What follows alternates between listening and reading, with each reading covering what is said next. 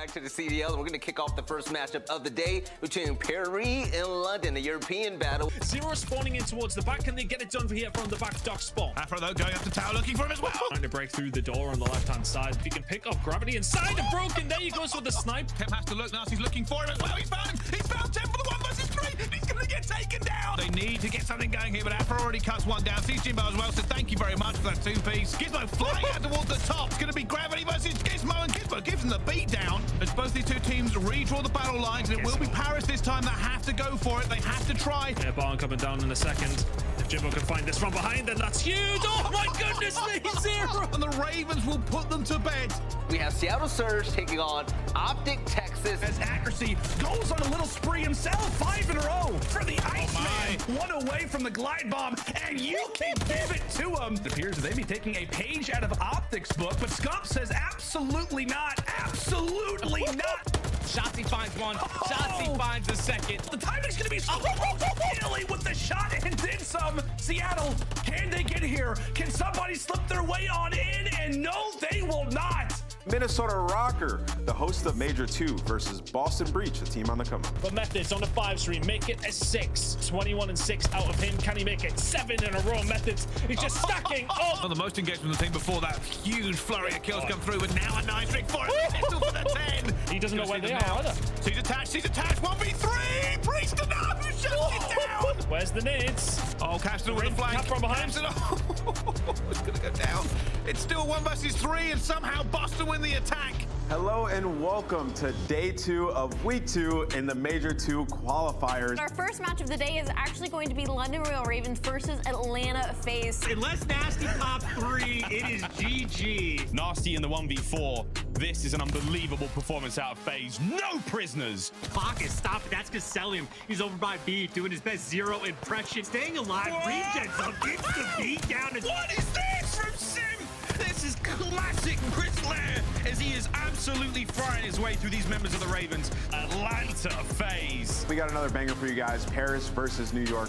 It could be a W for NYSL as HyDra explodes for 5 in a row. 40 bomb out of HyDra, 40 bomb out of Crim. HyDra, as he incredible replied back with 3 in 3 seconds as Jimbo wins his 1, wins his 2, and wins his 3. Solid start for NYSL as Neptune takes 3 down. 3 for 1 trade in favor of Paris, but it's not going to matter. Florida versus OpTic coming up in our game field marquee match. You can stay alive here. This is huge. Another big win on a Shotzzy. Oh my God, Skies.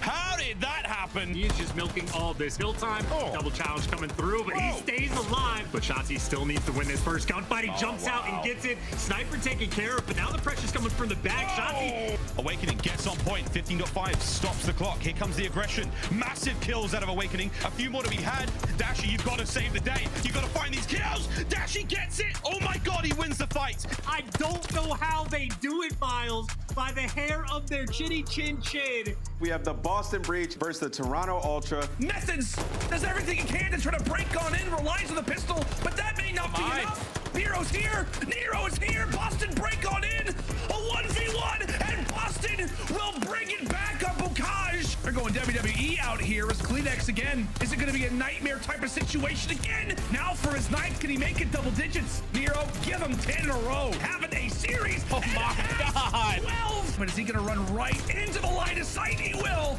Shuts down Methodz, does not have an answer for TJ. Energy, that's the motto for today as we are in day 3 here in week number 2. Seattle Surge versus the Los Angeles Guerrillas. Still went here with 13 seconds to go, and Seattle Surge a comfortable map number 1 victory. But a team opens up on this round, and Accuracy's in the open. They've still got the tiniest advantage. Hugh has to jump in, and he's gone down. And that time he's now ticking away. Slash to the rescue. 2. Gunner's coming under pressure. He's going to see Brain, and he's equal to it. And I don't think Seattle Surge are in position. They are not. They are going to go down. The Minnesota Røkkr, the host of the next major, versus the LA Thieves. The LA Thieves. Drazah still on an 11 spree. Here comes number 12. And there we go. He's on an absolute run. The last minute contest. There's players on point. Priestahh goes down. And it is a slim win. Standy too far away. Thieves don't even care. A 6-2 win.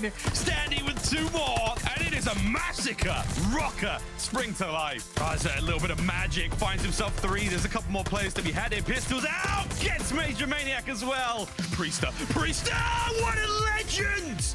Oh my God, the flank to end it. We have the Toronto Ultra versus Atlanta FaZe. Simp continues that reign of terror up top. Finds one. What's just going to be nowhere near the bomb, so I'm guessing Arcitys is just going to run away. He's going to figure it out. He's going to figure it out. He sees a toe. Finds one, finds two. Surely not. It's going to continue as he just flies. Oh my goodness.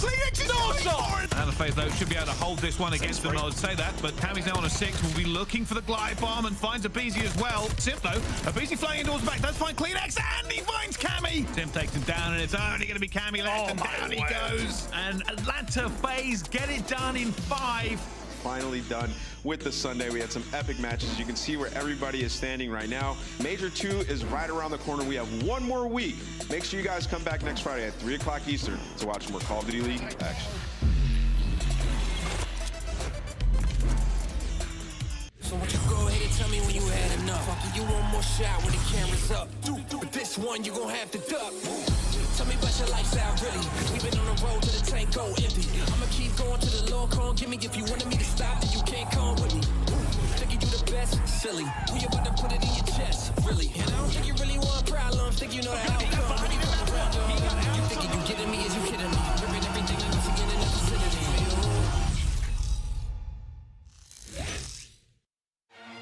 Ladies and gentlemen, make some noise! Nero, give him 10 in a row. How about this guy having a series? Oh my God! HyDra at the incredible 3. You gotta find these kills. Dashy gets it. I don't know how they do it, Miles. That was amazing. But gives him the beat down. Standy with 2 more, and it is a massacre. Shotzzy finds one. Shotzzy finds the second. What is this from Simp? Oh my goodness!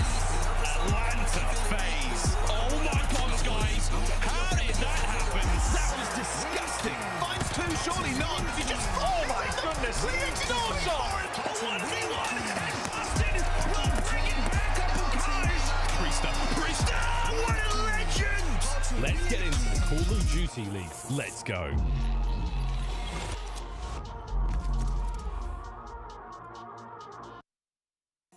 Ladies and gentlemen, welcome back to the Call of Duty League. And this week, it's about that time. We are just now coming into the final week of qualifiers before Major 2, and teams are fighting for a spot in the winner side of the bracket. And tonight, it's the battle for LA. Thieves versus Guerrilla. Which West Coast squad will come out on top? Plus, big updates to Vanguard. A new bomb site will shake up S&D on Bocage, and the changes to Control are now active in the league. And we're gonna break it all down for you. Your pre-show headquarters starts now.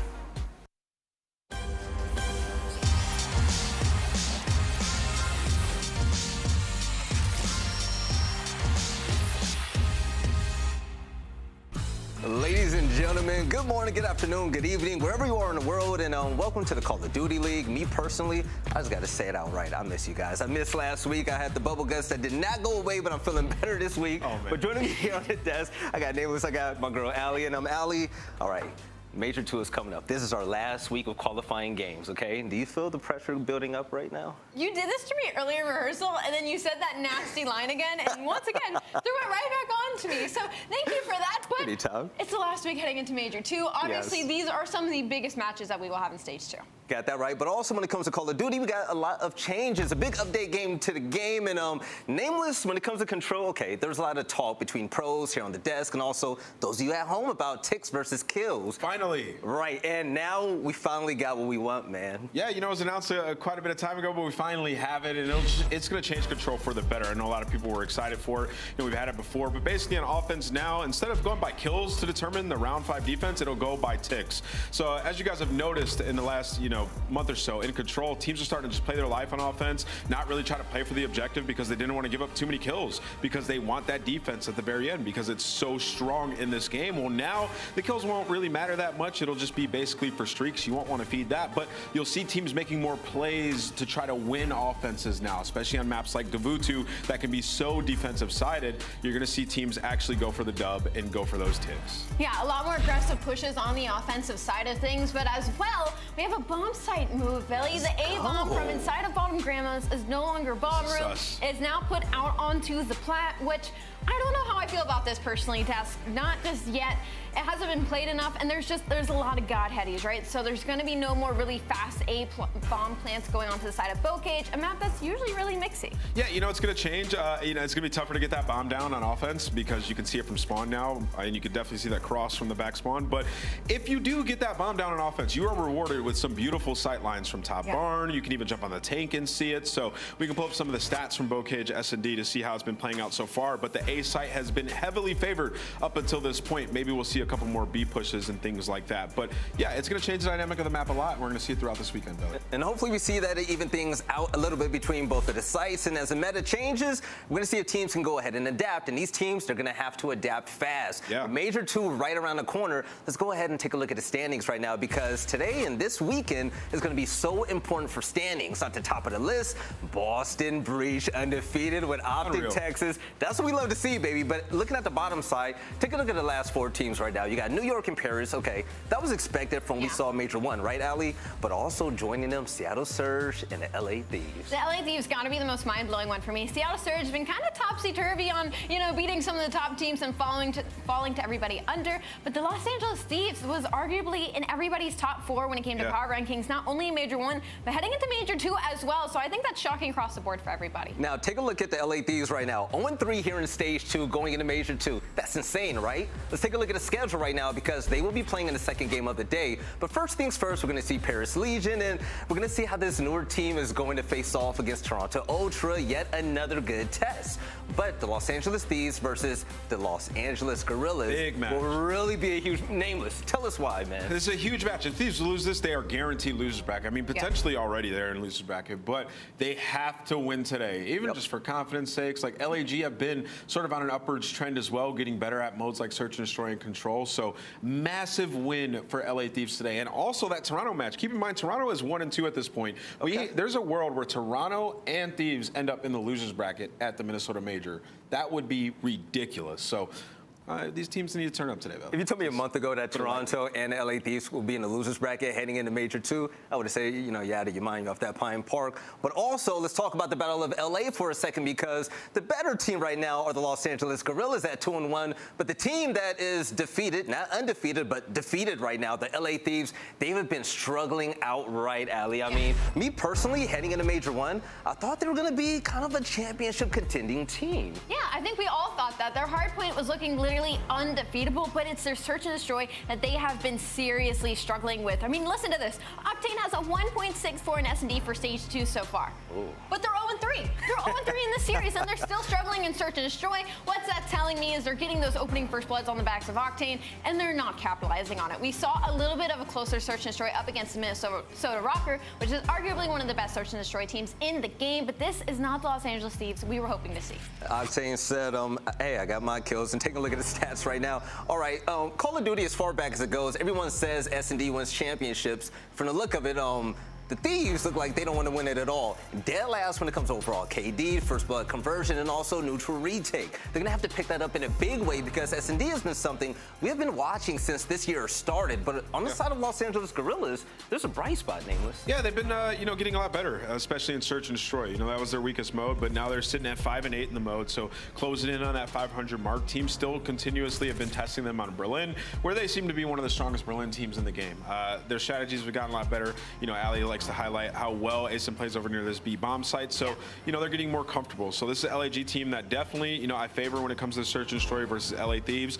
But also for LA Thieves, like, Tuscan has been solid for them. They've lost it at the end a couple of times, 6-5 to OpTic. They won a Desert Siege versus OpTic. So, you know, they're working on their Search and Destroy as well. They just haven't been able to close out these series. I love it. And take a look at the control comparison. Both of these teams, you might as well just call them even when it comes to their record. But when it comes to ticks scored, LAG are dead last. And Los Angeles Thieves are right behind them, but also second in average ticks allowed. LA Thieves are going to have to pick that up. So the battle for LA is going to be a spicy one, especially coming from me, because I'm a Cali boy. I love to see these types of things. But also what I love to see is drip, man. We're going to see you all in Minnesota in a week. And aLLeY, you live there. You've been there many a times. Plenty of times. Okay, how cold is it? It's gonna be fairly chilly. I'm pretty sure I already checked the weather. It's gonna be about 35 to 40 across the board. Yeah. Might snow on Thursday if we're lucky. lucky. Come on, guys. Very lucky. Minnesota is gorgeous, I'm gonna but be do inside. make sure to cop you some sweatshirts in the CDL drip to make sure that you're still showing out for your team. I'm gonna let you guys know right now, my people aren't built for the cold, so what I actually did going to Minnesota to stay warm, I got the OpTic Texas hoodie because I want to stay warm, and also I want to go ahead and represent the champs from Major I. I better see you guys all dripped out in Minnesota as well. Make sure you go to shop.callofdutyleague.com. But ladies and gentlemen, when it comes to headquarters, we're closing this thing out because beginning of the day is starting to come up. We got Paris, we also got Toronto. We have a big weekend ahead of us. So we'll catch you guys on the other side of this break for some more CDL action. Don't go anywhere. If you do, make it quick, okay? We'll see you guys soon.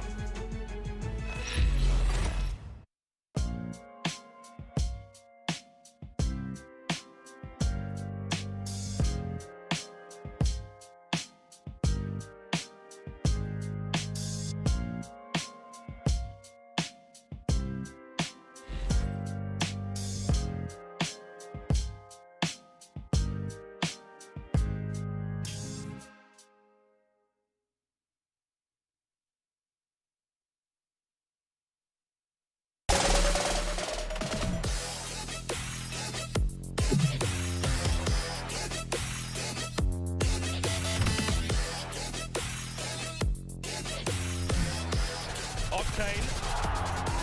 Howdy doody.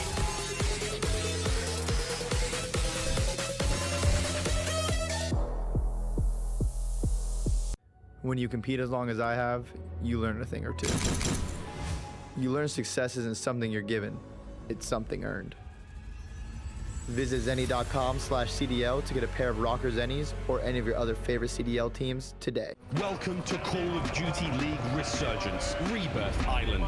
You versus the 12 CDL orgs. To be the best, you've got to beat the best. Sign up through April 7th to stand up and be counted. Those who dare, win.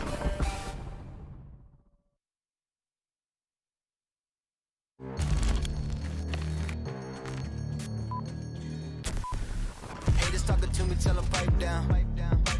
Or it's lights out, zeros on the debit, baby, all I do is swipe now. Gucci sweater 5,000, stunning, buzzing. I be going up, no ceiling. Wow, ballin', running, getting to the paper, I'm peeling out. They gon' know me as legendary. You in the stands, I ain't need no commentary. They gon' know me as legendary. You in the stands, I ain't need no commentary. Ain't no option, ain't no secondary. I just throw it out like a Hail Mary.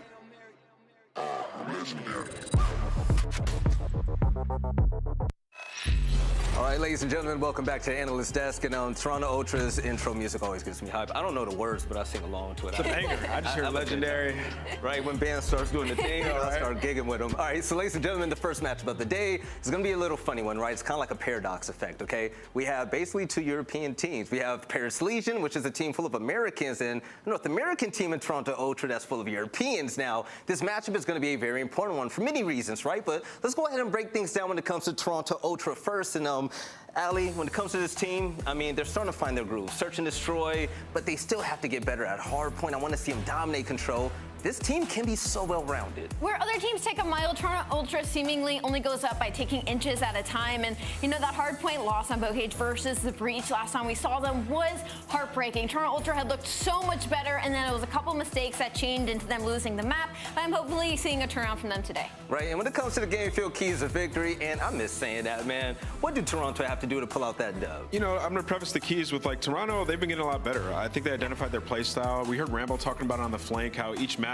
sort of requires different play style, especially in hardpoint. We saw in the Tuscan, they've just been playing hyper aggressive, and it's been working for them on that map. They've lost -14 combined across the last two Tuscans, and they've lost 3-2 in their last two series. So they win that map, they win the series. And they've been splitting S&Ds and stuff. So they've definitely been improving. But for the game field keys to victory, continue to find opening hill success on Tuscan Hardpoint. Toronto outscoring teams 27-12 on first hill. It's fantastic for a tough hill, depending on the side you're on as well. Improve your defensive execution in search and destroy, winning 41% of defensive rounds, which is also impressive, granted that they've been winning search and destroys for the most part. So they improve defense. You kind of get closer to being unbeatable there. And then also capitalize on the huge map 3 advantage. Paris has not had any success in control this season. So, you know, with the Toronto team that's won back-to-back controls on game 3, they should be good. And Toronto is going to be playing with a player that is a little under the weather at the moment. My man's Vance on the left side of your screen. Right, let's see if he's going to have a little flu game right now.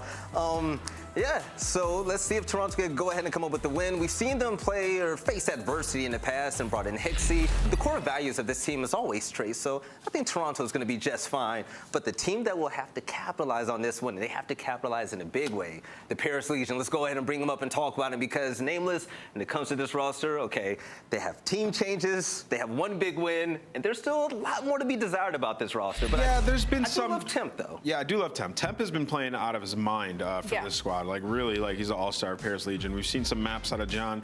Jimbo had an okay series in his last one. Overall, still needs to improve. And then Gravity, kind of stagnant. Could just be the team dynamic and how they're learning as a squad. But when it comes to the Paris Legion team, the main focus has to be control. I mean, they're 2-8 across control. That's the game mode where they would have some series wins if they were able to win it. And, you know, Paris Legion, though, you need those big performances out of John and Temp. The slaying power has been there, especially on some maps like Berlin seems to be one of their better hard points. The Tuscan has been better when it comes to search and destroy. So they have been playing a lot better, but they're just not quite there yet. This is a team that needs months in order to get to the higher level. And when it comes to the keys to victory, aLLeY, I mean, this team, they're going to have to slow it down and really grab the pace of this game. Well, for me personally, I think it's going to be Gravity needing to find his pace. There's so much inconsistency on this roster. We were hoping that Gravity would kind of add some consistency, and we have yet to see that kind of piece together, but they need to get rid of Bocage Hardpoint. Toronto is 3-11 on non-Bocage Hardpoints, so capitalize on their weaknesses. This is already a struggling Paris squad, so you need to capitalize on whatever you can in the series, and Berlin S&D Game 2 is a must-win. Both teams are 2-3 and show some progress and control. Like Nameless said, their only W is versus New York Subliners, which at the time, that didn't mean a whole lot. Yes, and Search and Destroy seems to be Paris's bread and butter so far because that is their best game mode. They're currently 6-9, but when it comes to pick'ems right now, let's go ahead and go down the line. I'm going to be completely honest. Paris Legion, I feel like this team, if they want to find success, they have snowball effects, but the snowball effect doesn't really suffocate the other team. It's more of players on this team getting streaky, such as John, Temp, and hopefully Jimbo could find his way as well, but I don't think they're going to win this game. I'm rocking with the Ultra. aLLeY, who you got, girl? I think Paris might give them a little bit of a run for their money, but I think Toronto Ultra will definitely close this out. They're just overall the better team. Got that right. 2 for Toronto. Nameless. You're not going with Paris, are you? No, absolutely not. I mean, I like what I've seen out of Toronto in the last 2 matches. And this isn't to say Paris can't take a map because Toronto have a lot of things that they still need to work on, especially in Hardpoint. But for Toronto Ultra, they looked a lot better in the last 2 series. Losing 3-2 to 2 teams that have been hot, I'm going to take Toronto Ultra. I'm going to be completely honest. For this game for Toronto Ultra, I expect them to be dominant as possible heading into Major 2.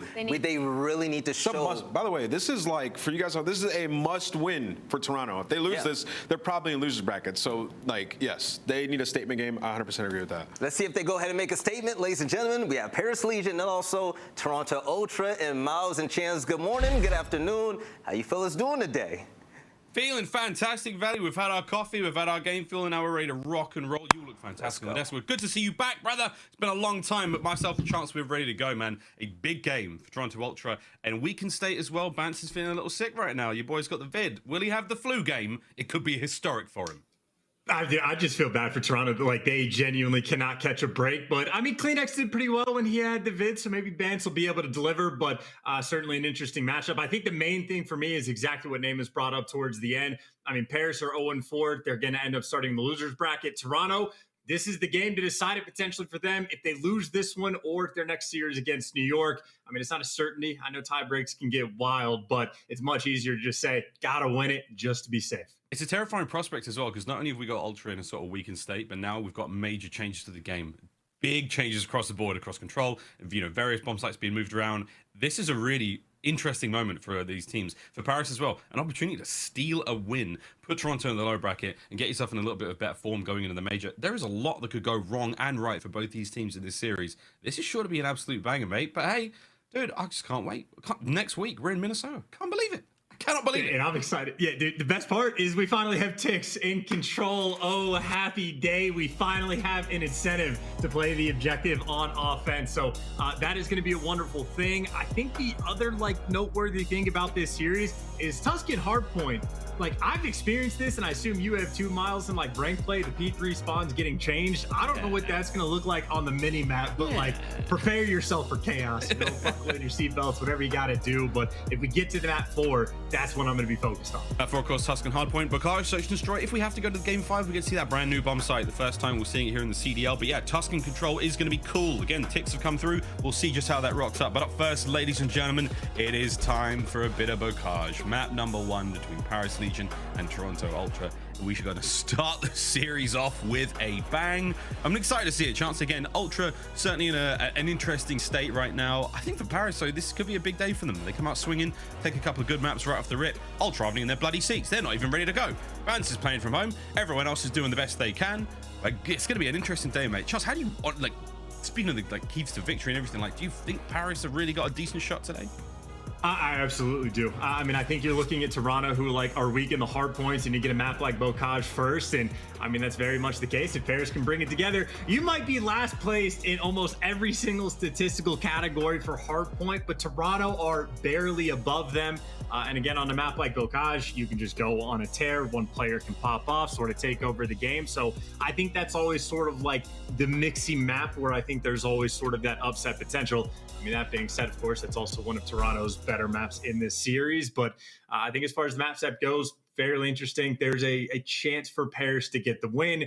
Admittedly, if I was betting, I'd still pick Ultra, but, you know, I don't think that'll change this year. Who knows, mate? I was thinking about that, you know, Ultra, all things considered, they're not very good at hardpoint either, are they? That deep run in the first major without a single hardpoint win, things have turned around a little bit now, but this should be a real closely contested matchup to start things off here. Our last weekend before Major 2 gets underway. And we honestly, very, very surprised. Saturday, Sunday, completely sold out. Can't wait to see all the fans there. That Thursday, Friday tickets are still available. If you are going to be in the area, come on down, friends. It's going to be wild, crazy time. Bring a jacket. I don't need to tell the locals that, but for those folks traveling out of state, even out of country, bring a jacket. It's gonna be cold. Yes, Minnesota does do that from time to time. Just to sort of tie in, by the way, back to like the hard points, though, reasons I think like Paris actually have a chance. Toronto have been outslayed. 16 of the 20 hard points have actually played. Even in control, Toronto get outslayed almost every like single time. Of the 4 players they have in the 3 different game modes, they only have 2 players that are positive at all. Camby is dead even with a 1.0 in control, and Insight's got a 1.15 in S&D.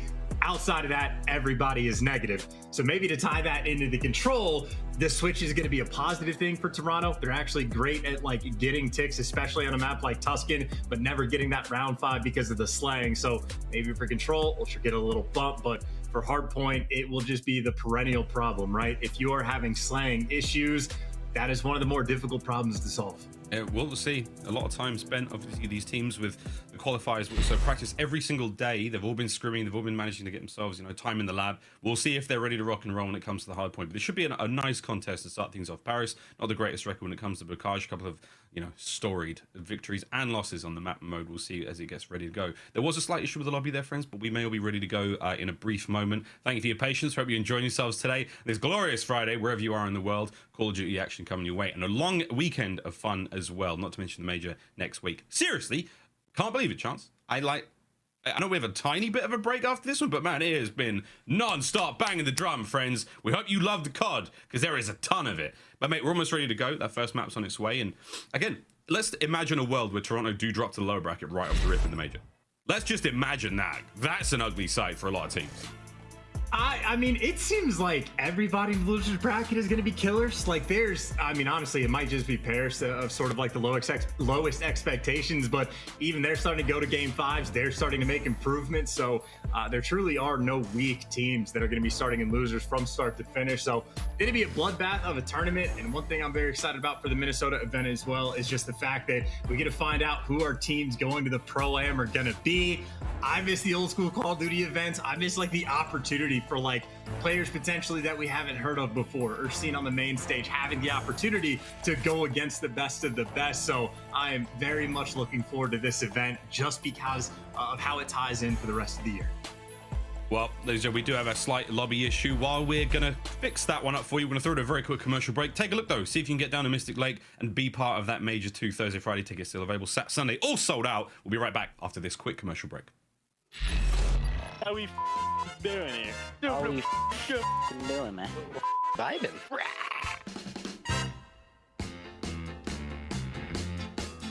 Get zoned in, boys. Oh, we zoned. I'm zoned, baby. I'm locked and loaded. Don't get antsy. I'm in the zone. Don't even worry about it. Now do this. Everyone. Paco. Come on. Oh my God. Everyone else is doing it. You get on the same page with the team. There we go. Yeah, there we go. Yep. There we go. All right. Get him, man. Who's all ready to carry Paco? There's no air coming in there. If you do this, you can suck up some serious oxygen, let me tell you. Oh, I think I've just pulled a back muscle doing that. We're gaming, boys. We're gaming. Let's game. Let's game together. Game start is imminent. The starting of the game is on the edge of starting. Have you ever had a? If I you can ever confirm had that a, that's true. Yeah. You're a legend, dude. You're an absolute legend. You know that? Thanks, man. No problem. You're legend too. Thank you. If starts going wrong, just calm down. You know? Slow down. And The power of having like a fat belly so you can just rest your hand with muscle. About to bark at these guys in game chat. Yo, start doing it. No, after map one. We gotta do it right now, bro. all right, Porter, lock in this Porter, you start it. Bro, Tim disabled his mic. You see that? Yeah. You heard Yeah, it? I was like, yeah. I'm done. No, I'm a full-blown troll. Dude. I'm literally a jester like that. They record this, you know? I could show you guys if you want. Good day for it. Yeah? Very good day for it. For what? For it. For it? I'm struggling to breathe next to this guy, man. He's sucking it up my ass. Plead the fifth. Do you? I don't know. I don't even know what that means. You want to openly express your So you're being silence by quiet. not saying Absolutely. The Fifth Amendment's your right to remain But silent. if you plead the fifth, you didn't actually plead the fifth. Alex, because you have the spoke. right to remain silent.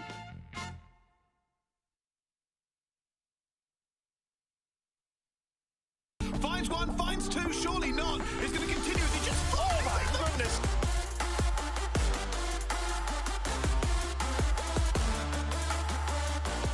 On the attack, and it appears that they may be taking a page out of OpTic's book, but Scump says absolutely not. Absolutely not a hat trick for the king. Here come the breach with the preferred spawns. Nero, give him 10 in a row. How about this guy having a series? Oh my God! 12. And Ultra doing this, they are going for this very, very aggressively. More coming through. Clayster gets 3. Clayster has opened it up completely, and that is the second tick coming through. And Clayster is looking to just farm players off spawn. Finds one, finds two, surely not. It's going to continue as he just... Oh my goodness! Clayster is already able to get Cellium with the bullets left into it. To get that early rotation because they bullied out P5, but Simp, now we can think about the flank, and look at what this is doing to the arrows. Number one on the minimap has to turn to watch the flank because of Simp, and that leaves the guy in the hill by himself for the clearance on the point. Atlanta FaZe, clean and easy breaks, 30-point lead, and now they're trying to run it up. What is this from Simp? It just becomes that little delay of Afro trying to break through the door on the left-hand side. It becomes very, very hard. Nasty with a sniper out. Are they going to push him? No, they are not. This is achievable, you know, if you can pick up gravity inside of Broken. There he goes with the snipe. Temp left in a 1v1. Temp has to look. Nasty's looking for him as well. He's found him. He's found Temp for the 1 versus 3. Temp dancing, and he's going to get taken down. Nasty on the 5 streak, the 1 versus 3.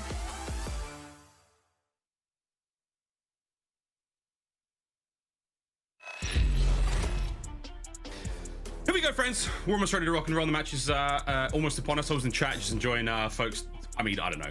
I don't know if I can enjoy the chat, but thank you. We appreciate you all. Let's have a good game. Chance, we're almost ready to go. Servers are back up and running. Everything's all hot to trot. What do we make of this series? Let's break it down once again.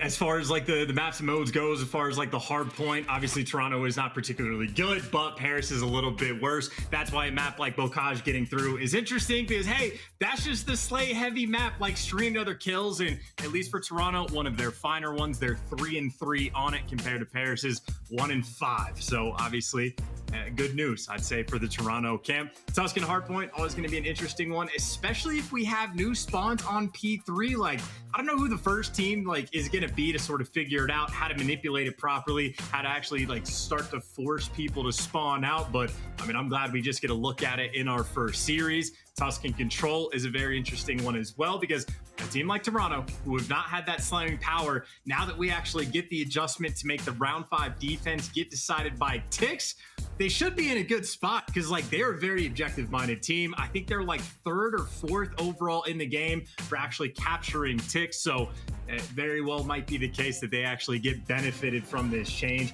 even though for the most part across the league, everything will stay the same. If you're bad at control, you'll still be bad at control. If you were great, you will still be great. So it'll only affect the margins, but Toronto might get that slight bump. And as far as the S&D goes, kind of even for both maps, like 2-3 record for both of the teams on Berlin, and both teams have only played Bocage twice. I know for Paris, they've been getting that look quite a few times. I know for Jimbo initially, definitely a struggle point, but I mean, I would say just for Jimbo specifically on the side of Paris Legion, I think that first series he had was like just whiplash of like the head snap. Oh dear God, this is what like the CDL is actually like. Let me make that quick adjustment, and certainly improved in the second series. It'll be interesting to see how many other teams do really improve when it comes to this control change. Like we talked about FaZe being one of those squads that like, yeah, they don't always get outslayed, but they play the OBJ really well. We'll see. Ultra could be another one of those guys, almost ready to rock and roll into this first series of the day. First of 3, they're going to be a lot of fun. Again, more Call of Duty this weekend as well. Major 2 next week. Can't wait, friends. Almost ready though. Truthfully, it has been a bit of an issue again getting everyone in the server. Again, I think it might be something to do with Ben being from home. Not certain there, but Bance is doing the best he possibly can. Chance though, we've covered control a lot. We've got a lot of stats when it comes to the Berlin Search and Destroy as well. That is a guaranteed map we will see here. We got a fun one here from Carson, our stats guy, which is the Toronto Ultra. Their offensive attack on Berlin City have only gone B twice in 25 rounds. Those boys don't like the B. It's all about A. That crazy? That actually is like completely absurd, right? I mean, there's like OpTic, I think, is a prime example of a team that almost like primarily goes B off the rip. So it'd be interesting to see what they do. I know Toronto at the very start of the year was a team that like they like the mid-map hits on Berlin on offense. So willing to mix things up just a touch. And I mean, maybe we'll get to see if they're trying to mix their strats up as well, or show something a bit more diverse. But yeah, out of 25 times, only going to B twice, that is a little bit mind-blowing. I mean, yes, that's now we've said it out loud. Every other coach is like, oh, really nice. We'll take that. Only going to be twice. Why don't we just stack up A every single round? Just gun them. Well, who knows, though? It could happen again. That's going to be map number 2 in the series, Tuscan Control number 3. We've talked about Tuscan to no end. And yeah, man, that's going to be really interesting. A change that we've been much sought after here in the Call of Duty League here in Vanguard, and we finally got it. Of course, it came with a slew of other changes, but I think this is a really big one to impact the sort of the longevity, you know, the changes across not just the Tuscan, but Gavuta as well. I know a lot of fans were complaining about it. It was an issue for players as well. It really kind of created a one-way ticket to winning the game, which was basically playing for kills. We won't be seeing any more of those stalemate situations. There will be constant action. You have to play for the objective. Final round being decided by how many segments are captured. We call them ticks. They're also segments. That is huge, Chance. I mean, is there any more we can add to the importance of that kind of change here in the game in Vanguard? No, those are all great. And there's also like additional quality of life changes that I noticed while playing. Like, you know, the Cellium spot on like Tuscan, like the head glitch you can sort of crouch and walk up to on Tuscan. That's no longer in the game so far as I can tell, unless there's a new way to break it I haven't figured out yet. And also a ton of like the exploding barrels, the exploding lanterns got removed off a ton of different maps. I know for like Berlin on offense for S&D, it sort of messes with the jump spot to like go on the roof. But I mean, outside of that, it's just nice when you're like going to P1 on Gavuta to not randomly explode. So I think a few teams on the opening break will be a little bit happier to see those gone. Yeah, funny when you say it like that. I mean, it's not a threat you expect, the random explosion. But no, again, shout out to the guys at Sledgehammer making those changes. We do appreciate the assistance here and the help keeping things rolling here in the Call of Duty League. Paris Legion, Toronto Ultra, it looks like everyone's almost there. I mean, as you can see across the board, everyone looking a bit focused, looking calm and ready. We'll take a look at the Hardpoint top performers now. Again, Bocage map number 1 on its way, and it's Temp and it's Cammy Chance. These are the top performers going into the matchup. Neither team particularly well suited when it comes to Hardpoint, but hey, the stats kind of says that. And I think like Temp across the board, not just Hardpoint, but you know, he is getting the credit he deserves. He has actually had a pretty strong year, and I mean, certainly the standout on Paris Legion. I'd say on the flip side, though, if your top performer has a negative KD in a slay heavy mode, that is not a good sign. Again, for Toronto, they have been outslayed 16 times out of the 20 hard points that they have had. 7 of those have been by like double digits, where like they're just getting smoked in the kills column. And admittedly, in spite of that, they're still a team that is actually capable of finding wins when they're getting outslayed. But that is still sort of a bad problem to have. Like, it could be a good thing if you're losing hard points, but you're like still outslaying the other team, because then you just have to make fall adjustments and find the kills in the right places, and you're good to go. If you're not finding the kills at all, well, that is a much bigger problem to solve. And I mean, hey, you got smiles on the faces, so I'm sure they're ready to go. COVID game, not going to slow them down. We're almost there, friends. Almost there indeed. But yeah, it's been something we have seen a little here in Vanguard. Teams winning hard points while still being outslayed. There is definitely a sweet spot there, because if you're getting absolutely rocked in the kills, like if you can't find a single one, there's no way that you're having much success. So Ultra, one of those teams, has managed to pull it out. We've seen OpTic manage to do that. I mean, New York Subliners towards the very beginning of the game, they were quite confident there. But again, got to find those kills, got to find the slaying department. And then on Bocage, I mean, let's face it, it's all over the place. Just turn around, you'll find something. But ladies and gentlemen, here we go. Bocage, map number 1. Map records on your screen. Not too great for either side. Obviously, Paris, that one big victory there, the 5 losses. Toronto Ultra, all square at 3-3. But current form is a big deal chance. Bance obviously playing from home, feeling very much under the weather. The flu game could be on the cards. We will see, though, as we now get into map number 1.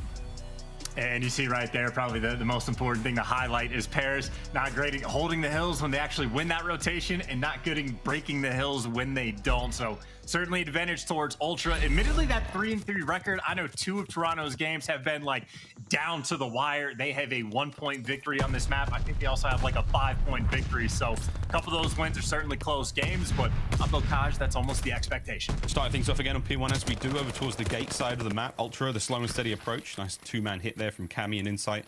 Clean up that river side of the map, trying to get that flanks covered already. Looking to flip spawns towards P2 again. That's the 2 tanks, top side of the map. That's what they're aiming for. Gravity has it on lock. Nice 2-piece out of him. Not a whole lot of time garnered here from P1. Chance play, that's the way things go. They're really setting things up for second. There's only 25 remaining here on gate, and Paris are going to dip their toe just for a second, literally. You know, I maintain there's something to be said on P1 of actually like finding ways to dive bomb the hill and try to collect any bit of time. Like, obviously you don't want to feed streaks, but we're about to have a P1 where what, I mean, 4 total seconds, maybe add an extra couple to that as CleanX actually stands on the point. But I do think there's wiggle room for a few of these teams to, you know, scrape away and get an extra 10. But while you don't want to necessarily fight for the time, you do want to fight for these spawns, and Bance isn't quite blocking him. Number 3 still gets the back spawn, and Temp's not actually looking for him. He's rotating or maybe trying to hit it through the front, and well, Bance can't hit a bullet. Gets taken down. Gravity able to pick up 2. Had a thick post, that is. Took every shot indeed. Gravity now looking for the 5th in a row from the point. Great coverage out Paris Legion right off the rip. Bance doing the hard work there in the back spawns, but to no avail. As you can see, Bocage, a cruel and fickle mistress. Shots in from John. That's a 3 spree from him, trying to keep things going here as we look towards bottom Grandma's. 25 seconds out. The rotations are already looking sweet, though, for Ultra. If they can contest this time, all good. But Paris Legion continue to be in the driver's seat. Gravity pinned down. Nice suppressive fire coverage now from Ultra as they start to heat things up. Time going their way. I think if Jimbo falls, what that means, scrap time. Well, there you go, guaranteed to go towards Toronto. So, you know, those final 10 seconds obviously could go a long way. Bance, though, on a 4 spree. And, well, it'll end as soon as you point it out. Gets shot in the back with some tried and true Call of Duty timing. And speaking of which, CleanX trying to take the route underneath tunnel. Gets it done with the pistol, at least for the first. And maybe attempting to flip these spawns. But for the moment, Paris in full control. Full control now. Trying to lock in through the back. CleanX now. Wow, big 2-piece out of him. Looking to find a few more. Insight now on the pinch. This is a wind-up punch now from Ultra, making their way forward. Gravity still with the back tank covered. But now you have Ultra spawning there. Spawns flip. Paris Legion left-hand side of the map. Not where they want to be. Here comes the hit now from Ultra. Opportunity now to at least try to take the lead back. And so far, so good. Cammy in the hard point, clearing out every possible avenue of attack that you can see Paris Legion come from. And it's a big win out of John before being traded out back and forth to go. The lead changes again here on the cage. And honestly, not terrible time right now for Paris to get, because, well, Temp the cutoff man in the back, and while he gets dealt with, you're still trying to grab that scrap, and looks like Jimbo with that one-on-one gunfight able to deliver. I mean, I suppose the good news for Ultra, they were actually able to get out of that back spawn to get set up over towards Barn. And, hey, 2 players inside, 1 guy pushed out over towards P2, but all the pressure coming through Riverside, and the event should be calling that out. Spotted at least 2, but, I mean, hey, first 10 seconds, uncontested on Barn. Ultra, they'll take it. Take it indeed. CleanX with top Barn control. Ooh, nearly a 10. Nice shots indeed. The new hard point up and about. Here comes the entry from Paris Legion. Backdoor coverage. John's in there, wins the trade battle. There's 1 player left in point, and it's just upstairs. Shots in through the floorboards. CleanX now battling for his life. There's 2 members of Legion on point. They're going to stay alive now and pick a corner, any corner. There's a Paris player in it. Stacking up. getting the damage in as well, as we are seeing a non-stop battle. But Bouncer's two-piece there and one from Cleanix. That's going to give a lot of time now going the way of Ultra. That's a huge bounce back for them. Fighting now for control of River as well, Chance. Yeah, I'd say that's one of the worst feelings on Bocage, when you're in a corner and then you turn around and you see two of your teammates standing in the same corner. That is a death sentence for those players. And well, looks like Toronto Ultra may be able to turn that into a rotation. I don't know exactly how well Legion are keeping track of this. Number one, certainly waiting for the flank, so I think they had good eyes on, and Gravity making the big brain play, making sure no one breaks through, but it might deal with the flank, it might deal with those spawns, but unfortunately for the hill, Cammy just soars on through, him and Cleanix able to make the break from the front. Got time, now they need to get kills. Paris Legion still spawning close to the hard point. Bance, oh baby, this could be 2 out of him. Flying goes in, whoa, can't get any more. Insight though, bringing the ARs forward. Trying to get the time, but Paris Legion with a close spawn, still keeping those players from Ultra at bay. No more time to be had here. A very slight lead for Toronto Ultra with 30 seconds remaining here on River. The last hard point in this set before we go back over towards the gate. Madness so far here on the cage. Neither team's too high in the kills department, no chance, but now after the end of this one, we should see Legion with a bit of a lead. And I would just say a much better adjustment for Paris on like the second hold though, right? The first time they just get broken almost instantly. And well, once they regain control, able to pick up a decent chunk of time on this hill, and they'll be able to take the lead off the back of that. But towards P1 we go. I mean, I think it was what, a grand total of 7 or 8 seconds got collected the first time around. Maybe Toronto trying to put a bit more hill pressure on though, able to get those first few seconds. John, though, looking to see what he can find. 17 and 12, by the way. I think he might be leading this lobby, but not by a massive margin. As this game, well, as expected, neck and neck. Neck and neck indeed. Two of the teams not the strongest in the hard point here in the league, but this is going to be a valuable series for both of them. Toronto Ultra especially do not want to be starting in the lower bracket going into Major 2. Temp dodges his own stun magnificently there. The run gets brought to an end, but again, neck and neck now. As we come to a close here on P1, 25 seconds remaining here, going towards top tanks, Cleanix with the eyes on. Neither team really loving that first hardpoint chance. I mean, not a lot of time garnered either way. They're so focused on spawns for second. And it looks like Bears are going to be the team that comes out on top with those spawns. And that means Insight gets to go posted. I don't know if you saw the CDL comms that both TJ and Methodz participated in, but that would be the God Tank is what they're calling it. So Insight wants to make that his home as Bance, that roaming Slayer, I was going to say, should be able to secure those spawns. Number 4, Jimbo, might try to flank all the way around, but for the moment, Toronto, this is the setup that they're happy to have. Cleanix has pushed out Zig, man, posted inside the point, but looks like the nades, at least initially, will be able to take him down. And here in the second set, Cleanix is starting to get things going. 22 and 17 for him, leading the lobby in kills. Now, Paris on the offense, trying to make themselves get known here in the point. Cammy over by that far tank side. Jimbo now with the entry through barn. Is he going to get anything? Nice shots there in advance. Gets one, pushes out immediately. The crossfire is there. But for the very least, you've got Ultra off the point for a few moments. So kudos there to Paris, because the scoreline starting to get a little bigger. For now, though, let's see if Paris have what it takes to get back into this series and go for a quick listen in with the Paris Legion. Vance is one shot, low play. He's low play. He probably wants these steps. Inside on old, one shot. He's gonna be AS and D on you. Low right Cammy, T2 Cammy. We're missing Bance. Yeah, Bance on me. I need help too. I got Bance. I'm getting time. I got time to do. Could be top. I'm playing castle. I'm playing safe castle. Yeah, hold T2 right. one shot. Did you? Here come tools in me. That's my left, right? Have your main, okay? Have your bottom main. Okay. Tools? Yeah, what's it? Tools. Tools. I got the nade there. Yo, tools one shot. Nice. Oh, in the back right. Oh, you can't see that. Yeah, he's one shot. Right. He went on the ground. He went on the ground. Nice. They're all gonna be in the back. Yeah. I'm giving you main. Give me castle. Door. Cammy, there's 2 in. I have everything. There's two in. Play the top. Yo, one hit. No one. Two back. One more missing one. Still barrel. Didn't push front. He's barrel weak. He's behind the barrel. Laying down. Hit it backside. Sit down, our side. My two's open. One more I'll pick it up. Be back, challenge. Inside dead. He's nated window on me. I'm gonna go Window. One more window. I think Raft right. He's one shot. Cammy's one shot. Back window. It's a window. Left. He's dead. He's team killed. Back right, Cleanix dead. Nice. Play time. Have the ball cut. Yeah, left, the ball cut. Cammy's one shot on me. I gotta hold right. One could have gone out. We're looking for Bance. Back left, Cammy. Bance on me. Dead. Nice. Gonna run. Mr. Cleanix in this side. Right, another one out.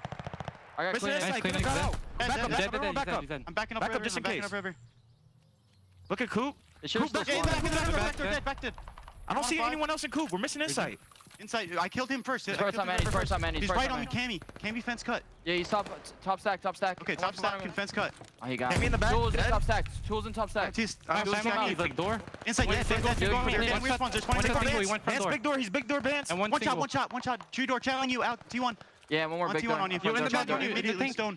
And what? Best is in the back. Under the staircase. Fantastic communication from Paris Legion, pulling this game right back with a decent lead now. Had chance. Bottom granny's not a problem. Over to barn now. Bit of a war raging. I gotta say, I mean, you know, incredibly impressive keeping track of 4 players. And one of my favorite things, and this is like the Bokaj effect, is teams struggle, and especially my teammates in ranked, of like knowing when you like stay down in hill and just by time. But I mean, you heard the call outs on the Grandma's Hill, and Jimbo ended up playing it perfectly. Like, making smart plays on this map might only buy you an extra 4 or 5 seconds, but they certainly add up. And I mean, honestly, I just like the whole go around for Paris Legion. But now we're looking at the minimap. I see that setup towards new Ultra at the money hill. Maybe not the perfect setup that they want so far, but at least you got a guy in back L and a man in the hill. So an opportunity for Ultra to try to run away with things, but Jimbo causing all sorts of problems. That 2-piece just to soften the blow. First go around, this was a nice hill for Paris Legion. Let's see if they can repeat it. But again, an incredibly close game thus far here in the opener. John with the top granny's control, trying to get eyes on these players, pushing through Platt side. That's the first taken care of now. John still keeping the run going. An open hard point for now, no one near it at all. And again, the guns are still hot for both teams. Shots are in, insight at range though, gonna get it done. Now Jimbo finally gets some time behind that boat as he is absolutely up the creek without a paddle, but the teammates have bailed him out. Huge work again. Legion accumulating great time here. Back over the gate we go for our 3rd set in a matter of seconds. And dare I say it, Chance, Legion running the show. I mean, I would say for Paris on that hill, just to be able to break through for a moment is a small victory, but they end up getting more time on it. So that is a massive dub on the River Hill for Paris. But as far as P1 goes, we already know teams don't always pour a ton of pressure to collect that time, but they do want those spawns. With that 3 down, Ultra lose the spawns, are going to be spawning out. And I mean, Vance is trying to make this early play, but 40 seconds left on this P1 hill. Still an opportunity just to sort of dive bomb it and try to collect some time. He's being so patient. Great work out of Bance now trying to break this. You still have to worry about the remaining members, though, of Paris Legion now making their way in sight with a river hit. Looking to just catch these players out. Not going to be had. Jimbo's got his number. Taken clean care of. Cammy now from bottom barn. This is getting a little bit tense, though, so you don't want to let too much of this hardpoint time go away, but Paris, they are doing it. 15 seconds remaining here on first. Top side of the map is going to be covered. It is all down to Bance to win the 1v1 against Gravity, and he cannot do it. Temps winning these fights as well. Ultra slowly falling to pieces as Paris, they tighten their grip here on Bokaj. P2, it could be a huge one for them here. They played so heavy for these spawns. Well, now it is just about trying to deliver off of the promise that you built yourself. And I mean, you got everybody effectively funneled in through the middle of the map. Now Toronto all over the barn, and wow, they are just picking them apart along the way. The instantaneous break on the hill and spawns flip. I mean, Ultra, that is exactly what they needed to try to get back in this game. So, my God, it's sublime. 200 point mark crossed now. They have to hold it here. The victory will be impossible on this point, but they can do a wonderful bit of damage into that lead now. 3 in a row for Insight. No one able to quite get streaks for either side in this matchup. An incredibly closely contested one at that. Cammy still holding the hard point down. Cleanex with the inside coverage, and this is magnificent stuff once again out of Ultra. Pulling this back slowly but surely. Jimbo managed to make the break on the hill now for a moment. Cleaned up immediately. Ultra have fought back tooth and nail to bottom Grandma's we go Chance, and this is starting to heat up. Oh, nice win by Gravity, though, but maybe not for any hill time, right? Those final few seconds. Well, Temp's actually going to fight for it, and this is like the Bokaj effect. You could just throw your life at those final 3 seconds just to try to strip away that time. So it is a 2-point game going into this Grandma's Hill. Cleanex winning massive ones to try to open up the bottom side of the map for his team, but that lead has changed hand. Paris, they can win it here. This is it. This is the last furlong. We're going to be going straight to the photo finish by the looks of things, and is Paris in control for now. John on the point up close. Good clearage there from Jimbo. Kills keep coming through. Final 10 now for the win. Cammy brought down as well. John, oh no, brought down as well as the trays go down. You have to get on the point now. Toronto get going. The guns are in. Vance, can you stay alive for much longer? 30 seconds remaining here on the point, and Ultra, they've stolen control for a mo. It's all down. Last player inside. Stay alive. Hold the line. No, John brings him down. And still back and forth we go, and it's cleaned it up, and it's a great bit of work out of Paris Legion. Big stuff out of them. Not quite enough from Ultra there on the last 2 points. Map number 1 goes to Parry. And their second Bokaj Hardpoint win on the year. Paris able to take them down.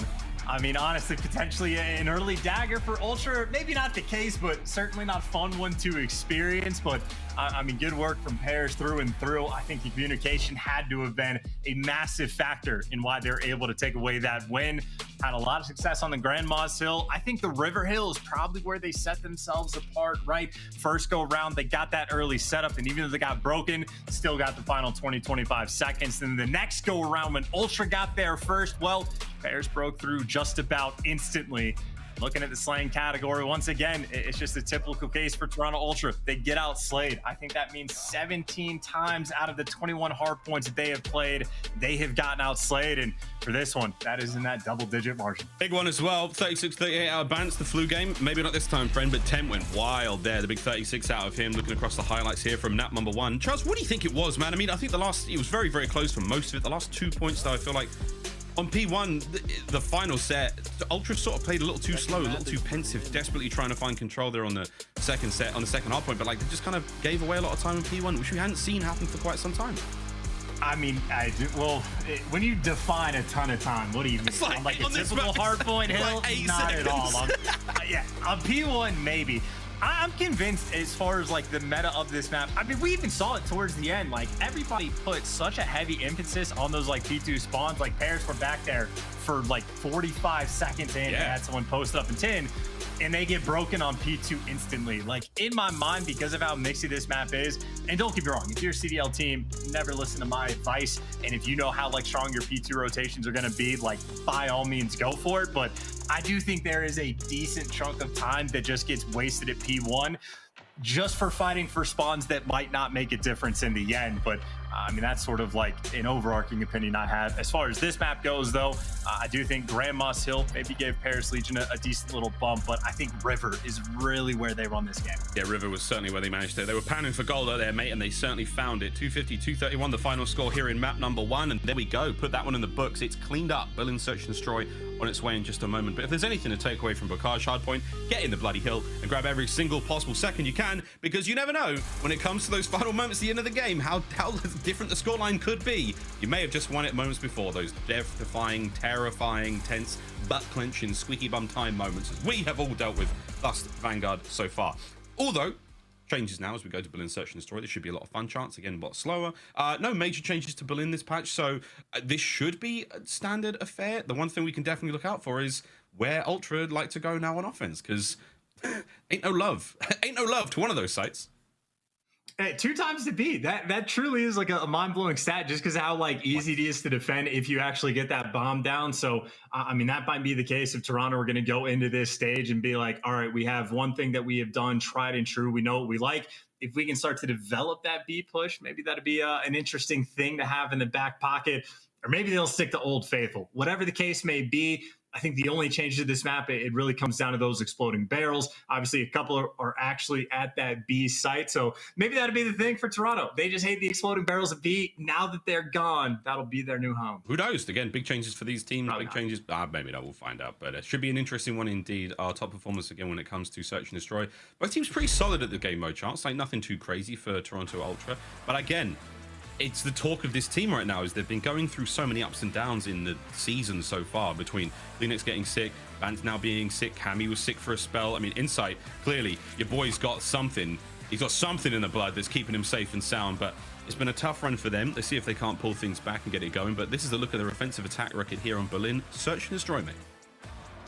And I mean, neutral being 1-6 is obviously not ideal. I think a decent number of those come from the very start of the year. I mean, I think Ultra were the first team, and it might have been the kickoff classic where they just like triple hit through the straight middle of the map through P5, got in a fire and try to create a bit of mixiness, but obviously not a ton of success in that regard. They certainly favor the A site, 9-7 overall when they had that direction, but not overwhelmingly a strong map for either of these teams. And I mean, at least statistically, you lean towards Paris, but of course that is with a few different rosters that they have built those stats. Indeed. Well, we get to go now into Berlin. Stormy night here, but a Search and Destroy, 2 bomb sites and a whole lot of fun ahead of us. Here we go. Paris Legion, they will be on defense first. Ultra bomb in hand is going to be Benjamin Bance, and we'll see if he's got diamond hands holding on to that bad boy, making his way across now to B. And we're going to see a little bit of love. Here we go, Chance. A little bit of love, a little bit of this, a little bit of that. Will they stick it out though? That's the question. Gravity has eaten a stun first course of many in this degustation on Berlin.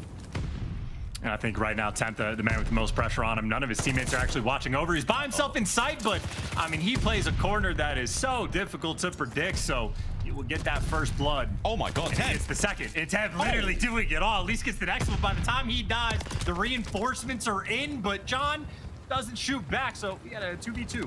2v2, Jimmo's trying to make the approach. He does have gravity to back him up. Big tags from CleanX, not enough to get the kill, but the bomb will go down fast here. No more stuns and tacticals, nades, nothing. All empty pockets now.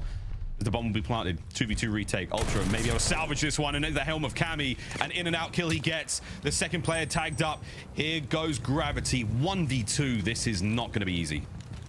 Not in the slightest, especially because both those players able to get out, readjust, and play in the clutch spots. And if CleanX is the guy that planted the bomb, Gravity has to go in here, check every single corner, clear it out real quick, and then deal with the clutch spots. But you see what the name of the game is, his only opportunity to make a play, nothing to do, shut down instantly. And in all honesty, I mean, that is a wild round. You're trying to plant the bomb without even checking the most common corner people play. Temp turns that into a two-piece just for his teammates to rotate back to the site, get 0 kills, and throw the round away. Both teams taking turns trying to hand it to each other. He just got zapped, but yeah. And hey, look, Toronto Ultra, it's only the 3rd time we've seen them attempt this in an official matchup. Give him I suppose that is true. Give him a bit of grace, brother. Come on. We can count them on one hand. As now Paris Legion on offense. If they got any more first blood magic this time around, 2-2 split from Ultra on the defense. Eyes over towards B. I think maybe Jimbo, the most interesting player on the map for the moment. He's playing over down towards Secret, over by A, but not a massive amount of information either of these teams have dealt with. But Cammy effectively does get left by himself, and that is not Call of Duty timing. At least not good ways towards Cammy. That'll be that first blood there and an opportunity to get this bomb down. Jimmo's eyes are on. CleanX now looking to pick up at least one more out of this. Through the window he goes. Howdy doody. That's 3 in a row now for CleanX. Finds himself one more there. You've still got presence with a player on bomb site. Oh, Insight wins 1. Trades come through. Insight now last player left alive. 1v2. There's Gravity and John planting towards A, and Insight, he's on the wrap. This is not, again, an easy retake situation. The guns are up. Gravity, you win this fight, win the round. I will hot take this before the round starts. Insight might be the most clutch player in the league. I know a couple players are certainly in that argument, but Insight, I feel like in these situations, time and time again, finds a way to deliver. Admittedly, this situation, not ideal, and I think he's about to walk into a terrible angle, and at the very least, gets spotted. Paris should be able to shut this one down, but there's the first open. Oh, he saw Gravity through the window. Oh, my word. Oh, my God, Jamie Craven. Stop. That's your boy right there. One of the most clutch players in the league, and it's plays like that.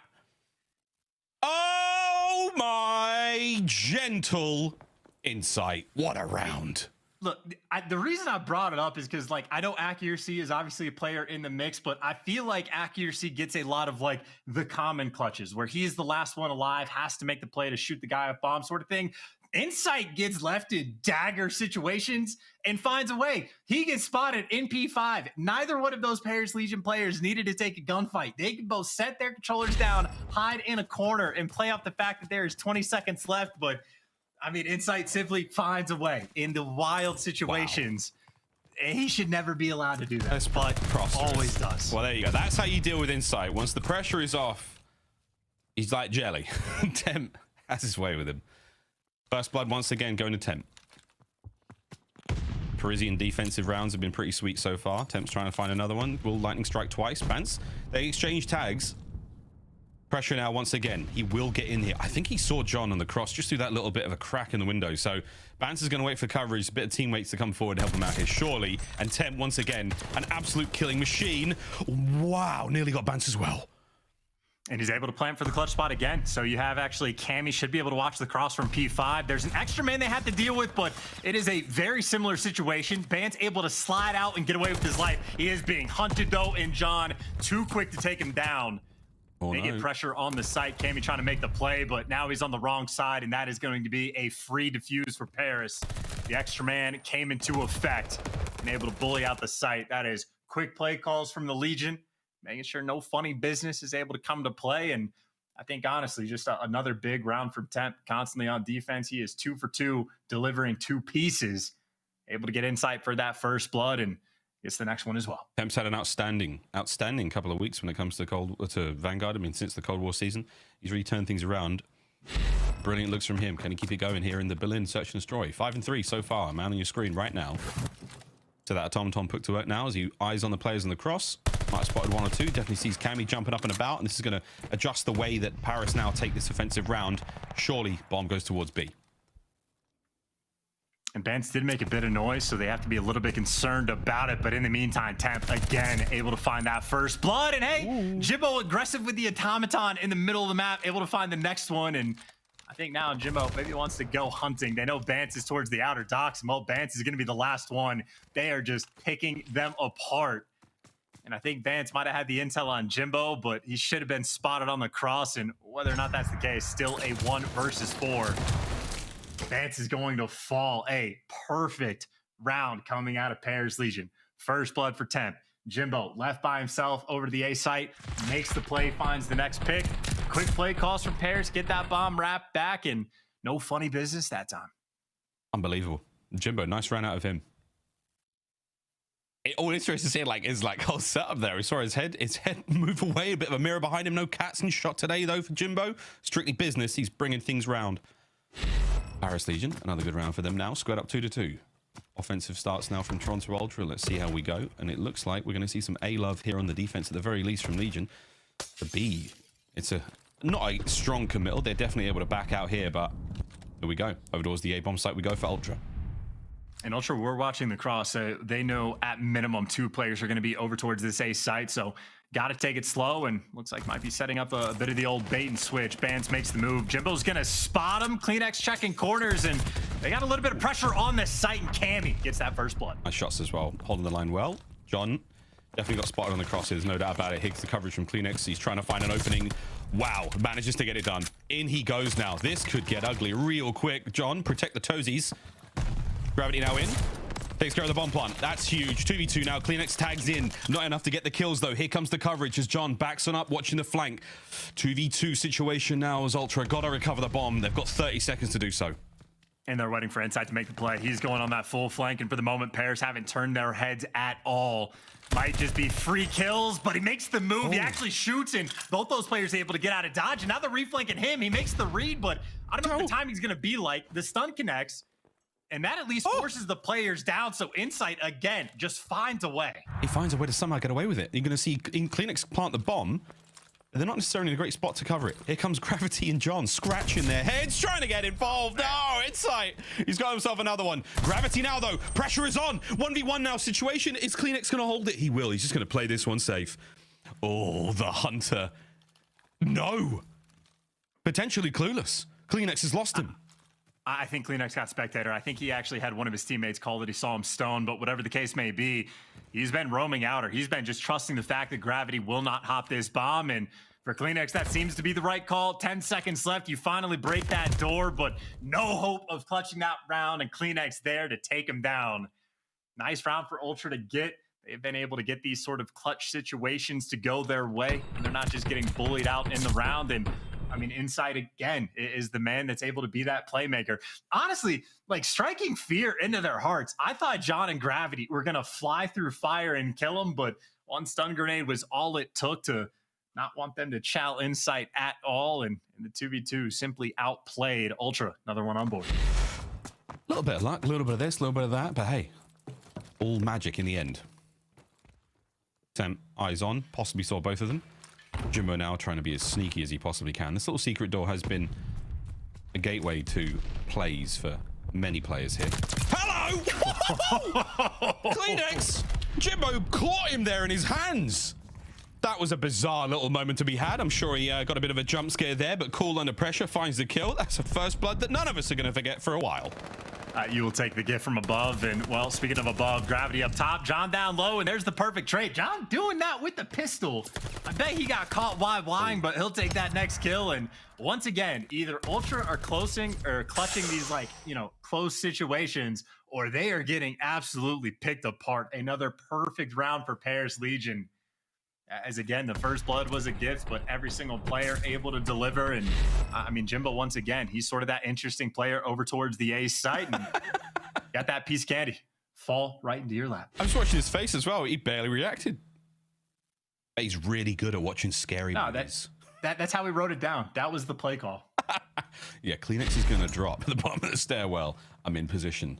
3, 2, 1. Tango down. Here we go, though. Another round. Still tied up 3-3 as this Berlin saga continues. Over towards the B-bomb site we go, and Jimbo definitely saw bats. Oh, that's a nice pick, by the way. That's the cross map from John. And hey, there's the next freebie. Cleanix just trying to, I don't know, body slam the opposition. And, well, he gets dropped. This is another seemingly perfect round for Paris Legion.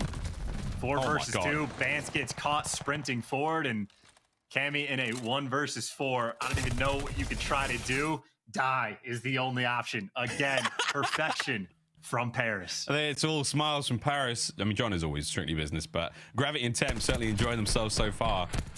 As the final cluster luck of bullets go through, John's going to be the one on top. Massive round out of Paris Legion. That could be the momentum swing they really needed there because, yeah, it's been back and forth. It's been even Steven so far, but 4-3 now. Paris Legion find themselves.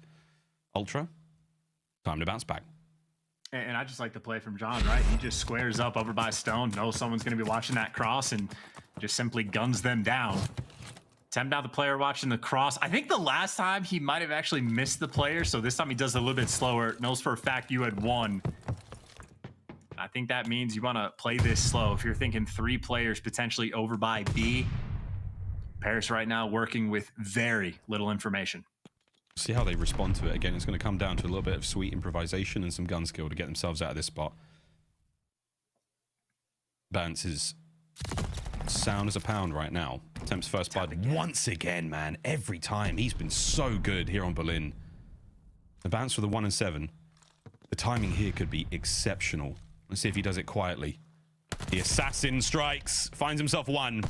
He's going to be able to get out while the get is good. Oh, no. The second on the Jimbo would have been unbelievable, but not enough to get the kill. Great information passed over, though. And here comes a peach from Cleanix. Nice throw. John, the last player left alive in the 1v2. Yeah, as soon as I was looking at it, I was like, I never realized the roof was open right there. I think a nade would be perfect. And, of course, Cammy, or Cleanix, excuse me, obviously knows well in advance. But we had a 1v2 clutch from Insight earlier on over towards this A bomb site. John an opportunity to do the same. He's on a 3 spree, 7-3 overall. He's had the hot hand and he gets that bomb down. Let's see what he can do. 2-man stack now. Cammy and Cleanix. John's found 1. Makes it a 1v1. Immediate crossfire there from Cammy. Great coverage, good patience again. Waiting for Cleanix to get in position. Gives him a decent line of sight to at least help out with the trades. And unfortunate for John, trying to play bit of a finesse game through the middle of the map, gets 1 brought down, and just like that, Johns, it's 4-4. And obviously credit to quite a few different players. Cammy obviously got to that round when they were dealing with the first blood that they got, but it really has been the story of this game. Either like Paris are just perfectly dominating these rounds, or it comes down to some vague clutch situation where Ultra able to provide in those mixy moments. The tied up game, pressure obviously on both of these teams just for the fact that Paris need a win and for Ultra to try to build some momentum going into the major. Spreading the map on the attack.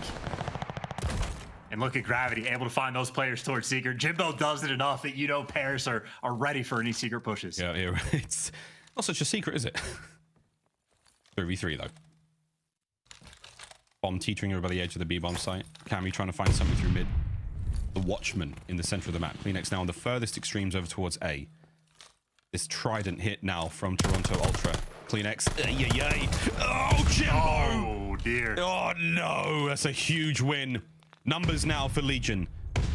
But the position of the kill is going to be something that's going to leave Paris scratching their heads indeed, as they're committing still towards that side of the map. And oh dear, Cammy crept in. Finds 1. Brought down. 2v1 now for Insight. Can he get it done again? Well, he's trapped himself in the site, actually. He can't really move or has to be fearful of getting caught on the cross. Jimbo had to have spotted that out, or maybe not, but there's John. Still, though, Insight, a clutch player. You got to make sure you're on point, and Jimbo there to take him down. The ego on this kid to chow Cleanix when he's one shot, but maybe the only play he has. And, I mean, hey, he turns that into a very solid performance thus far.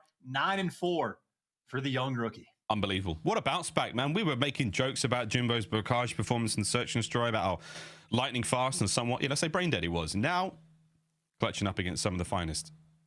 Paris Legion, here we go. What a turn of events this is. This is map point. Here on Berlin S&D, 5-4. We have oscillated between win to win. We'll see if, oh dear, we'll see if Ultra can bounce back. Here we go. Quick hit over towards A as well. Claynex was shooting through this wall to look for the intel, and well, Paris weren't doing it, so Claynex there for at least that first trade. And I think that gives you sort of an idea of why Claynex likes to shoot through the wall to check that spot, because he loves to play it. But 3 versus 3, everybody towards A, and I'd say for Bance number 5, an opportunity to go on a perfectly timed flank. I don't know when his spidey senses are tingling, but he'll be the player that has that opportunity. And looking at the position of the Ultra players, there's almost no way back now from Paris Legion. They are committed to this site. They're trying to get the bomb down. Here comes the hit. Massive win again out of 10. Claynex, even with the range there, the MP40 gets brought down, and now 10 might be on track now to win the map for his team. Here comes the timing. Oh no! Bance has somehow got 3! What? How? What? Okay. We got a round 11. I'll take it. Do we have a replay? What in the name of all things flu game? Potentially. We will see. Round 11, here we go. I mean, I'm trying to call this out, 20 seconds in advance of like, Bance will be that guy to make the play. And again, he times that flank through Seeker perfectly. I don't know where the second of the 3 kills came through, but hey, Bance the playmaker. Even from home into round 11 we go. Both of these teams looking for this win. And the clock strikes right. 11 on the board, 11 for the round, and a quad stack for Paris over towards B. Here we go. Paris trying to close this one out quickly. Opening tags from Jimbo. Trades now through, and it's a big nade out of Bance, but once again, it is Temp with those first bloods. Relentless in his pursuit of brilliance here on Berlin. I think that might be, it's 5 or 6 for Temp, so he has been a menace. But honestly, everyone right now, I mean, the slang in this game, by the way, Paris have absolutely dominated. The clutches, though, that is where Ultra have been at their finest. A 3 versus 3, plenty of time to work with. And this A plant is wide open.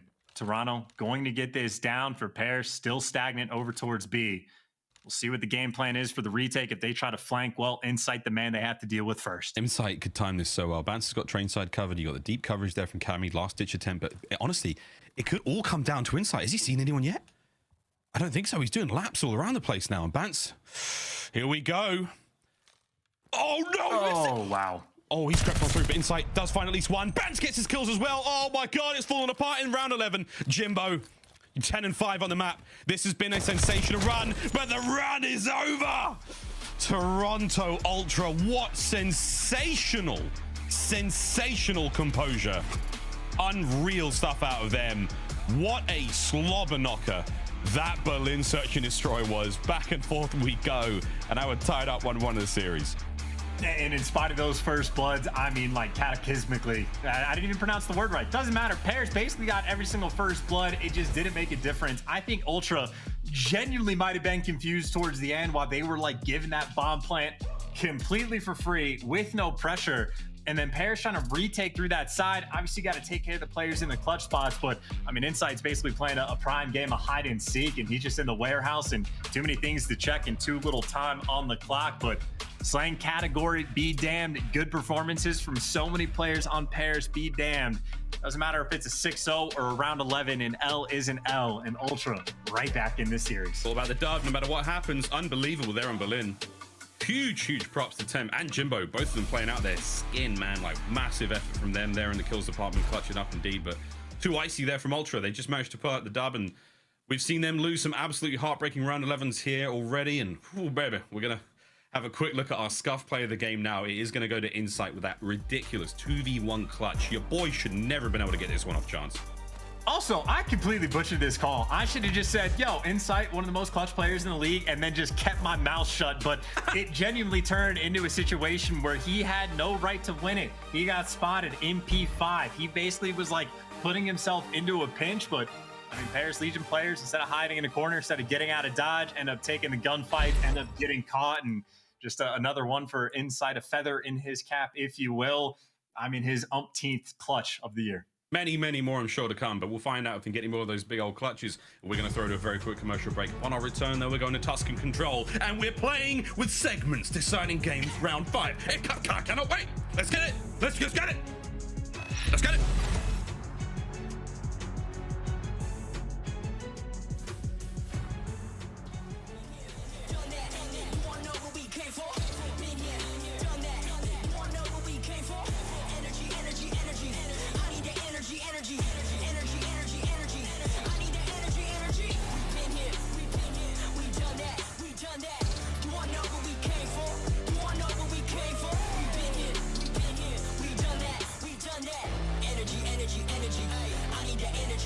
I'm in the game like EA. Been in my prime since pre-K. Shooting my shot from long range. Going over here's a good two-pay. Treat every day like payday. Y'all been living so mundane. My work week is Sunday to oh wait, that's every day. Putting in overtime. Punching the clock, I'ma get what's mine. While everyone's sleeping, I'm living my dreams. I got a coin that's so divine. Lord, take the wheel like 10 and 2. I'm losing energy, I'm overdue. I've been on the top ropes, hitting my pulls. Watch me hit the power moves. Been here, done that. You all know what we came for. Been here, done that. You all know what we came for. Energy, energy, energy. I need that energy, energy. Energy, energy, energy. I need that. Been here, done that. You all know what we came for. Been here, done that. You all know what we came for. Energy, energy, energy. I need that energy, energy. Energy, energy, energy. I need that energy, energy. Been here, we done that. We done that. You all know what we came for.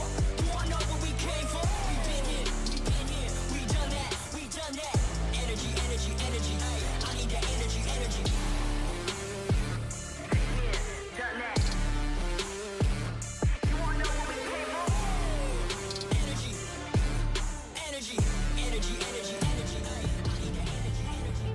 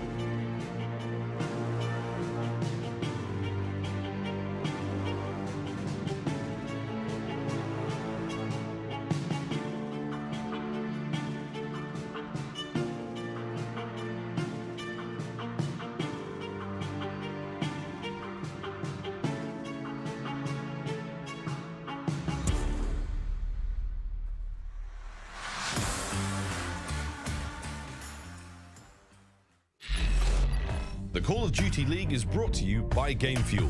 Victory in a can.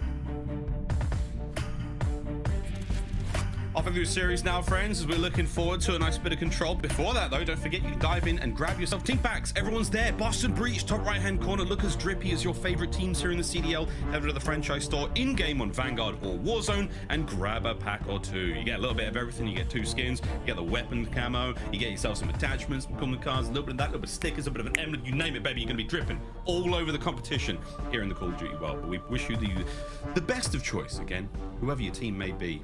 If I'm honest, man, they all look pretty good. They really do. I got no faves. I might have a fave. I'm gonna save that for a little bit later. Here we go though, chance into control, and Lord, it's been a magical time. We've waited, it has been given to us.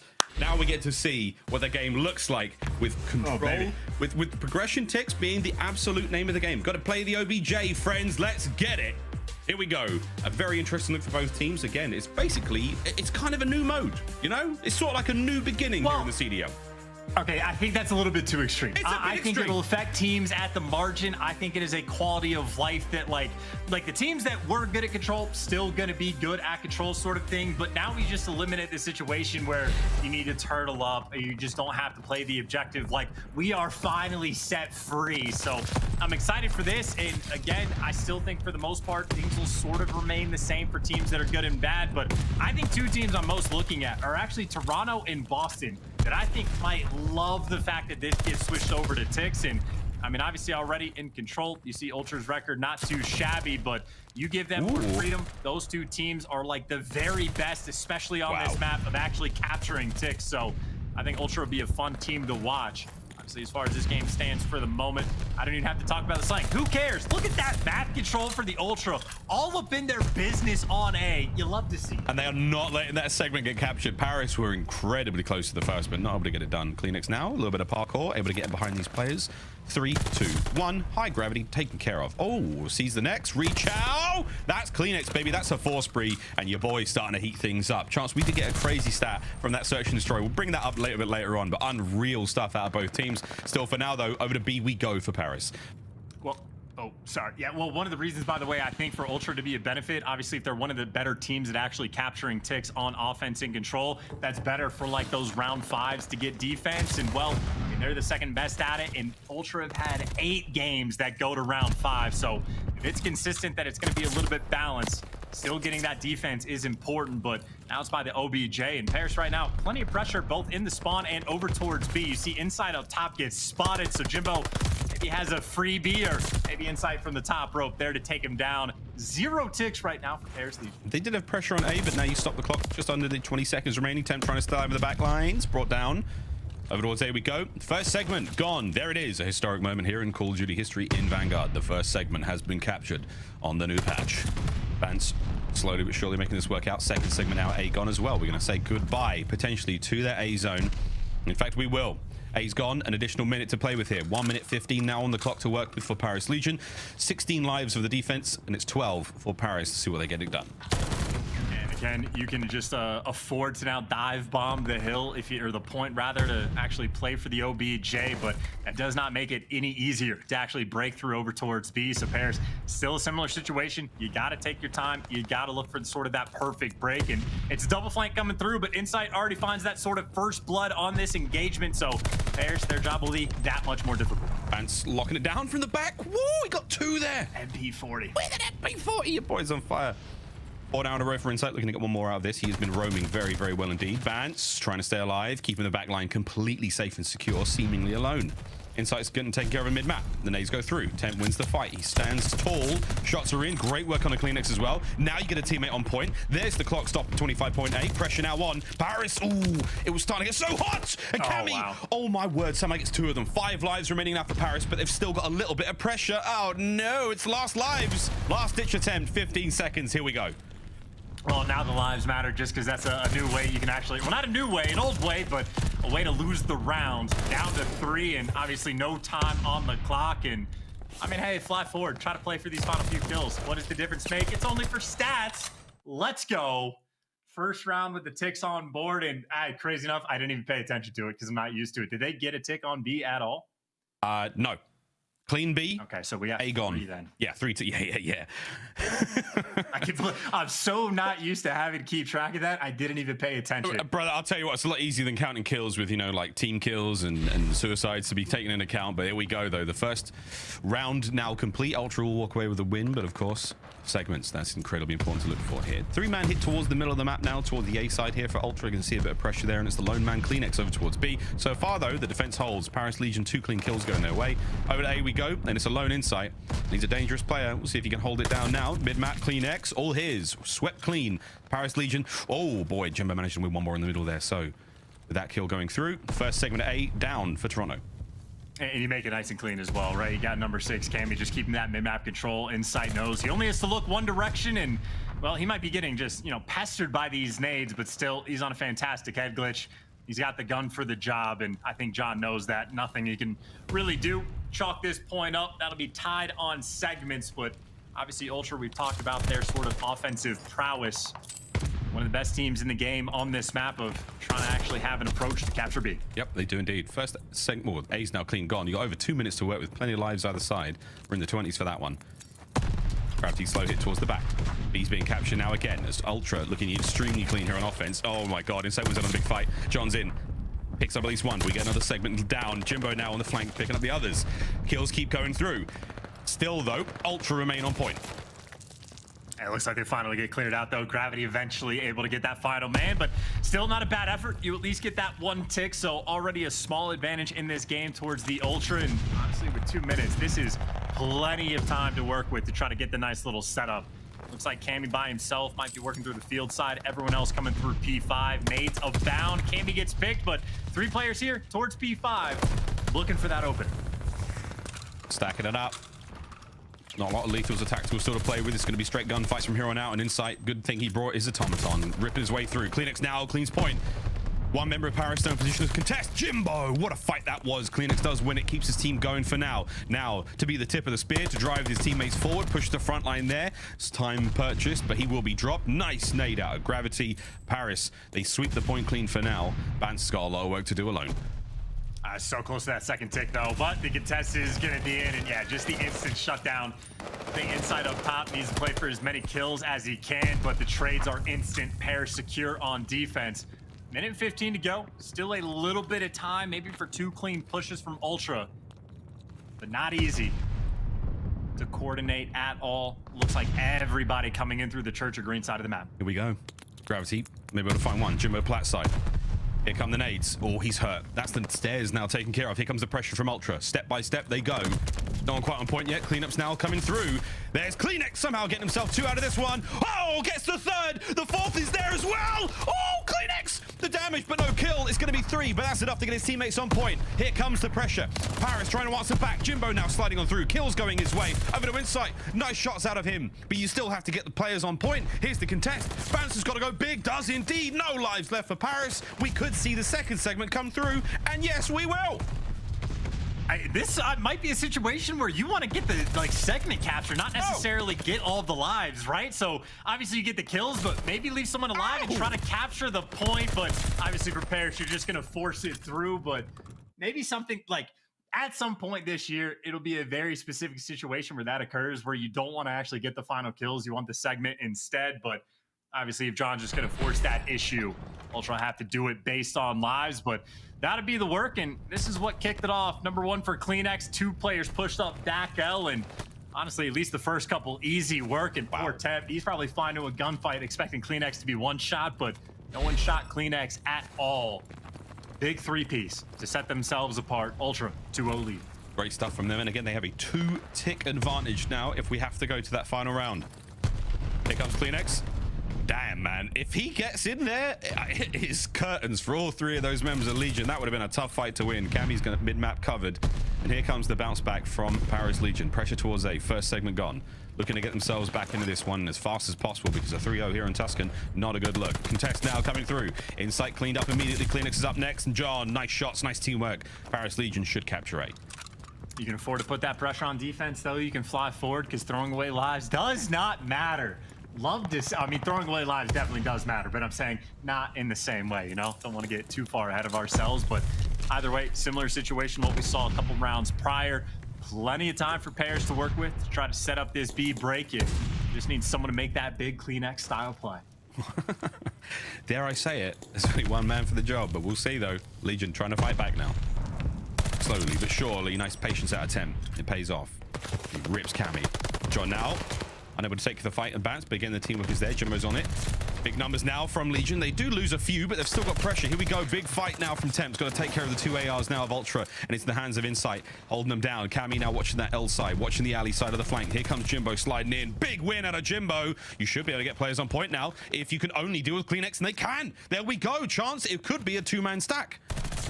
Well, it's only one man so far, and well, the next man that was supposed to be there gets taken down, and the nades from up top off spawn. That is still an issue with control, right? Obviously, with no trophies, even trying to stack this point, never an easy task at all. And I mean, I think Bance is clearing house. Gravity might have pulled the disappearing act, but that means Pairs doesn't have any sort of map control. CleanX with 4 HP. Gets taken down, the trades are in. First push was trying to do it from the front. No success. This time, Pairs, everyone flooding through the back. CleanX spawns up, and he's already dealing with 3 players, and well, does get taken down. Pairs in control of these back spawns. I think CleanX might be stuck in a bit of that P1 blender. And instead, I think he can feel it. CleanX is going to hit the longest route of all time just to avoid all that action. He's going to find the action indeed, though. He gets a kill in mid. Over to Insight now. 16 and 6 for him. Slowly but surely now making their way in. Still got to take care of those Paris players in their spawn, and it's John Gravity's Legion now marching slowly but surely into this one, but time's ticking. Big win out of Insight, 4 in a row now. Clock ticking, friends. Less than 40 seconds to work with now as they've dealt with the Paris attack slowly but surely, and time certainly on the side of Ultra. Here we go, Chance. 30 seconds left. In a trickier situation with Gravity, just because it's less common. Like, you don't have as much experience trying to be the guy in the back on the offensive end, and that is some interesting timing a player over to get back L. And I think Gravity, yeah, just completely unaware. At least you get the trade, so Jimbo an opportunity to make a play, and he is on a 3 spree, but also completely by himself and shot in the back. Ultra have completely cleaned house, and I mean, honestly, one of the quicker control games we've had this year. Indeed, there we go. Kills don't necessarily make the difference. CleanX onto the point. There may be an opportunity here to maybe get on there. Yeah, 2.9. It's not over yet. It ain't over yet, friends. Here comes the nades. Cammy Pants, Insight. In off spawn, shots come through. First segment comes to a quick close. John, he's got himself a whole host of players now lying down. John, Temp, shots are in. Not able to kill Cammy though. Here comes the pressure now from Jimbo. Managing to get one now of spawn, 1.9 on the clock. You have to win this fight. He does. Oh my word. The second segment comes through. Big plays out of Jimbo. He can't win it. It's done. It's over. And oh my goodness, Chance, you almost jinxed it, my friend. Ultra bounced back into control. The 3-0 sweep. And now we get to play Tuscan Hardpoint. It was a heck of a try towards the end. Honestly, when that car exploded, I think that might have left like 3 players on the Ultra one-shot. So, I mean, just shout out to that car for staying alive until that bitter end just to make that opportunity for Pairs. But, I mean, either way, 2.9 on the clock, you could put in a Herculean effort, but it doesn't always make the difference. And, I mean, shout out Ultra. Slang has been an issue for this team, but this time they deliver. I mean, Insight incredibly comfortable on the map. 19 kills, only 10 deaths, and obviously the kills don't matter, but I'd say for Ultra, their biggest theme of this year in the respawns has been not necessarily inability to slay, but slaying has been a big focal point for the team. So they deliver there, they get their offensive win, as I think nowadays they will be more prone to do. Nice little 3-0 dub. Quick look at the highlights there on Tuscan control. 10.5 minutes. CleanX, that 3's piece was, woo, lordy, that last kill on attempt, huge out of him. And if not for this car exploding, who knows? He might have had that clean line on Gravity. He was so hurt though. What a 4-piece that would have been. Wipe an entire squad like that. Sensational stuff. But yeah, Ultra managing to find the special sort of secret sauce, the formula to slaying here on Tuscan control, something that has plagued them somewhat. And there you go, mate. That was a wonderful, wonderful 3-round victory from them. Paris, close but no cigar. The last ditch attempt, man, I thought it was there. I really, really did. A little bit of work to still be done there for Paris when it comes to the new control mode. Yeah, I mean, you know, segments or kills that decide the round 5, the maps still play the exact same as far as like the difficulties of just winning on offense at all. So if Toronto, one of the best teams at it, again, them and Boston, I think are probably the 2 teams I'm looking at the most to really take advantage of this segment change. But whatever the case may be, obviously a struggle point in this series or this entire year, control pairs have not been fans of.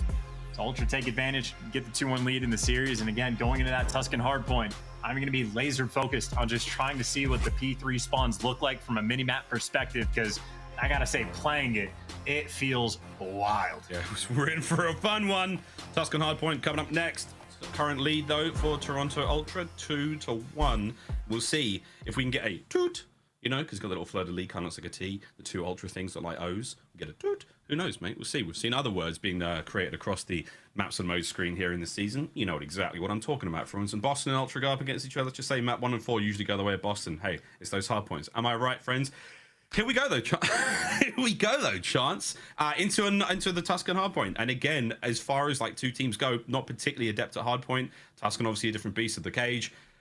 Massive change. Those P3 spawns, what are we thinking, mate? What's the vibe for both these teams?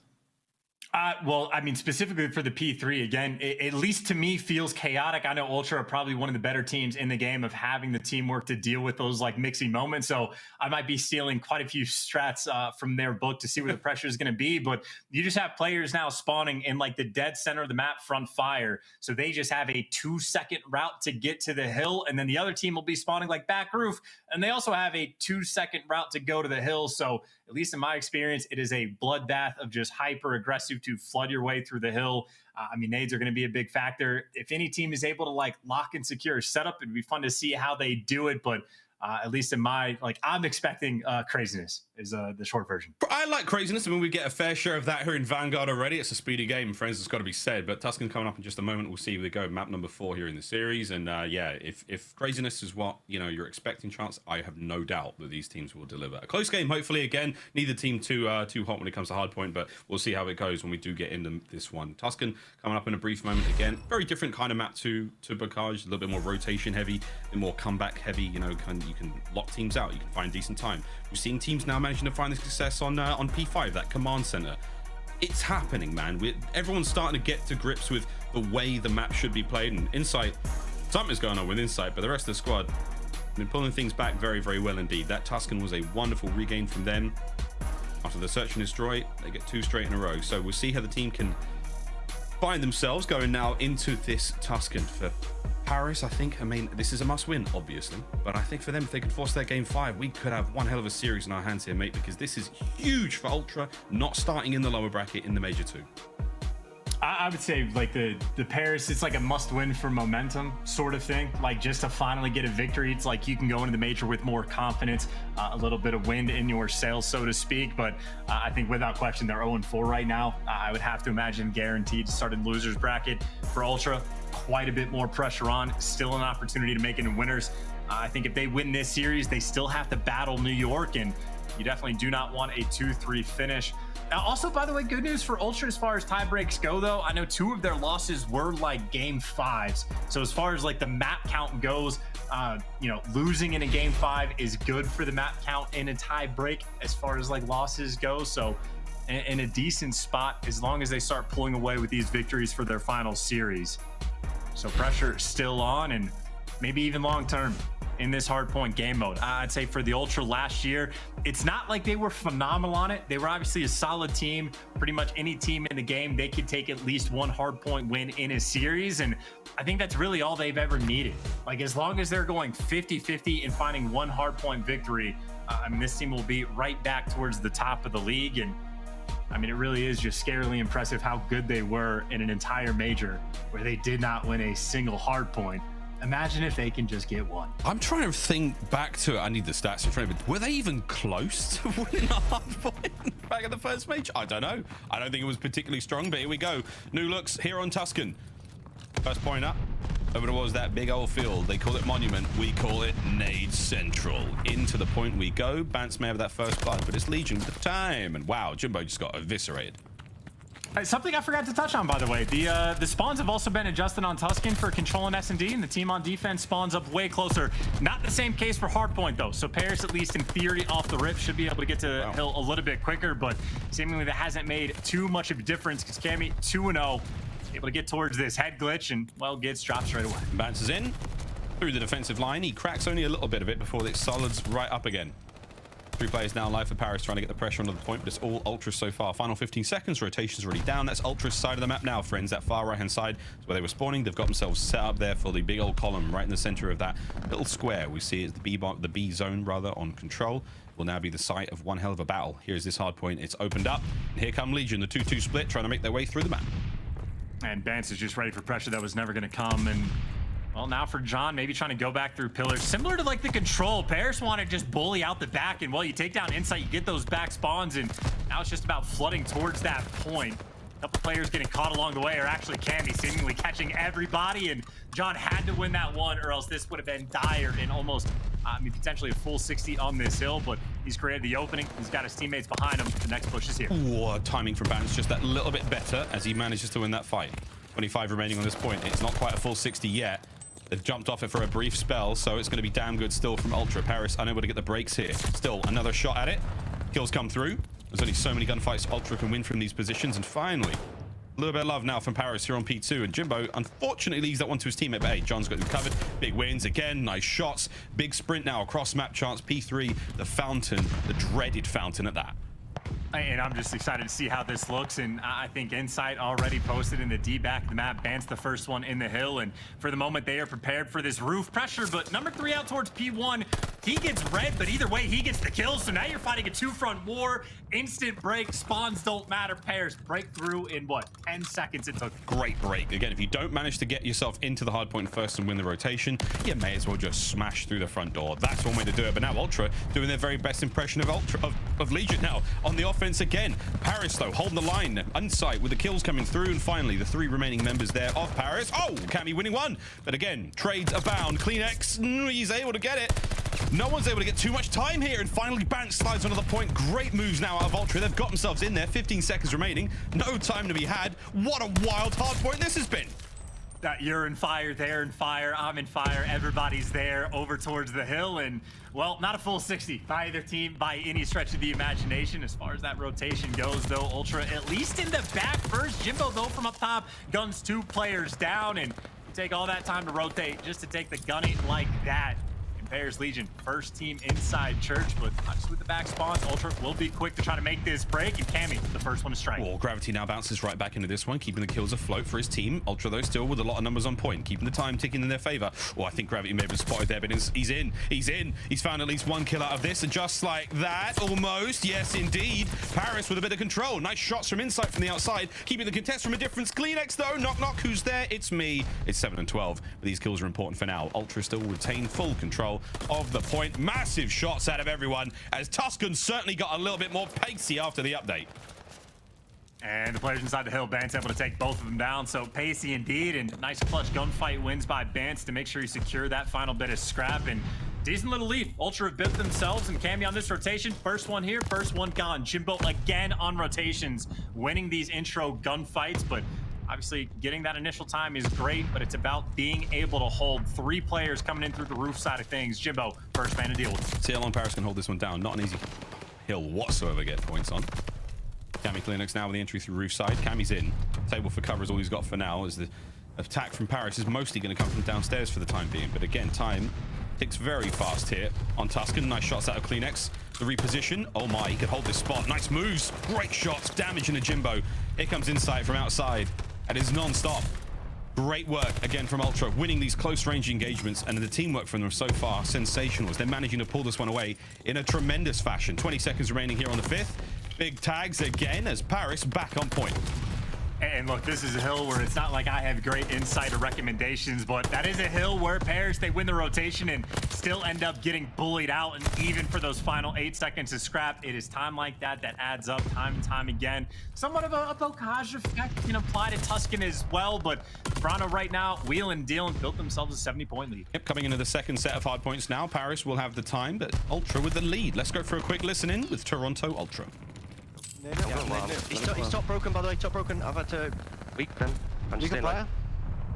Name their side, name their side, you by the way. Name fire, side, their side, behind the tree, Jimbo behind the tree, their side. I got no... Left him, wait.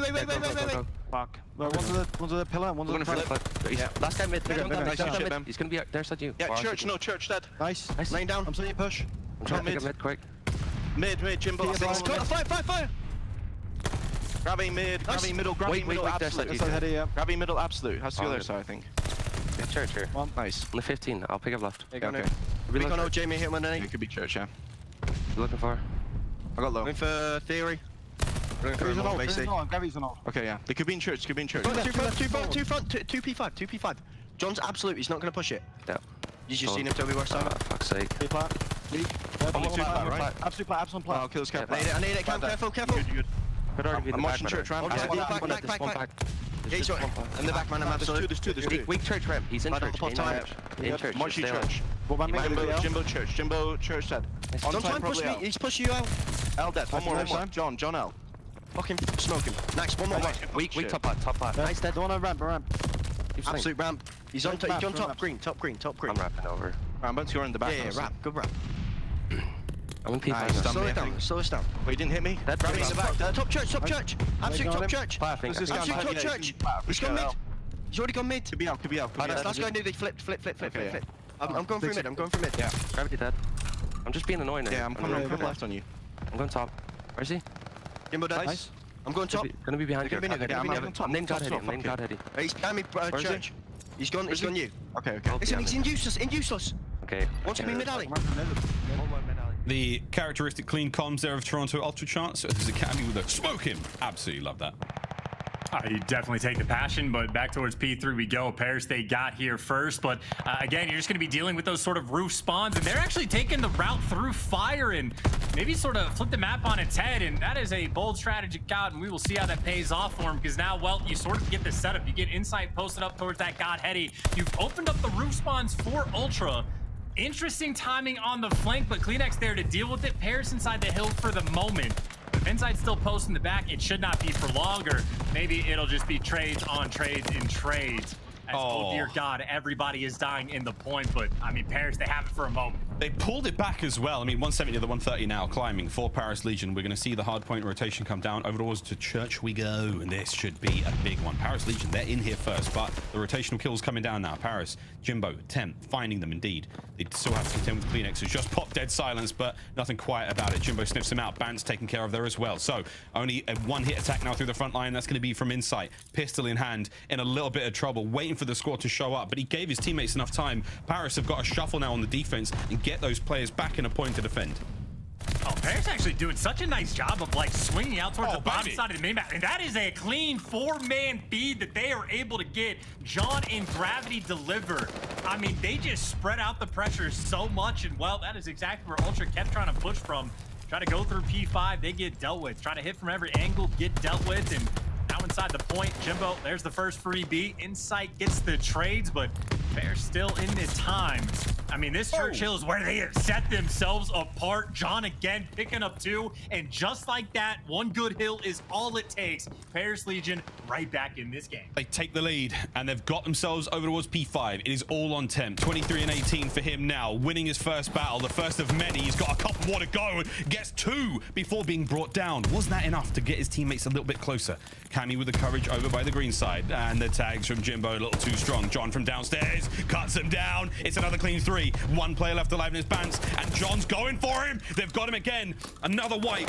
Paris, though, have got to turtle up indeed, because here comes the pressure from Ultra. CleanX through the window. Cammy takes care of bloody everyone on point. Jimbo now trying to get involved, and the pinch is there. Paris have the numbers chance. They might be able to get back on it. Vance again, though, he's able to pick up at least 1 for the bottom side of the map, but he's got to be the guy to make the big play. Oh, my word. No one's even contesting, but that is the full stack outside. This is where the nades for Ultra might come through in Insight. He's there to get the first. The contest time is in, but everybody should be tagged up in one shot through the nades at Ultra. The clean break. Maybe a hero played down low. I think John might be trying to hit this with the final few seconds, or maybe get that roto. But Ultra bounce back on P5, get back in the swing of things. That rotation, Insight can't quite get the second, so Paris will be set up here new. They have an 8-point lead at the start of P1. Ultra, you see that wide flank. It's Bant again, trying to put those spawn. 10th there to make the read. Paris Legion the game firmly in their grasp. This is it. Trying to force the game 5. Third set now upon us. Jimbo hold down the hard point as best he can. Cammy Bance lining up through the front. Here comes the pinch in the middle. It's Insight. He gets brought down. Temp. He stays alive as well. This is unbelievable. Jimbo keeping it going, baby. Jimbo flying high. Catches one more. That is tremendous stuff out of Paris Legion. They're holding the line down now indeed. 2 players from Ultra through middle of the map. It's on a Temp. Eyes on. Can he catch any more out of this one? He will. Oh, God, they're holding it down. This is what game 5 looks like, friends. Bance stunned up, tagged up, damage dealt, and Gravity locking the point down as well, Chance. This is sensational stuff out of Paris Legion. Oh my God, they're still going. Insight finally gives them a moment to breathe. There's 10 seconds left. They've done so much damage here on the first. And it was such a dominant P1 hill that you get that free rotation towards New and those rotational gunfights. Gravity with 2, Jimbo for the 3rd, CleanX being the front man, but he's already getting stunned and tagged up. Legion, they know where the pressure's coming from, but doesn't matter if you got to deal with Cammy. The Flying Scotsman able to pick up 2. CleanX is able to get through, and just like that, the instant break for Ultra is in. Oh my, it's on. Oh my God, CleanX wins another one. This is it. The turnaround moment Ultra may need. They have to hold on to the kills here, and CleanX is the guy to try to do it no more than we had. 2 players now through the back for Paris Legion. The players through the front are being taken care of. It's over to Benjamin Bance. He's got a decent opportunity to get the kills, but he can't do it. Paris Legion marching forward. Cammy now picking up the pieces, gets 2 more. CleanX has to win big. He does. Insight now. Overall's the point we go. 20 seconds left on this hill, and my word, Chance, what an absolute bloodbath it is on Tuscan. Oh, Paris are fighting for it, by the way. They're fighting for the scrap time, but this might be a mistake. They can still win it with 10 seconds, but Ultra still here with enough pressure. They get wiped out, but that tick is not going to go their way. Forced to rotate. I'm almost convinced, and look who is there first. Ultra have to find a way to not let them get a single point. The hold for Tuscan P3. Here we go. A single second for Paris Legion to force the game 5. Toronto Ultra, the hold has to quite literally be perfect. Here comes the slow push. Time ticking. It's going to be one good hit now. 10 seconds now on the clock. Nades coming through from Bance. Locking this one down. Through the backside we go. It's over to the rooftop. Bance with the shots in. You have to keep them off the point. Bance has got to go big. You still keeping the pressure on. Here through the front. John's on it. John's on it. We got a game 5. Oh, God. It was so close. And that is a heartbreak for Ultra. You can see it across the faces. CleanX, the hand warmer, hit the forehead so quick, but Legion, what a massive effort. Game 5 now awaits. This series is dumb lit. It's dumb lit. I mean, yeah, the game 5 will certainly be spicy. I gotta say, though, that looked like an impossible situation to keep anybody out of the point. I mean, Bance is like on that back truck looking towards roof, and he is still having players spawn up like 15 feet away from him. So, I mean, that is happening too fast. And also the one player who does get his spawn blocked, I think spawns either towards the middle of the map or P1. And Paris Legion, I mean, they just spawn up in a pinch just to break through on the hill. So, I mean, as hard of a try as that was for the Ultra, I mean, that looked to be a truly impossible scenario as P3 spawns. Again, we pointed out, absolutely wild. We can take a quick look at the last hill as well. I mean, this was a sensational 2-second difference in the end there. But looking at the setup here from Charles, this is the break from Legion. 1 second's all they needed. I'm telling you, just look at the minimap, though, because you're going to see Bance on the truck, but just watch where the Paris Legion players are spawning. The P1 side, like Ultra, sort of have the pressure there, so they're expecting the roof spawn to be open, which the first couple players do spawn in the back, even though Bance is looking this direction, but then it's number 2, the only guy to spawn out, shoots a player in the back, sprints into the hill. So even when you're expecting those roof spawns to come through, even with Bance there just 15 feet away, I'm getting excited, but it just doesn't make a difference because the mixiness, someone will spawn out, and anywhere you spawn, I think on P3 nowadays, you're 3 seconds away from being able to break the hard point. So, I mean, with 1 point, all that Paris needed, too easy. And I think just to backtrack, I think it was the Churchill earlier on that they really set themselves apart. Yeah, it was nice. That was a really, really good Churchill again. And then, I mean, I can't believe it. Toot, toot, there we go. Oh my word, what a series this has been, friends. 2 seconds separating us in the hard point, that round 11 on the search and destroy. But now to the cage we go, and it's a fresh look. We've got a brand new A bomb site. We'll see exactly how it comes into play. And this is bound to be very interesting indeed, man. I mean, it's a series of firsts here. Of course, in Vanguard, the patches have come through, and oh, baby, what a patch it was. We'll see how that A bomb site comes into play. It's moved from the inside of the Grandma's building to the outside plat. So, it's going to be interesting. We will leave the deliberations to the teammates while we now throw a quick commercial break. Ladies and gentlemen, upon our return, Game 5, Paris Legion, Toronto Ultra, a big one. You don't want to miss it.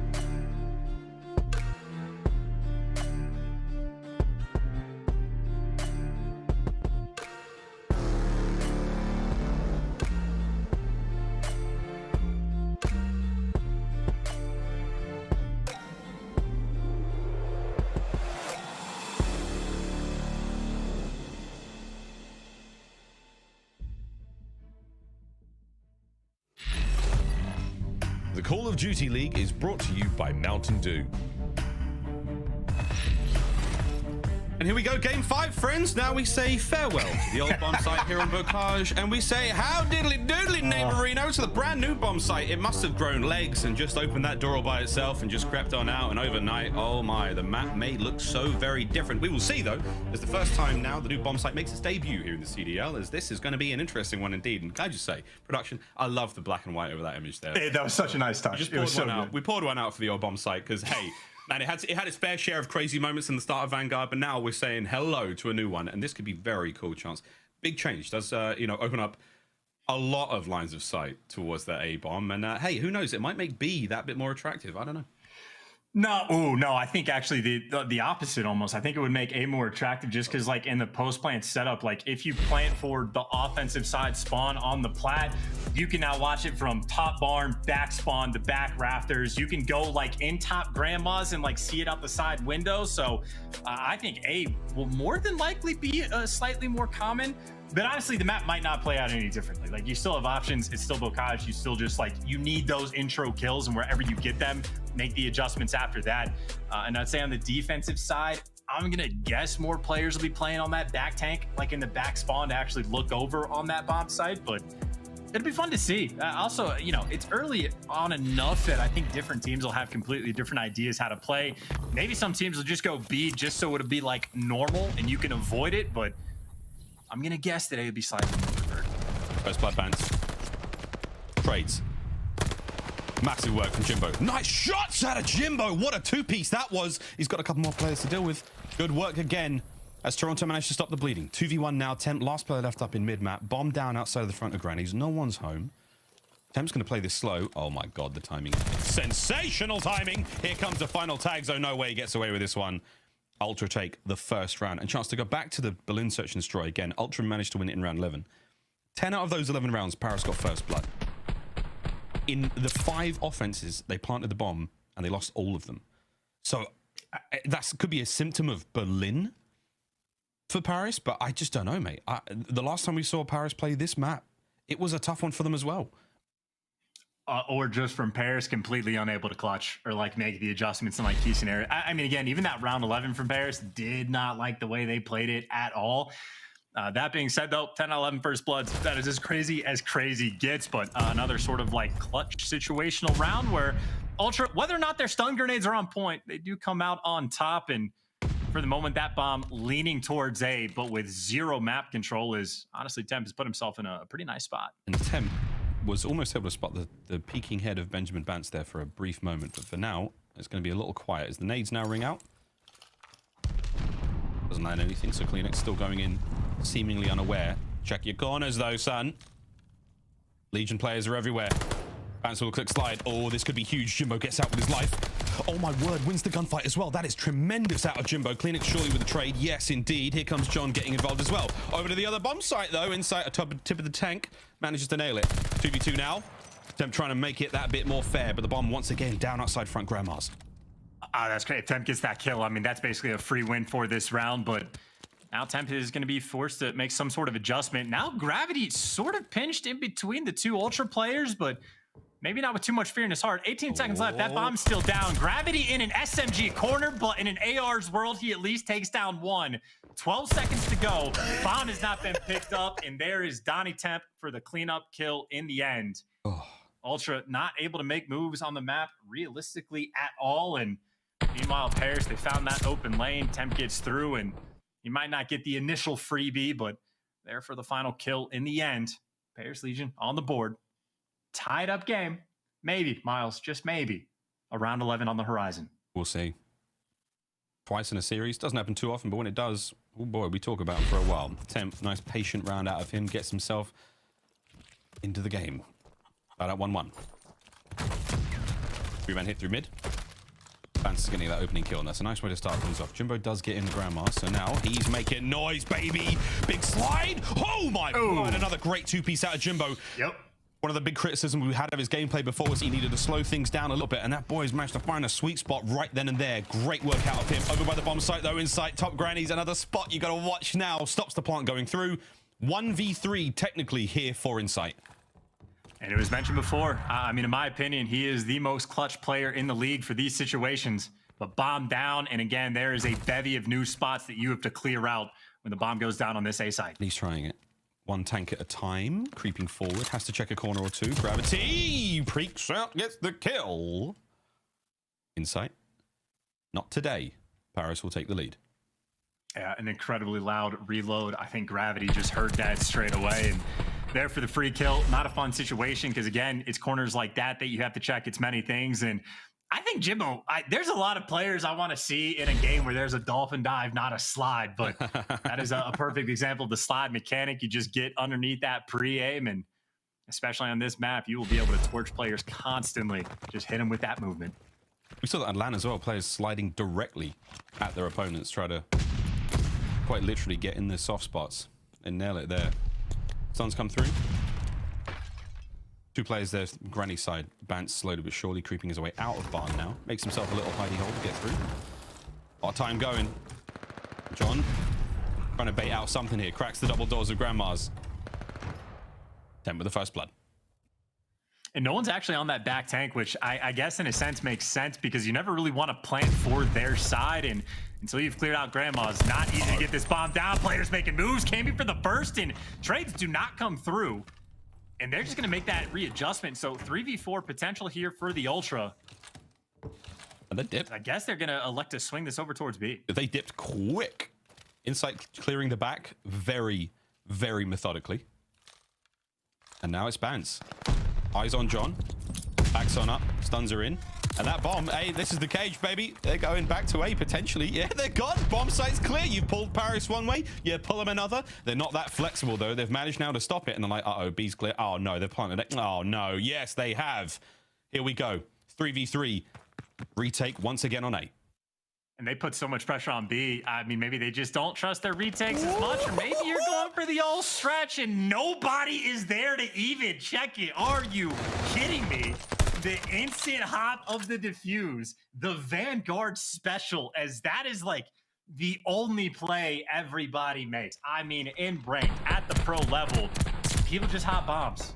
That is how this game works. You don't want to spend all the time clearing out every little thing. You get to that site, just pick that bomb up. 7.5 seconds. It's all Temp needs. And he got it. His teammates bought him that. Could be symptomatic of all the windows and doors and all sorts of things. You're so worried about keeping an eye on that bomb or making sure that no one else can be in a position to get it that you just forget to look straight at it. And that is exactly what Temp does. 3-1 here to Legion. First blood going the way of Jimbo. Trades out immediately. And John's got that bomb. He's definitely going for it. Top Grandma's. Temp's got to clean that one out. Cleanex is in position to play spoiler right now. And he could potentially get it done. If John... Oh, no, he crossed. He managed to get to the bomb site. So Cleanex turned a blind eye for a brief moment. We could see the plant come through in a mode, but here we go. Paris setting up for the defense. Just waiting for the kills to come through as well. You take down Cleanex, who was up top, and I think that's the main spot. You got to clear out to actually get the bomb down. But there you go, Cammy. The Wizard makes the play. Not for long, though. He does get traded. Bomb down in a horrific corner for Insight to have to deal with. Oh. Except he's on defense. Got switched up on that. Doesn't matter. 2v1, taking him down. Pairs. Full speed ahead. Oh, man. He, look. He got it there. Slowly but surely, though, Paris managed to find those kills. Patient again. Very patient here on Bocage as Toronto Ultra seemingly getting a little ruffled here. We'll see if they can't find that composure they're characteristically known for. And Legion, this is a new look for them. We've not seen them this dominant when it comes to the game mode. Another round. Here we go. 4-1 here in Game 5. And a 4 spree for Gravity as well. Something just to keep in mind. Jimbo looking for another first blood. As aggressive as you like it. And I think Gravity maybe had an angle to look down towards Vance. But where that gets given up, Jimbo does not care. Flying forward, looking for the gunfights. And just like that, out like a ghost in the night. I mean, he's been called out 17 times from 4 different places. And he's able to make the smart play, back down, and make sure you maintain that man advantage. Amazing stuff out of Jimbo. Incredibly smooth moves. John managing to find another one. 4v2 now. Cleanex, he in Insight. Trying to deal with these shadows, these phantoms here on Bocage. As Gravity, he's a little bit more stationary. The submachine gun players, they are running amok right now. Less than 40 seconds to play with. Not a lot of time. Oh, and CleanX, once again, these little shadows on the inside. Jimbo's found another one. Ah, CleanX has just rung the dinner bell. And the hungry Paris players, here they come. Tem, okay, we're making this work somewhat, but not enough to get the job done. Paris Legion, a little too strong here on the cage.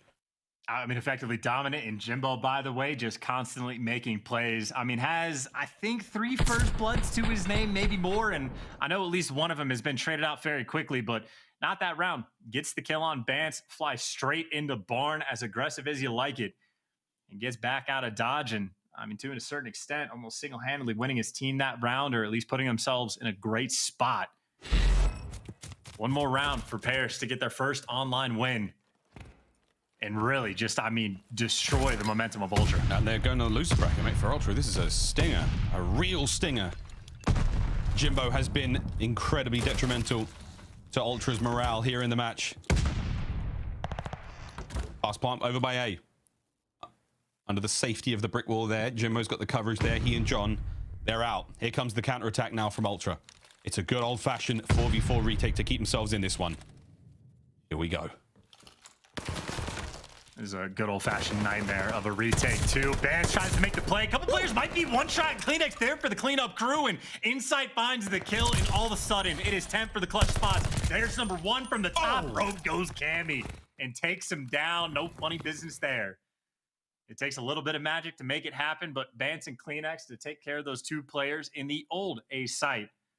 Get their team that win. Yeah, there's no bomb covering you anymore, man. You're just a person in a corner. Incredibly crucial kills from CleanX here. Fast as you like. Hops the bomb immediately, knowing the insights on that tank there. You saw CleanX with the hand signals. Let's go, go, go, boys.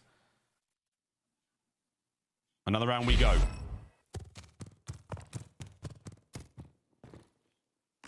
Paris again, by the way. I mean, they are just stacking up the dead center of this map. No worries at all about that sort of outer A area, and they've been on point with the first bloods. CleanX in an ever delicate situation. John gets the first blood, cooking an A, but hey, again, you get the first blood. You get out with your life. Paris are providing. They have that man advantage. Temp's playing alone over by River. That could be huge if they do decide to hit over there towards that B bomb, but hey, for now, Paris is set up very strong across Røkkr, and it's up to Ultra to try to find some opening now. A single pick would be great, but there's no way Legion give this up. They have the man advantage. They have the map position. This is their round to lose right now.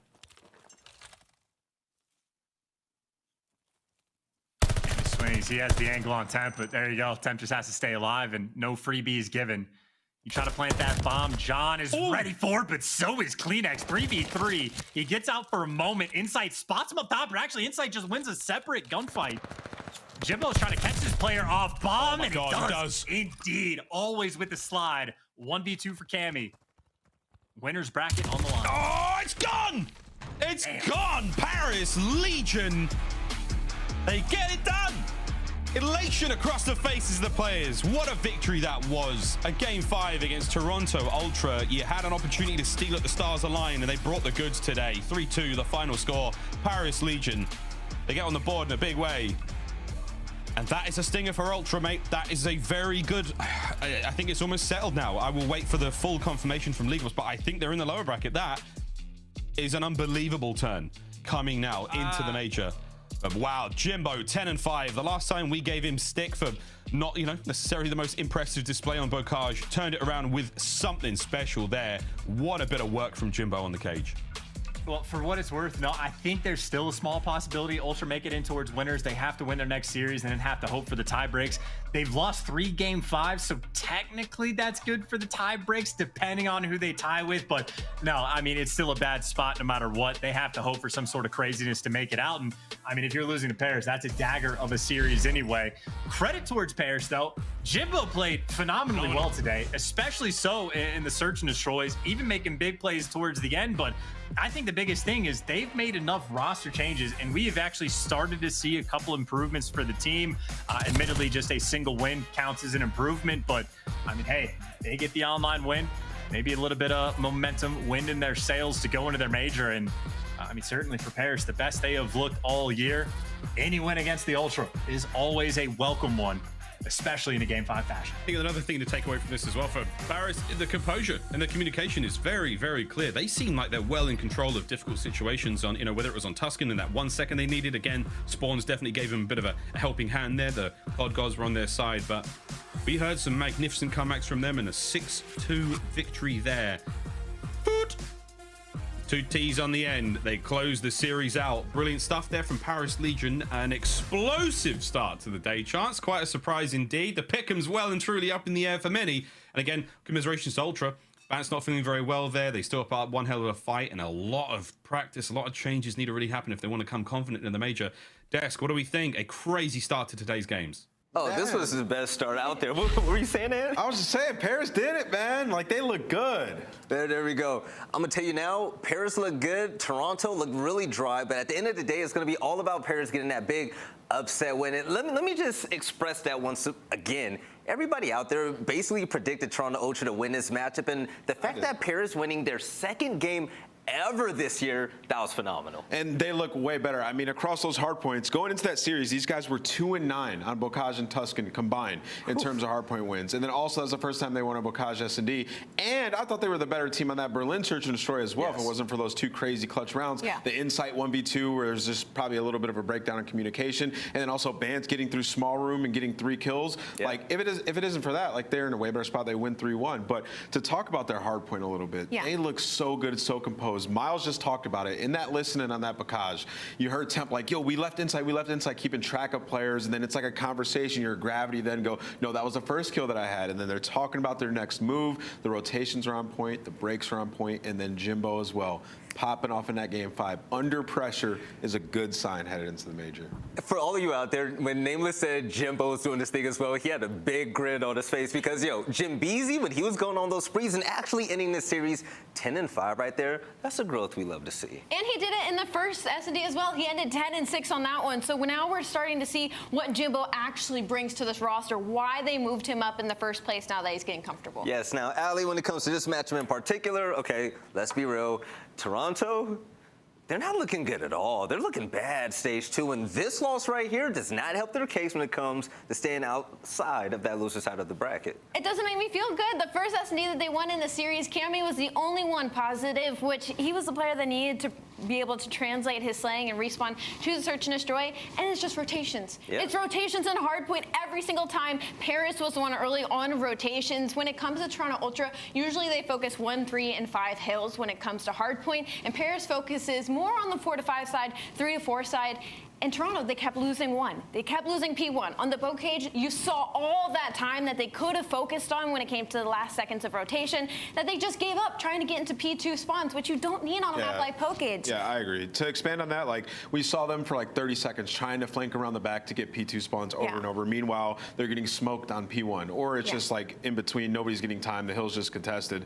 And when you see the good teams on Bocage, what they do is they chain P5 into P1. We were talking about that back in the green room, like, why does Toronto prioritize that so much? Well, I mean, you look at that map and you look at the first time they had the P2, yeah, they did get like 30 seconds, but they got no time on P1. So when a team does eventually control the P5 and then chain that into P1, you're going to be in a terrible spot. So there's just these philosophies towards certain maps that Toronto is still working out. And then even on the Tuscan, where they continuously have been losing, it always comes down to that final rotation. And we saw Temp got a big 3-piece there in P5. They get that time, then they end up rotating, they cut through mid, and they get cut off from up top. So there's a couple things that have been happening with Toronto on a consistent basis that they need to go back and fix heading into the major. I do have to say this. Matter of fact, I'm loving what we're seeing from the bottom side of the teams that really need improvement when it comes to the CDL. And a lot of those teams aren't afraid to spend some money and make some changes, because what we're seeing so far, aLLeY, okay, Temp looking so much more comfortable. Saw him sniping, what was it, like a week ago? He was popping off. Jimbo comes into the fold. They're winning now. Jimbo's looking a lot more comfortable,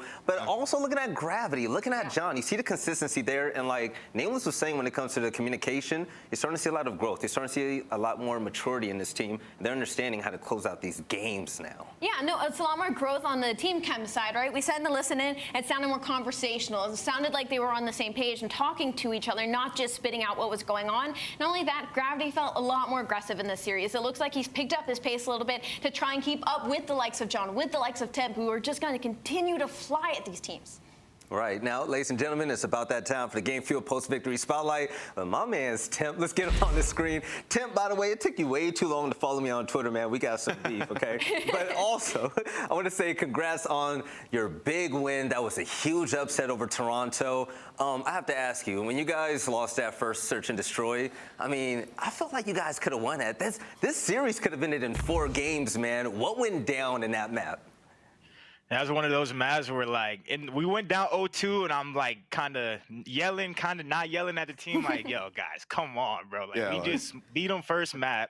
Like, these guys are not, like, respectfully, obviously, they're championship, but that's what I'm saying in the game. I'm like, bro, these guys are not that good. Like, 2v1, he's weak, challenge him. Like, play confident. I feel like we weren't playing confident at the beginning of that game, and then we started to, like, play more confident, and we end up, like, choking the map. But that's just one of those maps where, like, you gotta kind of laugh it off, but the whole time you're thinking like we win the hard point. As soon as we win the hard point, I'm like, we should have already won the series. That's it. So it's just one of those matches where you gotta just leave it in the past and just move forward.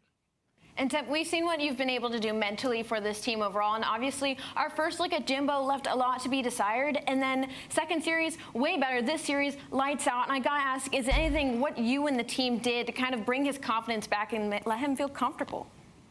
The guy's really good, man. Like, he just got to prove it and show it to you guys. I watch his screen every day. Like, his talent level is up there. So hopefully, you know, we turn it around and we get more opportunities to show you guys, but he's nasty. We're trying to just work on his communication and him being more comfortable on the team. But other than that, like, he's good. Like, he's a good player. He just got to, you know, get more reps and more experience and perform in a match. Yeah, well, he had a good one here. Also, I mean, you guys came into the series, not a great map record, any of those hard points. You guys win both of them, so congratulations at the very end. But I want to talk to you about the control. What has been the issue there, you know, especially on the defense? Why have you guys been struggling so hard in that game mode? Because you guys would have quite a bit of wins here if you're able to close out controls. Yeah, I'm not too sure. I feel like I feel like sometimes we play a little we try to at least like use too much teamwork instead of just like, especially in the old version. The new version now, you got to like get on the ticks a little bit faster and just make quick decisions. I feel like we just got to get more reps and be on the same page in the decisions we want to make. Like, I feel like sometimes, like, let's say, for example, I might want to hop on the point and then this guy wants to go play kills, or vice versa. I want to go play kills. So it's just a lot of split-second decisions and control, and we just got to get better at making the right one, like, fast, you know? I have one follow-up question as well, because the listening was beautiful. That was the best communication I've heard out of you guys and since you formed this team. Was that something you guys talked about headed into this week, like more small talk, like, or maybe you kind of take more direction? Because it sounded like you were like, hey, we're missing this guy, and you didn't stop saying until you got an answer, which is good. So was that something you guys went over? Yes, we stress out a lot. It's just a consistency thing. Like, it's just depending on, I don't know what it is. Like, that's one of the things we're trying to work on. We stress it. We've been stressing that even like throughout this whole year. Communication is key, and all these other top teams, they consistently like communicate pretty well. Obviously, they have their off moments. Everyone does, but a lot of days, like, we're just so hit or miss, and we're just trying to just lock in. So I'm happy that we actually had really good comms in the match we won today. You know what? You should be happy, Temp. You know what? This was actually one of the biggest dubs you guys had this year. That was incredible. Continue on winning. I'm pretty sure the Paris fans are ecstatic right now. The Baguette boys are going crazy. And hopefully we get more interviews in the future, man. I love seeing you guys succeed. Yes, sir. All right? Yes, you take sir. it easy. Appreciate y'all for having me. Oh, anytime, baby. Keep winning so we can keep doing these interviews, man. All right, so that's pretty much it for the series. Toronto Ultra, at the end of the day, nameless. Let the fans know out there how much trouble they're in. We took a look at the standings and the record. Tough spot. They're going to be in loser's bracket more than likely. I can't sit here and confirm. People who are a lot smarter than me will let you guys know that for sure, but it's probably going to come down to some tiebreaker scenario. That being said, they still have to play New York, so if they lose that series as well, then they're definitely in the loser's bracket. So tough spot for those guys. Just focus on getting better. It's possible. You don't want to go into Major II with just one chance at winning it and you go home if something slips up. But, ladies and gentlemen, Major II is right around the corner, and if I see you guys there, you better be dripped out, get some apparel. I'm getting my OpTic Texas hoodie so I could be able to stay warm out there in Minnesota. But if you also want to represent your favorite team, your favorite players, just support the Call of Duty scene in general, make sure you head on over to shop.callofdutyleague.com. Go ahead and buy something nice for yourself, okay? Spoil yourself. You deserve it. But coming up next, we actually have the Battle of LA between the Thieves and the Guerrillas. fellas. I can't wait to see this one coming. You guys are going to love this one as well. A lot of implications on how the bracket's going to look at Major 2. We'll see you guys on the other side of the break for some more Call of Duty action.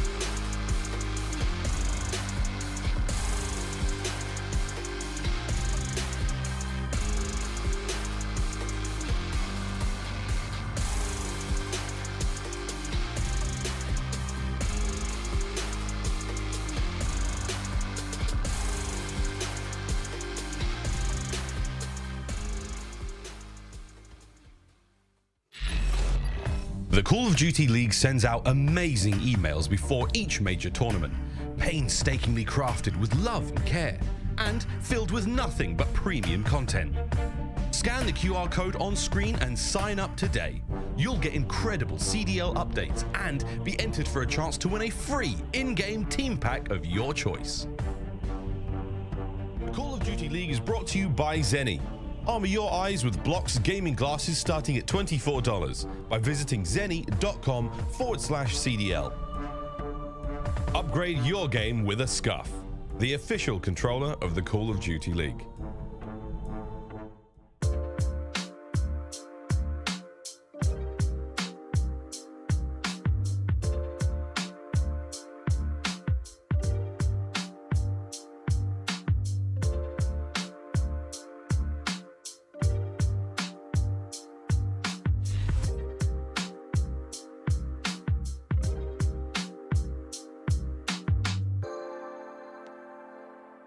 Welcome to Call of Duty League Resurgence, Rebirth Island. You versus the 12 CDL orgs. To be the best, you've got to beat the best. Sign up through April 7th to stand up and be counted. Those who dare, win.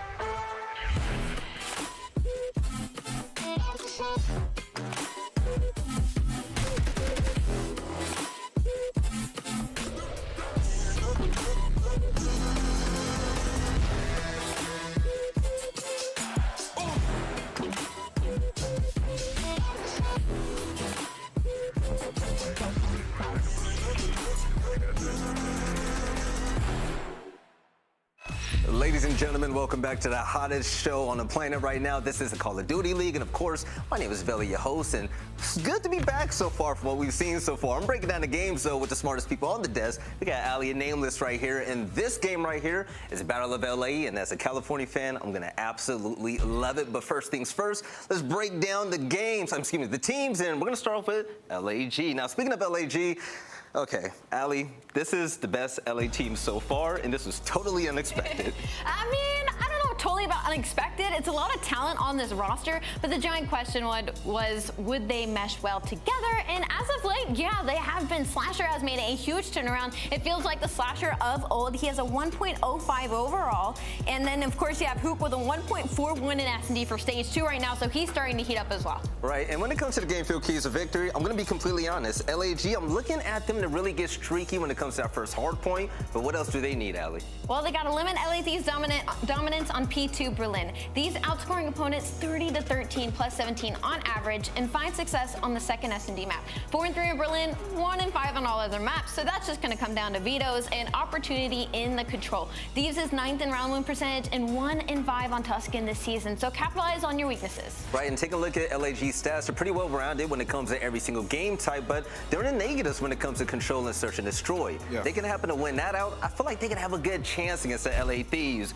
And Nameless, when it comes to LAT right now, just like what we were talking about with Toronto Ultra, they need to win. Yeah, they have to win or they'll end up in losers bracket. Yeah. But for LA Thieves, you know, search and destroy, it's been tough for them, but this is a good series. I mean, you saw that second key to victory there for LAG. Like, they have not been good on maps outside of Berlin. Teams have been continuously testing LAG on Berlin, and it hasn't worked out too well for them. So for LA Thieves going into this one, you know, you get a bow cage, which is, you know, a map you've had some success on at 2-1, and then you have a Desert Siege where you're 1-2 on. But most recently, I believe that Desert Siege versus OpTic Texas, they won like 6-0.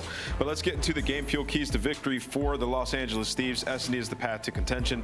Absolutely, especially in this series, this is really where you'll be able to get it done. That game 2 in particular, 6-11 record so far this season.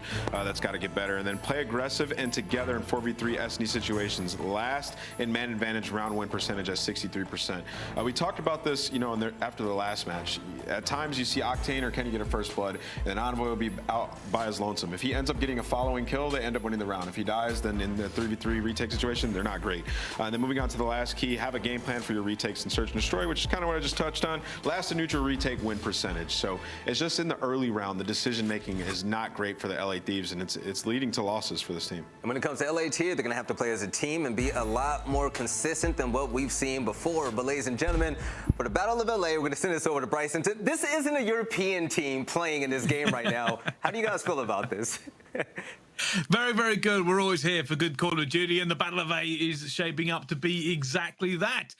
These two teams, kind of a mixed bag for them in terms of the CDL so far, Ton, but let's find out how they're looking the weekend before the major. Yeah, important game coming up for both these two teams. I think for both of them, it's about bouncing back. For LA Thieves, it's about maybe fixing that search and destroy finally.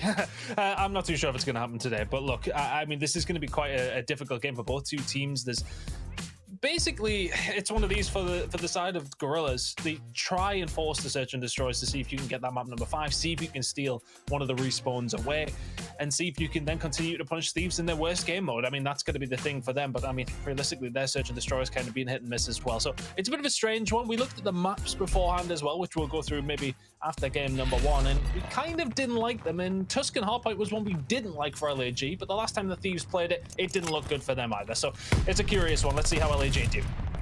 At the moment, Octane opening up off the rip. Just looking for a few kills here, and Envoy managed to get that pinch round as well. Good opener for LA Thieves straight away onto this one, but I'm predicting a very back and forth game. The realistic kind of thing between these two teams is neither has looked dominant in any way. Lots of weaknesses and lots to shape up before they get to the major. Yeah, it's a bit of a weird series, isn't it? I think nobody's quite sure which way it's going to go. Your pick comes in this one. It'll be a quite split across the board. I'd imagine a lot of people probably lean towards Thieves just for their well, sheer talent on the roster, and we know what they can bring. But the problem is that we haven't seen enough of it. Right now, though, plenty of hill time coming in here for LAG. They'll be able to lock down a good amount of time around the outside, and they're going to be trying to get this push on through. You can see the Thieves still getting that spawn over towards P2, though important. Keep an eye on Gunless, though. He's the one trying to break that effect. Well, Gunner's managed to slip the net here a little bit. Should be able to find something from this. Looking for that first go into Kenny, though. Drazah's going to lock down platform before anything more can come through, and it will be Thieves to clear the board here. Well, could have been a bit of a big flank coming in from Gunner's, but at the moment it will be LAG heading from the back. Oh, that's big. Asim's going to get the kill. Now he's going to be able to push through towards the side. Yes, there you go. 2 kills coming on through. There should be a good amount of time for LAG now. Looking towards the minimap as well. Yeah, they've got the complete control over towards radio. This is good setup from the side of LAG. Slasher needing to keep an eye on his back. I'm surprised not to see anybody from Thieves trying to make that mid-map push. Now they're just going to all try and funnel through the one side. Kill's going to come in. Maybe able to break here, Bryce. They are trying. They are going for a little bit, maybe of a last hurrah here, but we will be seeing that rotation come in from both teams very, very shortly.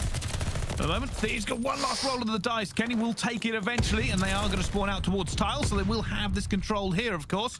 Some new spawns around P3 on this map, making it a little bit harder to hold.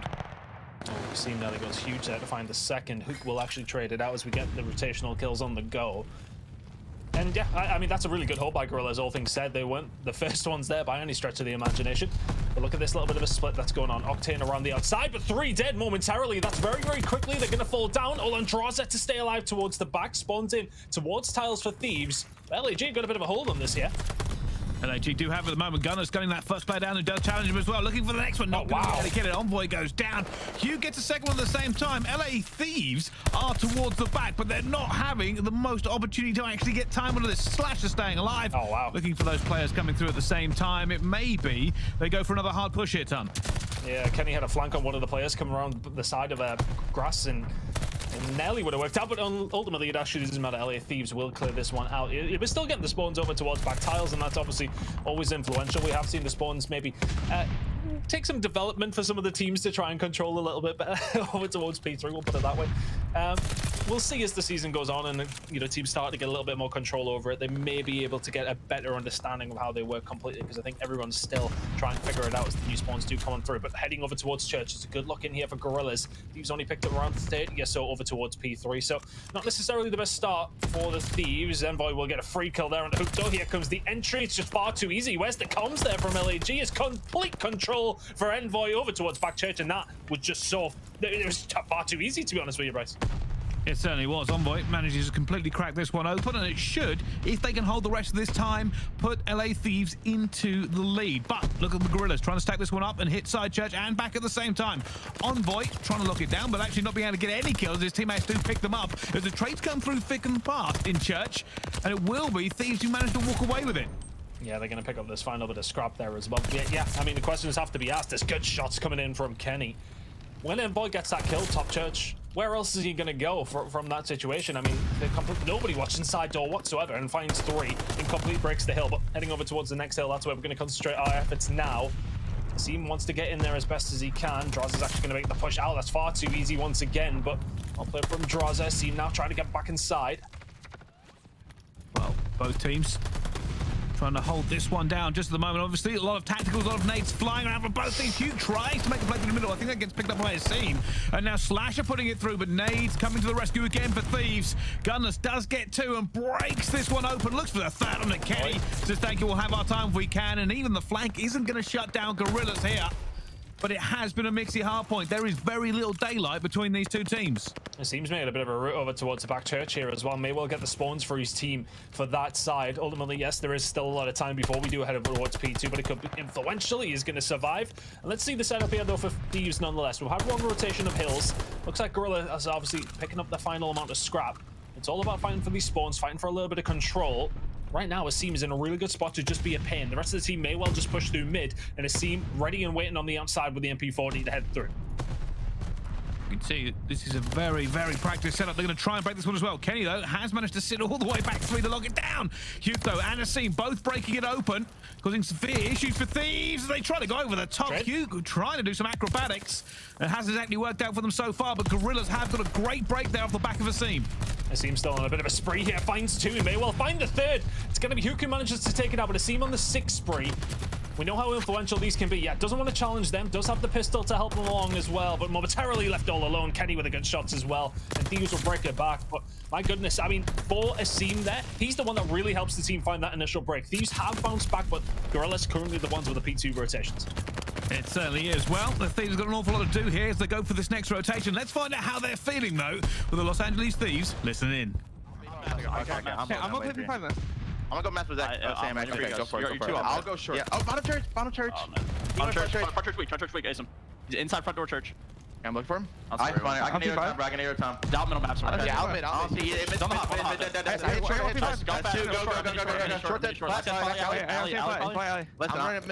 in the back. On the deep stairs. One short of me. One shot church. They're 2 church. I can get your short in a second. They're both one shot. One shot in the back, Pierce. Double cross it. 2 church, 2 back. I need every time. Hold your back, aLLeY. Hey, I'm looking at it. I'm looking for Matt. 2 in the back. I need it out. Matt's late. Back aLLeY weak. 2 back aLLeY. That's you. Up plat. Bro. I look back aLLeY, Tom. Shot flat. No, one shot flat. Absolute free kill. He's absolute. Top shot. He jumped up on. Absolute. I'm telling me somewhere. Oh my god, spawn on the map, bro. I'll take out Tom, bros. I'm playing right. Last two. They're pinned here. I'll spawn in middle. I spawn mid too, bro. I'm holding mid. Top church, dead. Nice. I have P1. P1. I'm mid. Okay, I'll back up for new. Top church to me. Top church here. Nice. Back up. Okay. I'm gonna be happy. Yeah, top church. I got him cut. If he chops. Top church not challenging me, bro. One on me, taking it well. Top church not challenging. He just holding P1. church. 2 P5 on me. Top church not challenging me. Top church on me. I'm mid. Nice, one's P1 as well, guys. Two roof. I spawned P1. You gotta play that guy. Get off the square. P1 Pierce. I went top right. Nice. I get a close mid lane. He's going Ivy. I peek in the back too. Ivy. Lay down square. Square, lay down. On the back. Yep. I'm in the back of me. I gotta live. It's gonna be behind me still. Fantastic stuff from Guerrillas to keep this one locked in, but for Thieves there, it was a little bit difficult to get much of time over towards P2. They're trying their best to get as much as they can over towards P3, but the spawns are going to come in here for Guerrillas after an initial very good break. Now the push is going to start coming on through, and you already see on your map that Hook is making that transition. 15 seconds to go. They want to make sure they get these rotations heading over towards Church. At the moment, you can see both of these two teams try and lock this one in. There hasn't really been an awful lot of difference between them. Some big plays, some individual rotations, and this could be a very different game. However, you can see now the LAG are trying to break this one through. Drazah's going to be the first stopgap. Going to see Hugh there as well. Going for the old shoulder peeks at the moment. Well. Drazah trying to get Hugh down as well. That's been a big fight towards back tank. Hook's going to be there. Has the presence. But where's the push coming from? Needs the rest of his team to be here. With currently stunned up, isn't able to do much. It's actually going to be on Envoy to maybe push around behind here as the rest of the team now start to posture over towards top church. There's a huge 2-piece from Drazah to lock this one in, and this should be Thieves still getting control. Hook is here, but Drazah finds his third. He's done so well there. Just seen it on the mini-map as the fourth comes on through. He holds top church, finds 2 huge kills, no right to find them. And that's ultimately why Thieves are able to lock in a good 45 seconds here. That's phenomenal from him. We haven't seen as much from Drazah as of recent as what we see in the beginning of the season, but phenomenal work inside the church. He's a big reason why they get so much time back. Well, they've managed to get the time, but can they now break this next one and not let that slip back away? LAG currently in control, but Kenny will open it straight back up here, but they are still going to be outnumbered. Kenny gets a second player as well, waiting for the reinforcements to hit at the same time, trying to wall bag Asim all the way through. Still can't get him down. Asim somehow staying alive here, and that hasn't allowed Thieves to really get close. Oh my god, aSeam is absolutely cracked. Look at the man go, 30 and 22. Now the push is going to come from one direction from Thieves here. I'd love to see when he split mid-map just to try and get some sort of control towards stairs. They will find two, though. The break's looking like it's coming. Slasher falls as well. Really nice from the Thieves. They need a breakthrough. They need a hold, but Hook still alive and kicking, trying to break back. Well, massive amount of nades in there. Eventually, he's going to take out one of his teammates. Gunless going to try and not let him get this scratch. Oh my God. Great entrance in from as well. And Drazah takes 1,000,000 bullets. Somehow gets out of it. And Thieves will have control here. Keep an eye on that mini-map, though. Kenny is ready towards near P1. Has that first gun down.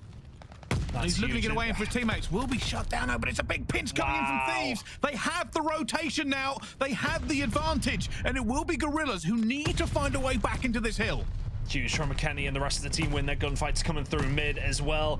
But it's the distraction from Kenny that makes the difference. 20 seconds away here for Thieves. Hook is going to fall. Can he find the second here? Drazah not quite. ASeam through mid. They've got two players coming in through mid. It's actually the LEG who find the break. All four dead. Still 40 away. They can't quite win it here, Brycey. Thieves still can.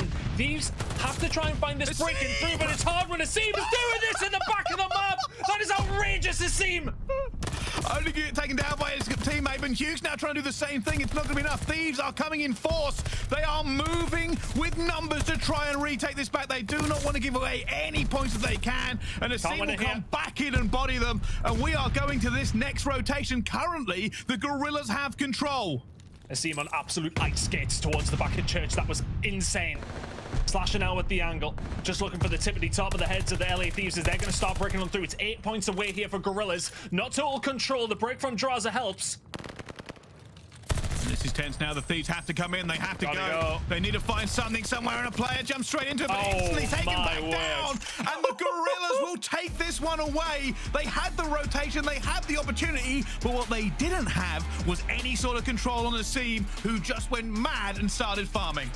That is, I mean, how many players have we commentated over this year so far with LAG pulling something out of the hat and it being because of aSeam?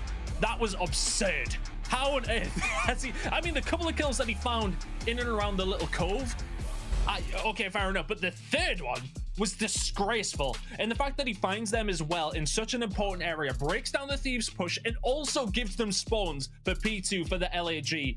Basically wins the map on his own. 40 and 27. Wasn't the first time he popped off either. That is insane from aSeam. I mean, he doesn't necessarily put the team on the back, but they are game-winning plays out of the youngster. Absolutely love to see it from him. Yeah, dropping some serious numbers. And keep an eye, by the way, of those serious numbers of what aSeam is doing in this highlights clip. 19 and 15 right now, but the way he ended this game, I think it's 40 and 27. So he goes just berserk from this point onwards and really helped nail it down for the Guerrillas. There were some big plays coming out of Kenny as well, of course. He starts really putting it up and holding it down for his team at the same time. You can see that in the highlights as well, but yeah, a lot of great individual performances from both of these two teams, and it did really come down to the wire difference maker, aSeam. Yeah, it has to be said. I mean, look, it wasn't the cleanest of games from either one of the teams in terms of the rotations, but I mean, LAG, they pulled that out, and that makes the difference. I mean, Thieves were 15 points away. The setup looked really good. The initial was really, really nice heading over towards this P1. Once again, I mean, we probably get to see it. The first opening kills came in so well. We won't get to see, but Kenny did great. And then they just fall apart. That second kill, yeah, on Octane with a pistol, that one is outrageous. He absolutely flies at him. And it looked so good for so long over towards P1 for Thieves there. And then, well, heading over towards P2, it's always going to be difficult when LAG get a hold of these spawns, thanks to aSeam finding those 3 kills towards the back. That is a very, very big win for LAG to get a hold of there, considering how Thieves have looked overall in the general scheme of things. That is huge for the side of LAG. Let's have a look at the map so to end the series off. If we do need it, Berlin and Desert Siege are the last 2, but the way that LAG are playing right now, and Thieves record on Search and Destroy, who knows if you'll need more than 3 maps at this rate price. It's a very good point as well. That 3-piece by aSeam was incredible. The most crazy part of it for me, by the way, is the fact that I've heard of strafe jumping, but I've never seen someone strafe jump forward into a gunfight. Like, it was almost like he was just flying, like jetpacks had come back or something. It's like, yeah, I'll just kill everybody going around. But yeah, kind of an insane 3-piece by aSeam, really kind of just putting forward. And it was obviously just one of the great moments of it. Like, look at this, obviously moving forward to push this hard point out and grab these players off the spawn. gets this kill, and he gets it, and then somehow is just jumping forward into this gunfight. Who jumps forward into a gunfight? Was Kenny weak? I hope he was. He had his 6 HP in the end. It's actually just Asim's teammate, it's Nade who takes him down there in the end, but ultimately that's huge, because I think if you're Thieves there, you get cleared out initially after holding your, well, I mean, the rotation actually worked out really well for Thieves. They locked that one in. They get cleared out, and it's like, right, okay, look, LAG will be in a good spot to win this game here, but they can't win it there. So let's go with the rotations. But the fact that Asim then finds them 3 kills, throws that plan out of the window, you get completely broke for these rotations. And yeah, okay, maybe they shouldn't have gotten broken so easily over towards P1 on that final rotation, but still, you have that small caveat of having the spawns for P2, but no, you don't, because Asim finds that. So, look, you can account for certain things in terms of rotations, but you can't account for those sort of players from Asim. Yeah, I mean, he should absolutely get traded, no doubt in my mind, but at the same time, when those plays are made, those are game-winning plays from Asim. You would have liked to think that Thieves probably locked that map in if that doesn't happen. So, really, really big moment for him to go off and do that, and ultimately, Thieves will look back at that one. There were some mistakes, but you can't account for that kind of thing. No, you can't. And that's the difference. That's the X factor. And sometimes it can just be something as small as that difference in games. But we have more game modes to come. Search and Destroy is up next. And these are our top performers. Octane and Hugh, a 1.05 on the side of Octane and a 1.13 on the side of Hugh.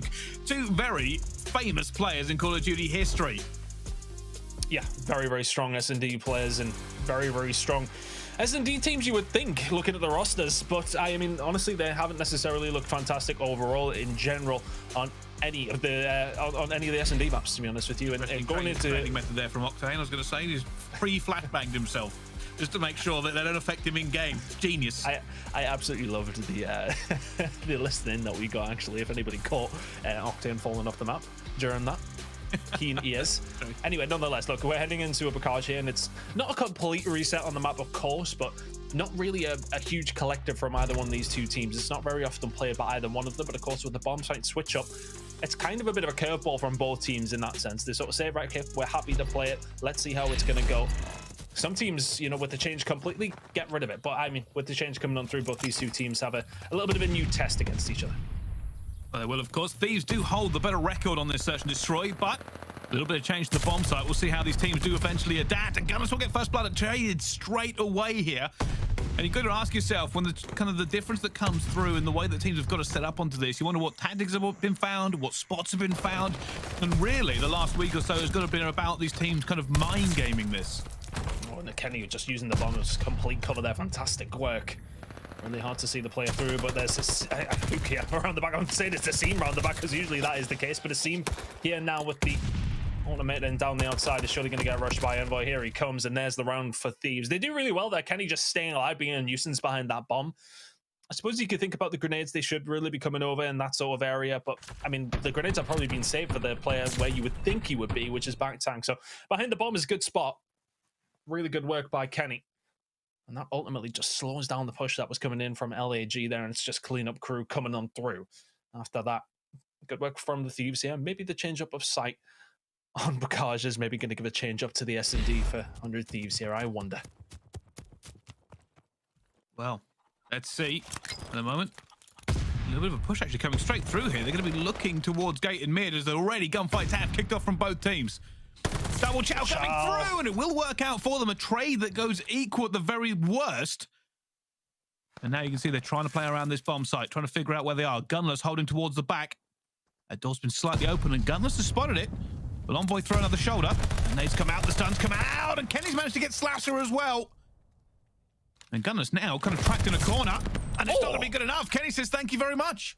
Always an awkward spot there. Really good shots coming in from Kenny. I think as soon as they clear Slasher, that should be 100 Thieves round, and rightfully so. They do find the kill on the Gunless. I mean, he was dead to rights anyway, even if he kills Kenny. I think he does very well to kill the sliding Envoy, I believe.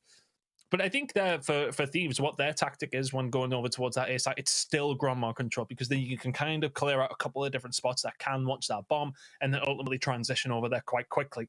But you still kind of have to consider what's going on. The fact that you don't find too much inside of Grandma's, yes, okay, you find the initial kill on bottom. You would presume there's somebody over towards back tank. LAG have somebody there. They clear them out very well. Play from the Thieves so far. A little bit of a slower game here from LAG at the moment. Looking for that information, trying to figure out how exactly the Thieves have broken this one down in their defense. Well, they're not really pushing any which direction. They are just looking for any sort of weakness they can exploit. And Kenny's going to get the first blood. That's not what they wanted. Yeah, gets out as well. Not necessarily in a spot that you want to be in if you do get caught. But very well played. Now Drazah, he is going to get caught himself as well. Look at this push that came in, and who was watching that one? Unfortunately, nobody. It seems as if Octane kind of has an angle there, but the close wall push comes through. And there's a kill. 3v2 now. Still doable here for LAG. If they can find one more pick, get the bomb down, make it interesting. Looks like they might try to go for an A plant here. Hook just trying to figure out where everybody is now. I think he's just seen Kenny at the back. And he's going to go for it as well. Tries to put a few shots down at the same time. He is running this inside. I think he's got bad timing, though. He hasn't seen this pass go through, but a scene is equal to it. He has managed to get one. Back down into a 2 versus 2. As that bomb goes down, and Hugh gets another. And now it's Envoy in a 1 versus 2. And down he goes. It seems as thank you. And takes that one with the pistol. And a lot could have gone wrong there for Thieves, but it didn't. And they walk away. Sorry, I mean, for Guerrillas. I made that mistake a couple of times already. But for Thieves, one of the keys to victory, we said, you know, these 4v3 S&D situations have not been working out in their favor. Still, that's an advantageous S&D situation that they were in. 3v2 on the defense. That's the kind of round that should be putting you 3-0 up. So for Thieves, that's something to work on, but really well played by Simp. Once he finds that opening kill, it makes things a little bit more difficult, and very well played from Hook just to get Grandma control. Quite an aggressive push here coming in from Thieves, but Hook up top and Grandma's dangerous spot for the Thieves to try and push. Seems going to try and make a little bit of a play here. Hasn't managed to, and I think they know that's come through now. With that door open, Seam wants to do something. Oh, push is going to come open in his face, and Envoy has got it. Yeah, very well played. The thing is that the information was found, but from Asim, as soon as he sees that little peek around the side door, that's a little bit of a problem for Thieves. But then because Thieves wrap back around, he kind of gets caught out. Now here comes the push through the middle, but Hook in the middle of nowhere comes from behind at Grandma's, and now he's in a really decent spot to maybe try and do something here. But everybody from Thieves is around a 1v3 for Gunless. Yeah, and unfortunately, they know where Gunless is now, so they will play about him. He needs to really get out of this back spawn as quickly as possible if he wants to make this. Already making a move himself, looking for that first player. Knows where Kenny is, and Kenny will have called that out as well. And that's when it gets bad for Gunless. Doesn't win the first gunfight and does go down. That's another one on the board for Thieves. I'll play from the Thieves that I think Hook making that push around behind doesn't maybe realize how many people are inside of Grandma's there. Does find that first initial kill. I think if he finds a second, it definitely becomes doable for the side of LAG. But Thieves finding that kill onto him, lock down Grandma's control, know exactly where Gunless is. It's a walk in the park from there.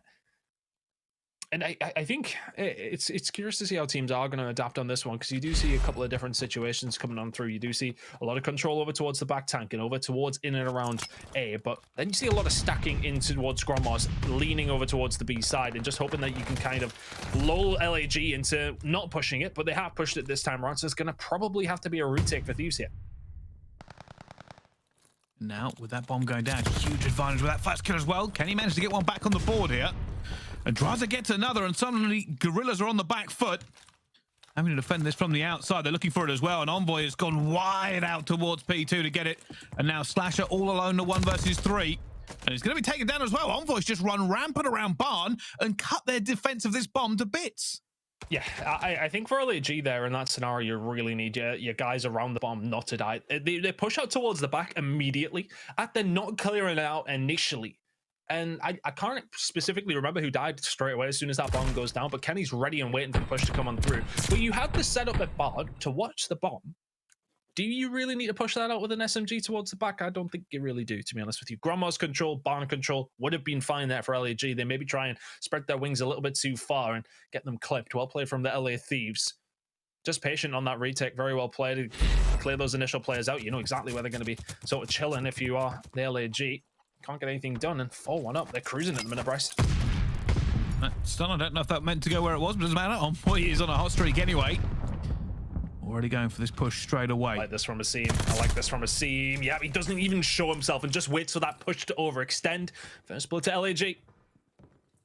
Can they capitalize on this first blood, though? That is the question. Checking every single angle. Hugh looking for information through every tiny little gap in this wood. And Thieves have gone still, though. Drazah. Drazah's trying to make a move, and he's going to find it as well. Opens up Gunless towards the back, brings us back to a 3 versus 3. Goes through the first door and continues to move very, very quickly through as he's just clearing every single room for his team. And while he's doing this and making all this noise, his teammates have gone, all right, we'll get B now. Yeah, he really just pushes through a gap in the defense of LAG. Nobody watching the Road Alley push, and oh yeah, he's going to see a seam here as well. Oh my god, it's actually Hook who finds the kill on him, so they clear it out. Now it's going to be about wrapping through the map for LAG. Oh, they're getting together here, but I think as we've seen, Kenny has found one of them as well. Tries to go for it. Octane gets a second. And now Slasher left in a 1 versus 1 as he does get the first. Looking for that one at the back, and he challenges Kenny as well. Slasher with the ice this time. Gets the clutch, locks it in, and that'll be a point on the board for Guerrillas. It looked like a horrible situation. Benefit for Slasher, though, as he had the idea of where those players were. Who could have seen dial in the mid-map there? It does give him that information, and well, Slasher wasn't on the board until then. Finds 2 kills, comes down to the 1v1 with Kenny, and remember, it's the Slasher World League, everybody. Gets the job done. Very well played from Slasher there. And I think, you know, Thieves do a really good job on the initial, doing absolutely nothing wrong. Up until the end of the round, that 1v2 probably shouldn't have happened. You'll know there's somebody over towards the back, or will you? That's the thing. Slashers wrapped all the way through. They didn't continue to get control towards the back spawn, and well, Thieves get punished for it. Still 4-2 up, though, still in a good spot. A little bit of a slower play now. Just trying to figure this out. I looked at that hit marker, trying to figure out if they could find anyone towards the back. Absolute artillery towards Kenny, by the way. Well, you don't need the nades because Slasher will find his third. A lot of utility wasted on that, though, so they tried to clear it out. They have cleared it out, but do they know Drazah is here? Sneaky, sneaky Drazah. Oh, it's very, very sneaky. It's not quite enough to get it in. Gunners finds one as well. Octane's gone down. Envoy's managed to just get out and get 1 kill back. The Guerrillas now have the numbers.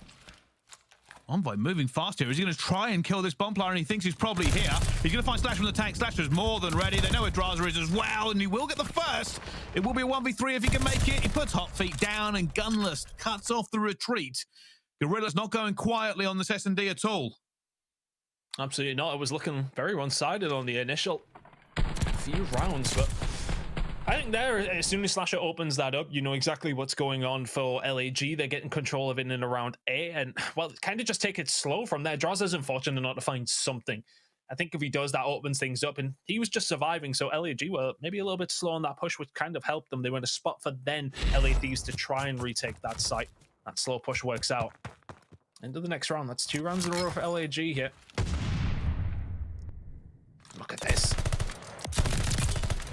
Oh! Kenny's done really well to actually find one. Hook will be able to answer back, but not very quickly. So LAG crumbling on the defensive side of things here. Bryce here would have expected something to come of that. Well, this is where they've got to try and make another peak, bring it back to a 2 versus 2, and Gunner shuts the window at the wrong time. Well, the right time, considering that there's going to be players going straight past him here as well. Slasher's going to have to back him up. Gunners wants a pick off this. I don't know if he's going to find one, though. And Drazah has managed to figure out exactly where he is. 1v3 for Slasher. You had the 1v2 last time. Is this a step too far? Yeah, maybe it will be. Yeah, there you go. Yes, it is. I think that's always a little bit difficult, isn't it? Gunless in that kind of spot just gets a little bit of bad timing. And it's that initial break, though, that comes in from LAG. When they commit so much towards River, it automatically gives up that side of the map, or the other side of the map, I should say, towards the LA Thieves, you would think. And they kind of just take that in their stride, make their move over after finding a couple of kills over towards that side anyway, and it's just that little bit easier when you have that number advantage. Gunless left in that role that he needs to find something on the cross, and just as I said, gets a little bit of bad timing. So 5-3 for Thieves now. 3 opportunities to close it out. Let's see if they can get it done. Well, Guerrillas being a little bit more circumspect this attack. Oh, bit of information there actually for LA Thieves. Those nades come in. They do hit a seam, which does mean they kind of know roughly that this is looking like an A push. Drazah's already set up inside. Kenny coming to back it as well. And that nade, did that nade actually get through? No, it didn't. Bounced off. Take it down as well. Kenny almost gets his head ripped clean off. The Guerrillas are doing a really good job at the moment of keeping Thieves on the back foot on A. Yeah, Thieves are doing a good job at staying alive, though, and I don't think Hook will be ready for this. I think he just gets the info, gets out, but how many did he see? Oh, he's going to find the push. Look at the snap onto Octane. Can he find a second? Not quite. Thieves' aggression might pay off yet. Oh, wow, Slasher. Oh, my word. I mean, it didn't pay off at all. I mean, LAG just ready and waiting. Ready and waiting for that push to come on through. I think as soon as Hook finds that first and then the second comes through, they kind of set up and know it's coming. Slasher does a great job at staying alive top bomb. Yeah, I think the information on that, obviously, you know, I did say before, they've done a really good job of pushing back Thieves on A, and obviously the call came in, right, let's all just hit flank now. They're clearly going to plan A, we need to do something. You getting that information and getting a kill as well allowed the rest of the time to the team time to set up and actually deflect that push, because it could have been disastrous for them. But it is still 1 round away here for Thieves. Can they find this attack? I like this aggression from Drazah. I don't like the fact that he has the bomb, though. That's unfortunately what's going to stop him then advancing on through and maybe trying to get Gromma's control. So here for Thieves, looking like a B push going to come on through. These grenades going to have to be good and maybe try and find something, and there you go. Great grenade from Octane over towards the back. Well coordinated with the rest of the team. They clear that out now, and what do LAG do here? Do they stick or do they twist? Looking, just don't think the team has seen anybody yet. That is slowly tightening the net around him, and he's going to find the first one and does get out. Simon. Brings this back to a 3 versus 3. Are they going to re-chat him up top? Or is he going to play underneath? No, but Hugh managed to get one on the flank as well. Guerrillas checks the B bomb site, and Gunners gets another one. Thieves had the first blood this round, and since then they found nothing. And Kenny's left in a 1 versus 3 with the bomb about as far away from him as it could be. I didn't actually see him when the gunfight came on down, but you have to query why the bomb is all the way back there. Nonetheless, though, for the Thieves, that's going to be a very hard round for Kenny to win.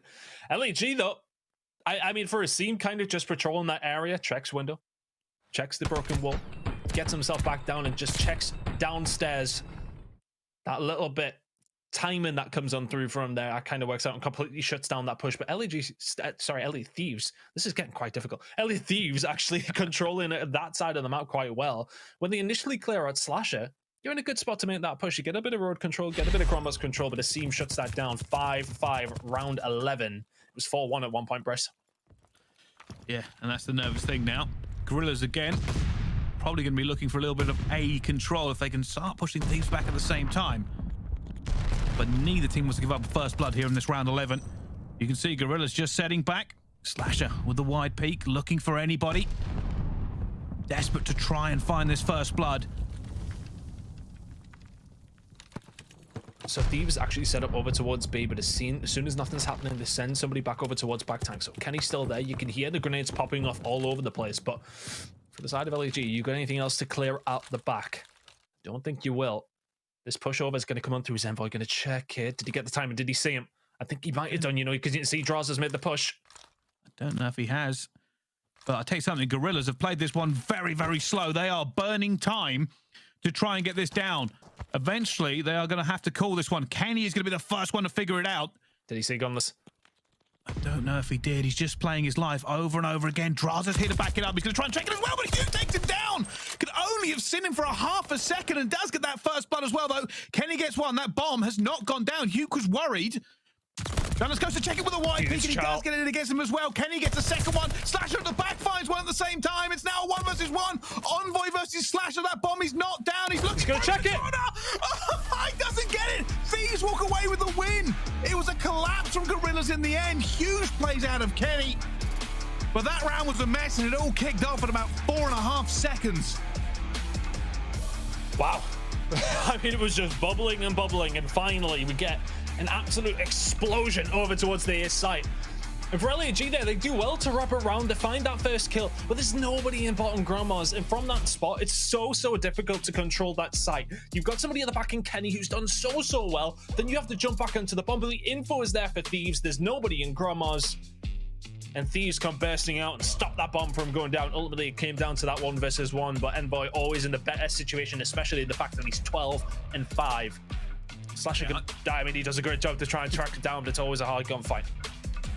Envoy did so much work for them as well there, but realistically, Kenny, as we're going to see here, finds a seam in that first one, and these were the crucial kills. You don't have to have the most kills if you make kills like this. Gets the trade onto Gunless as well. That's 2 trades for him at the same time. Eventually does go down, but that changed this round entirely. And Envoy runs away as fast as he can, pre-aims with the MP40, and Slasher cannot make a miracle happen. But yeah, Kenny, that's what we talk about when we say quality of kills versus quantity. Yeah, that's it. I think, you know, with a little bit more time, LAG maybe in a little bit of a better spot there, but yeah, again, there was just no grandma's control. You can see that Slasher actually pushed up roadside to maybe just try and clear out Kenny or the backside of the site to give LAG that ultimate control. But the fact that you have no grandma's control for LAG there is, I want to say, a bit of a slip up. It has to be said. In that situation, you're in a decent enough spot. Kenny does a great job, no doubt. But I think if you have a little bit of grandma's control in that scenario, it's maybe a little bit easier for LAG to get something done. But Thieves, through thick and thin, kind of just about got that S&D win, so that makes things a little bit better. They would have probably expected a map 1 win and a map 2 loss, but nonetheless heading into control, we're all level, and of course into a new control as well, which we can talk about map 2 maybe a little bit more if you want, but heading into this control, things have completely changed up for these teams, especially when it comes to Gavutu, which is what we're going to go over towards. So yeah, I'm very curious to see how this one's going to play out, of course, with the ticks now determining that round number 5. We so often have seen this blender of a control when it comes down to the kills that have to come through for the defensive team to get that round number 5. But now, of course, things change up, Pricey, so it makes things a little bit different. It certainly does. Very tight game between these two teams, of course. And if you're a big fan of these teams, or maybe just what they're wearing in-game, we, of course, do have the team packs now available in Vanguard or Warzone from the Call of Duty League. Pick any team you like. You could pick LA Thieves. You could pick LA Guerrillas. Just kind of whichever team you're a favorite of, or maybe just the color scheme, Ton. I'm curious actually which one I would pick this week. I mean, we kind of, you know, we chop and change between them. I do like the purple ultra, you know, complete bias aside, but nonetheless, there's plenty of fantastic ones in there, Bryce, isn't there? There certainly is. And speaking of fantastic, we'll have map 3 coming up right here in this LA showdown, but we're gonna go to a quick commercial break. When we come back, of course, more action here on the CDL.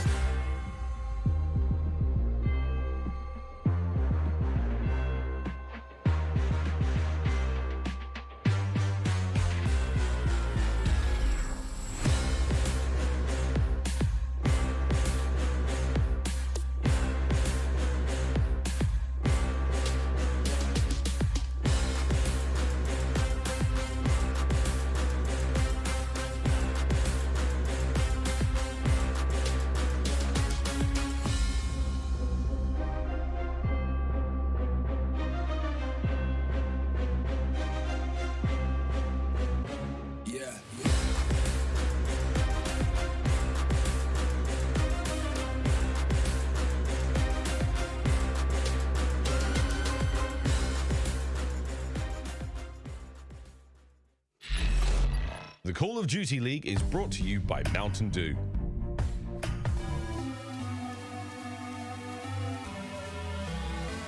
For the rugged. Been a little too nice to y'all. Now I gotta up price for y'all. Snake eyes on dice for y'all. Shoulders on ice for y'all. A6 all the hay. I won't get involved today. Got lost in the ball and eggs. I'm flipping the bars. I'm flipping the flipping the. Octane. That's what we wanted. That's what I'm talking about. He don't miss. All record deals. Tell him talk to Colin for the quote. All record eyes. Still want to act, not the ghost. For the record, I'm done trying to make y'all comfortable.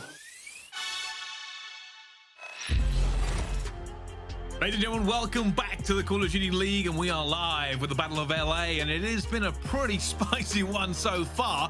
The hardpoint and the S&D have been decided by inches and not miles. It's been very, very close, and we could be looking at a 2-0 in either direction, but currently we are tied 1-1 as we head onto the control time. Absolutely. It has been a fantastic game so far, and well, I mean, heading into the control, it's very difficult to ascertain who's going to win it. But speaking about some stats, of course, we have the map cut records there, but things have changed for control. Just to remind you guys at home, that defensive side for the 5th round is not now decided. Yeah, I know, thank God. Is not now decided on kills. It is very much decided on how many ticks you get on those points. So the little thirds that you get, more of them that you get defense if you obviously get more than the other team. But for the LA Thieves, they hold the defensive record for on this map so far. 92% of 92%, I should say, of their defenses are won. So let's see if they can continue to do that. Well, at the moment, both teams going for this at the same time, and it will be Guerrillas to open up all the killing on this map so far. And I'm looking forward to see these control ticks. It should mean that players that value their lives a little bit less and maybe get a bit more action towards the end of rounds. I mean, that's huge though for LAG. The fact that they pushed Thieves in, they haven't even touched any of the points. So that kind of negates away that push that can come on through. Well played from Hook with the shots, but Thieves should be able to break out here. Hook's still in a good spot to maybe do something if he could have found that Drazah. He's got a free kill behind him as well, but nonetheless, Thieves will break out. Trying to get a little bit through as well. His team does go down here and now. And the Thieves managed to get some progress on the board, eventually trying to get that first tick down as well. Q's going to try and play a little bit of spoiler for it. Not going to do it. Goes in solo and gets shut down. You can see a potential retake coming in for Guerrillas already. Nice. Slasher trying to get some here, and they don't really have to play their lives. They can be a little bit more aggressive towards the boat this time around. Slasher already just pushing up towards the beach side, so really well played from him just to lock it in and just be a little bit of a nuisance. They're not trying to get a hold of it too quickly, but now here comes the push. Goodness, that's huge, but will get taken down by his teammate. Not quite sure why there was a grenade that way from his team. He is going to now get some boat control himself, so well played from Book there as well. There's the cleanup crew coming in for LAG. And that's just set in motion ultimately by Slasher, pushing up, getting a little bit of damage in from that side as well after he finds that initial kill, and that's ultimately is what forced Thieves all the way back here. Duke just going to try and find a few more. I think it's been COD timing. One player has slipped through ever so slightly and managed to get onto boat, and Duke now knows it as they are losing A. I wonder if Duke will stay here and try and get it. No, they're going to try and get him off with 4. Oh. Wait a minute. He's going back and forth. He's looking for more kills. Hugh cannot be stopped now on a 5 streak. We're going to get a 6. Oh, wow. Managed to get it as well. 1 off the glide. Looking for another player coming through. Eventually will be taken down as Thieves get into this, but Slash is trying to stop them. But there is a minute left on the board. Yeah, that is it taken. So at least something for the LA Thieves. That's going to be 3 ticks at least. You never know, one good break here. 7v16 doesn't really matter if you can find 4 down, but that first kill will not help. And yeah, they've kind of disappeared. That push is gone the way of the dinosaurs, and Envoy trying to keep it alive though. Eventually will be taken down. That is no lives remaining. 3 versus 14. Kenny trying to find some magic somewhere. Even just a tick. Even just a tick at this point, and that's why it's now kind of a reward for being aggressive. They will have to find some absolute magic. Drazah finds one as well, and with the dying seconds of this game, they'll try and find something. He had to go for the child, and at least that's what we get to see at the end of the rounds, that we get to see some sort of attempts now as well. It's not just about people playing their lives. Of course, Kenny will try and continue this streak on. I don't blame him for this one, and probably will play his life. As the defensive side is going to go over towards LAG, as expected, a convincing one at that as well. But that's 3 ticks in. Get a hold of it for the LA Thieves there, I should say. So not necessarily the worst outcome. It's always quite difficult to make that push over towards B, but that's 3 ticks over towards Thieves on that attacking side. Well, we're going to see if Thieves can answer back into that one. That was a great start from the Guerrillas in the end. Managed to just kind of lock them in, and there was just nowhere for them to really move. And those lives bled away so fast. We're still ready. Pretty standard opening now. Guerrilla's going to go straight for this. Can they get through it? Straight onto boat. Bit of boat control. And clean as well, which isn't usually the case. Usually you can see some shots coming in and finding kills for the defensive side when they are holding down green, but this is nice here from LAG. If Simp can get in and infiltrate the lines towards the back, then maybe something could be done, but well played by Kenny. Enough to spawn and finding the kills. LAG now all forced towards their spawn. B hits coming in, but they need P1 controlling Kenny, ready and waiting for that. Really good positioning from Kenny. He's going to get taken down, so B's still on the cards here for LAG. Looking for this one now, Simp. Just can't see Drazah, but we can. They see him. Eventually, he's actually going to back away from this. It looks like another big push towards A. They're going to try and lock that one in straight away. Of course, one of the things you've got to now realize is that teams will 100% make sure they get that A for the ticks. It has become a little bit more important now that the game's changed. And I wonder if that's going to slow down some of these like 4-man B pushes at the beginning of the rounds. Maybe locking in A is just that a little bit more paramount. Seems going to get gunned. No good shots coming in here from Octane. 5 and 11 from him. Not the best of starts, and he's going to get taken down by Hook here. So let's see if Thieves can clean out LAG before they can even get a touch here. It's looking likely. 20 seconds to go. They've done well. Staying alive here, the Thieves. And this is kind of crazy if they don't let him get even a single tick on this one. Octane, though, ready. Finds Gunless. Should have a trade coming through straight away. Eventually will be taken down. It will be Guerrillas trying to make a move towards it. It's Hugh just gives him the double back. And eventually, Team will have to sit in here. No, not a single tick on that round. It's a bad attack coming out from LAG, but a really good defense from Thieves in that. Well, 92% of defensive round wins on this map in particular. Kind of coming into fruition there. Very well played. And a lot of P1 control coming in there from Thieves. And I like to see that from teams irrelevant if you're talking towards these attacks going in towards B or going in towards A. Very, very well played from the LA Thieves there. And do lock in the second round. So they're in a good spot now.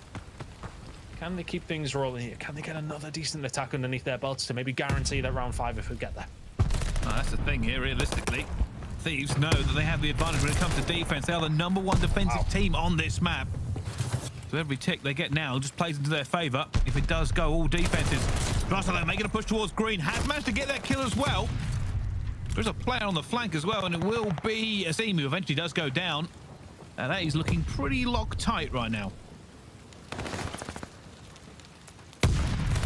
Drazah in a good spot here to try and continue things on and maybe think over towards B, but it looks like LAG are actually going to get the clear out here and they're going to get some P1 control so they know they can find this push coming on through, and Hook will get this secured for the team. See if they can push them out and just try and get these spawns going for the LAG. Good shots from Hook once again. 4 in a row from him. Streaks would not be a bad thing to maybe try and help them in this next round. Now trying to lock this off completely. You can see Slasher coming up top. Gonna let aBeZy maybe push forward towards Cliff and lock Thieves in. These will be thinking, how do we break out of this in the most efficient way possible? Well, opening up from Kenny. Gonna know where players are as well, though. Nice. Gunless shutting him down. Eventually, it's a big kill. Envoy can get it, and he will.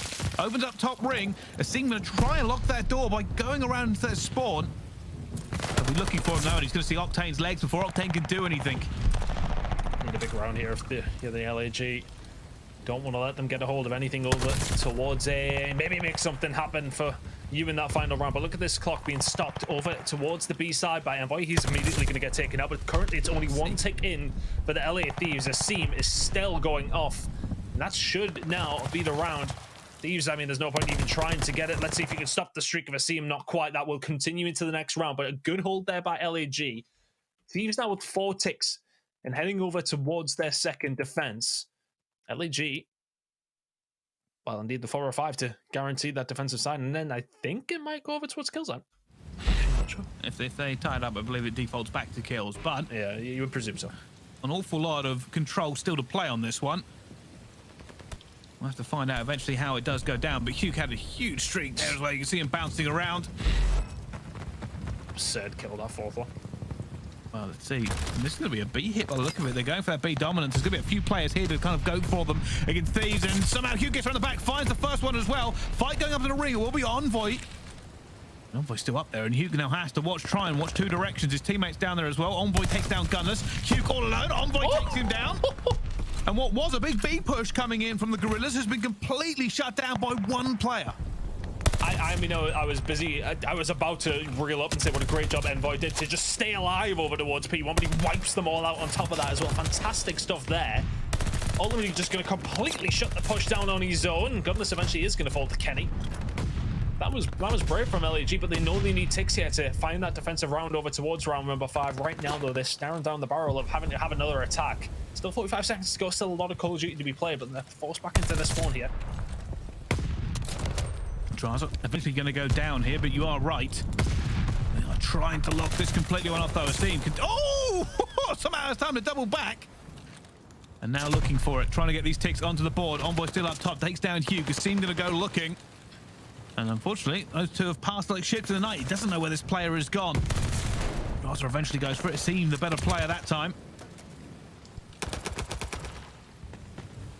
Push going to come in here for the LAG. Start formulating something. Lives though, tied up. Imagine that Thieves are going to try and stop them getting a hold of this. They don't want to give them any hope heading into this last round, and they know if they commit to this and lose all 4 bodies, then well, you're still in a good spot to try and defend over towards B. Slasher actually has a free run through if he wants it. Thieves still trying to get a hold of A here.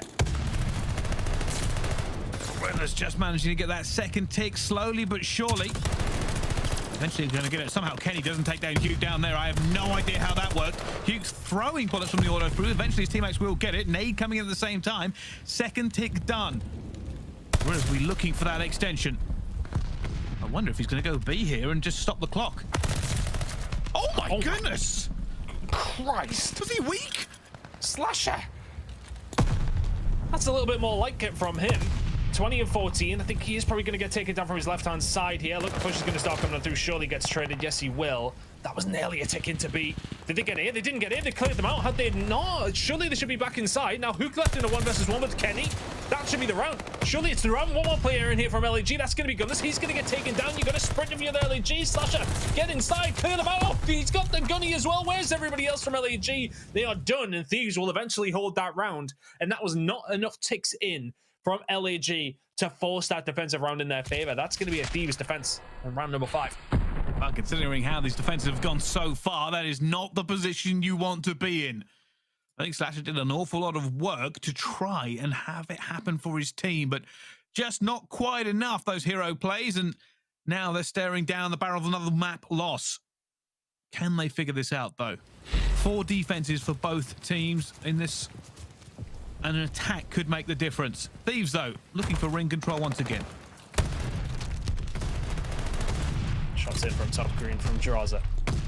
LAG need to somehow pull a rabbit out of the hat. They haven't even looked likely winning an attacking round so far, but we know how control works. It doesn't matter how the final or the last few rounds have went. It's about how the 5th one goes, and Luke's done well to open things towards A here, and if they can lock this in, that's a good amount of time over towards B, and I really like what they're doing, pushing to get green control as well, getting your SMG up in the face of the defensive team. There's Octane, eventually taking control of top boat, and he'll find the second. No! Gun by Gunless. And Gunless trying to keep that little bit open for his team there by holding down Propane. Eventually, though, there are too many guns against him, and he doesn't win the gunfight. Aseem now making a push top boat. He knows where Envoy is. Easy kill for him at the same time. Knows where that second player is. Aseem continue going, and now get the push into green. Looking to try and find them off the rip. They know he's going to be here, though. Look at that pre-aim coming in from Kenny. He says, I know this. I've seen the VOD. There'll be no pushes today. Yeah, now it's Slasher trying to hold that angle from that side. Oh, just kind of a bit of a bait and switch. Envoy challenges now. Slasher needs to try and get these cuts if he can. He's doing a really good job to be doing this with the auto here up close and personal. You definitely want your SMG player out here, and for that reason, Drazah will find the kills. But ultimately, Guerrillas chipping away. Look at that life advantage that they have. That might count for something over towards B. Now the Thieves have to be careful not to feed more to it. And well, there you go. 2 kills down to back immediately. Bolt control coming in. Good spot here for the Thieves. Big fight, by the way, coming on top boat here. Drazah is going to be alive, and he should be chowed any second now by Slasher, and he will. They get back into 8, stop that clock, and try to get this tick through, but Envoy guns him straight away. Looks for the player up top, does go down, but it will be traded. And Guerrillas are still looking for that first control point. they still haven't even locked in A once yet. Thieves' defense has been so fantastic. Can they continue to find these kills, though? They were 5 down now. Only down to 3, Nick. That down to 2. If you're Slasher, you need to stay alive. 7 seconds. That's it. And they've gone. They didn't even get one. Not one in the whole game. It's defenses the entire way through. Thieves will walk away with map number 3. And that's going to be going for Guerrillas, but it turns out that tick change, well, it completely changes control on Voodoo. It does in a way, but I think all of Thieves' defenses were just held so well that it kind of just didn't affect anything for the Guerrillas in terms of trying to get that 5th round. They just never even looked remotely likely. I think it was like, I think they maybe got 2 or 3 ticks in the whole game on the attack. That was 3 attacking rounds to get 2 or 3 ticks in the majority of it. I think Thieves picked up about 6, so at least they made a good effort of it on the attacks, but very, very well defended by Thieves. It has to be said, they were constantly fighting for ring control, constantly moving up on the map, being used. And ring control is so important because you can basically flank around and get so many different angles from that spot to defend over towards A and obviously ultimately defend over towards B. Wow, really, really impressive for Thieves there. And honestly, Asim and Hook were trying their best just to get up in the faces, but on that final attack around, you see how many times they were trying to get a hold of green control.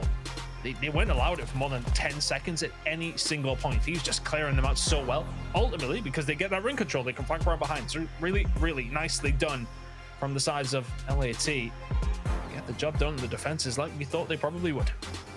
Massive outslay, by the way. Just huge. LA Thieves were down so many kills, but Guerrillas just couldn't get A. I mean, I don't know if we've seen that often on this map. Usually it's a gimme.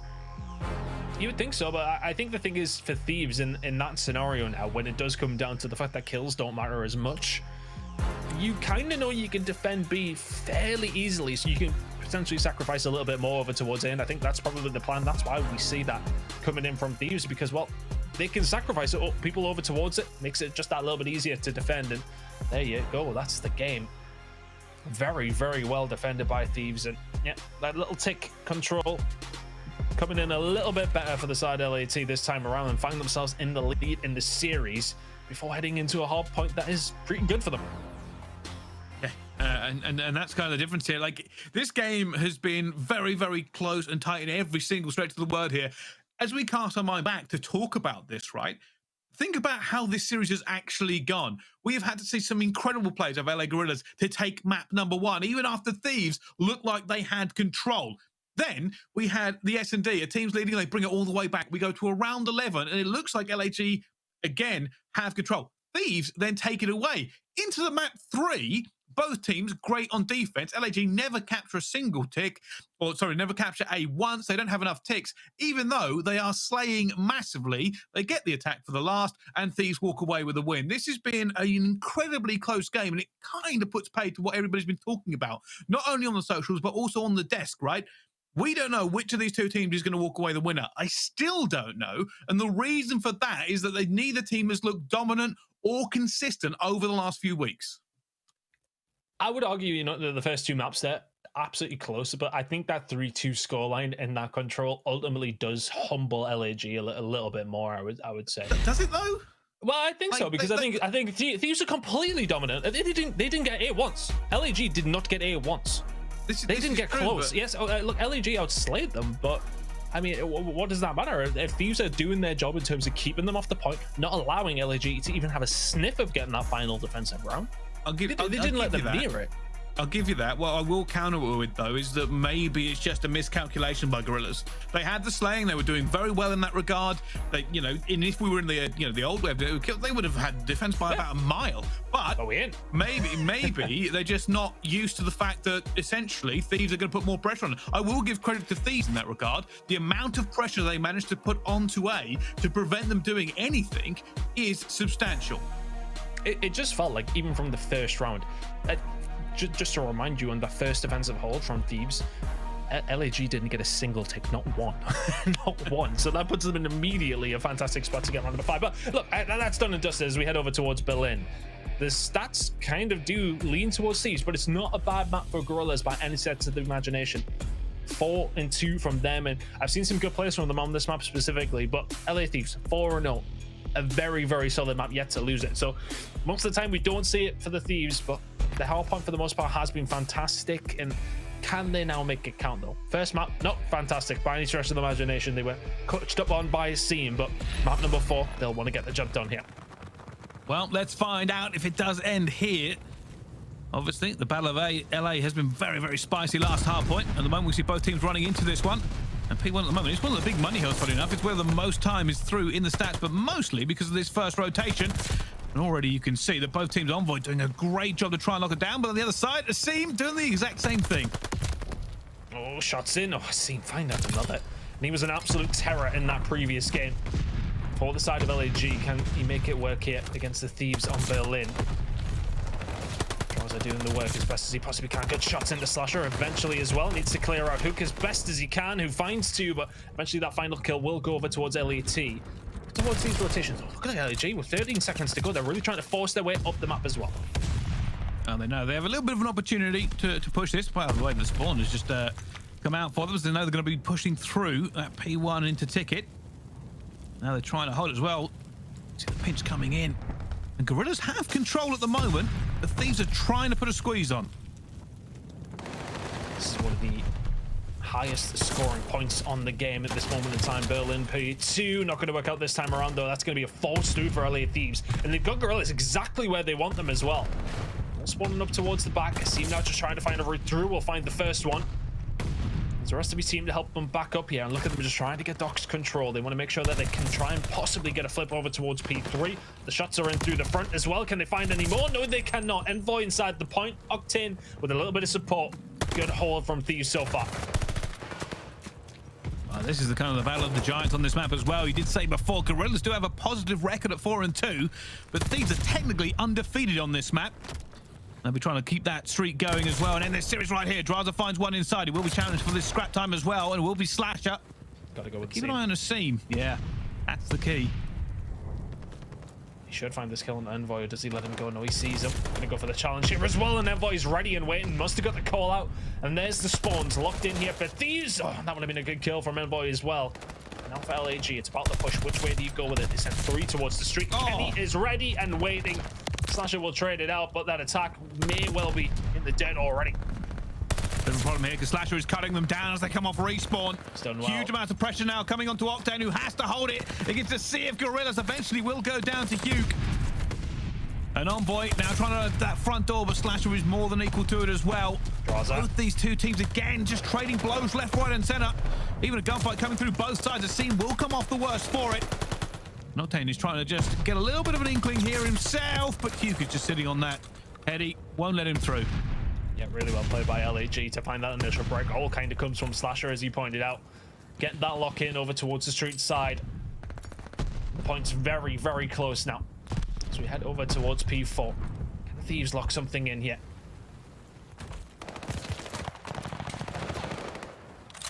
At the moment, Thieves have got this lock. This isn't always the easiest hill to hold.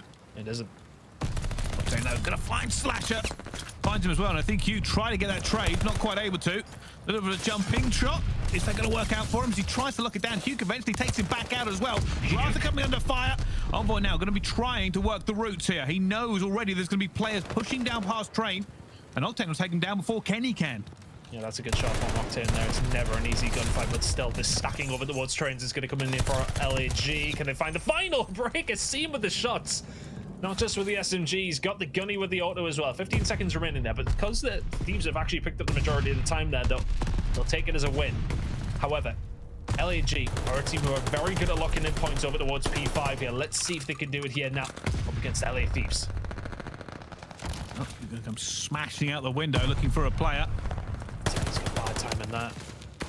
Real bad time. He's going to get cleaned up from inside P2. Really good break by Thieves there, so they get control of that side to prevent the lock coming in here for LAG. It should be a scrappy hill now. We see both teams now trying to get that re-flank on for the next spawns as well. Bearing in mind, P1 comes up after this, and that's basically a money hill according to the statistics. Eventually, though, they do break it down. Gunners is going to go down to Kenny, who was ready and waiting for that player. Octane gets another clear. But it does seem to be Thieves in control here. I say that as we can see the Guerrillas are going to get this spawn. Shots are in, but the grenades coming in. Guerrillas do have the spawns that they want. Still 20 seconds to fight for here, and I think Thieves are probably going to come up with most of it, although you said that.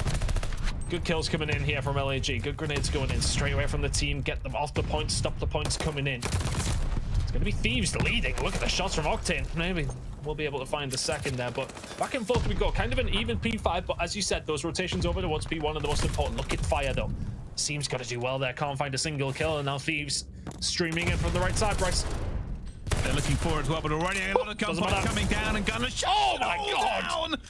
Gunner says thank you. That was easy for me in the end, and that has just taken all the wind out of Thieves' sails. They thought they had the pinch on, they thought they had the opportunity, but a complete rejection of any time from P1. All at the hands of Gunless. And now they're kind of foldering because they want to make another push of this. They don't want to give away all of this time. But can they find a way? Love this transition from Hook. Is he going to get over the right timing? Yes, he is, but Kenny knows where he's coming from. Great shots from him. Fantastic work by Thieves, but ultimately they should be in the spot where they should be locking that one in. This score should have been much better for the Thieves looking into this one. Eventually a kill's going to come through from aBeZy after the first transition. Shots in from Slasher as well. Traded out by Thieves. A final 9 or so will go over towards the LA Thieves, but look at this lock-in from Guerrillas once more. They had this P2 rotation on the last rotation of Hills. Can they actually lock it in for something significant this time? Well, we'll have to see at the moment. Obviously, Guerrillas fighting for their life in this series. All the pressure on them. Let's find out how they're coping it with the Los Angeles Guerrillas. Listen in. They go to the left. Yeah, they could. Same as back street. I don't see the guy on fire. One more. Well, no. See this guy's. He's only windows. Windows. Top fire. Second fire. Second fire. We flip now. Second fire. Weak Octane. Same really beacon fire. In absolute tile. P5. P5. What is P5 really beacon? One got me street. Deep ducks. Play with ducks. One shot. Absolute dead. Three. Two dead. I'm coming over. Sam and Top Sam. They don't see it. I'm looking at it. I'm trying to look at it. I'm looking at P5 right now. I'm trying to look P5. It could be rotating now. It could be rotating now. One guy's close and one guy's outside of P5. I don't see him on new. I don't see him on new. In the back. Holding rotation to new. I'm getting your fire. I'm getting your fire. He's in the back to windows, I think. Two windows. Yeah, I'm pushing up dogs right now. He might be back then. I don't know. Could be front. Could be front of new. I'm holding street. I'm holding street right now. I'm pushing up. Drazah and Octane are old, guys. Yeah, I'm pushing up dogs. I'm trying to back street. One is street right now. See, I spawned up front. One was in the back. One was in the back. Other one got me street Dill. No streets, literally dogs. I'm in the back. I'm playing tight setup. I'm playing tight setup, bro. Spawned in the back. It's all good. I'm holding your fire, kind of. Dill is in the back somewhere. Dill is in the back. I have my fire as well. On Octane. Dill is dog. One working up triple windows. One fire, one front. Jumped in weak. One the back. One the back spawns. Yeah. One in the back. Front, two. He's TK'd. One guy's front. Yeah, front. One's fire. Let's go fire. He's low fire. Kenny. Low fire. He's dead. Nice. Good job. I need your front. They're gonna go fire. They're gonna go fire. Fire pocket. Fire pocket. Into your front. Then near front as well. Good job. Front. Fire. Another one front. Fire. Weak. Drazah. Fire. Pushing in front. This is a good time. I'll play outer. One shot. We're up by 30 LEs. We can try to go around. I'm trying to go around left. You can just cut as well. I mean, that's just an absolutely brilliant transition for LAG. They get P2 completely locked in. Pick up, I would say, 45 to 50 seconds on that one. And perfect spawns over towards P3 as well. That was actually just wonderful hard point from the side of LAG. They have a 30-point lead to show for it. Yeah, they've done very well in the comms there. Small talk, giving them exactly where they are looking and trying to lock down. And now, while Thieves do have control of this at the beginning, it's hard to hold, and you can already see the squeeze coming in. Envoy, though, trying to deflect that pressure by taking down two before they can threaten his player in the hill. Kenny gets a third, and Thieves are looking for the hold here on this one. Envoy just continuing to slay out. 6 spree for him. Streaks would be good. 7 points away from just catching up to LAG. They did all their good work and well over towards P4 as well. The kills are coming in here for LAT. The actual streaks will not come in and everybody will just fall. It's Octane left all his own. The spawns not coming in towards the back there for LA Thieves either. So LAG in a good spot to just completely counter all those points that Thieves just got. Well, they're going to get scrap time off the back of this, and maybe not even that, as it will be Thieves to continue firing down. Drazah taking another one. They've got to keep an eye, though. You can already see Guerrillas going to be heading towards fire, trying to get this pinch and this flip potentially. As P5 rolls in, it will be Thieves on the board and in the lead, but it's still very much anyone's game. Yeah, you can see Guerrillas already making this transition over towards plat and fire, just as said, to get that pinch locked in. Currently it's LAG with plenty of purchase in and around the map. The fight and fire is going to go Gunless's way here as well, so the flip comes on through. Now Thieves spawning back towards the docks. Can they get train station control? Yes, they can. Envoy in and around it. Second kill as well. Maybe. Yes, it is. Fantastically done by aBeZy. Now can make the push up through. That is outrageous one from aBeZy with the pistol.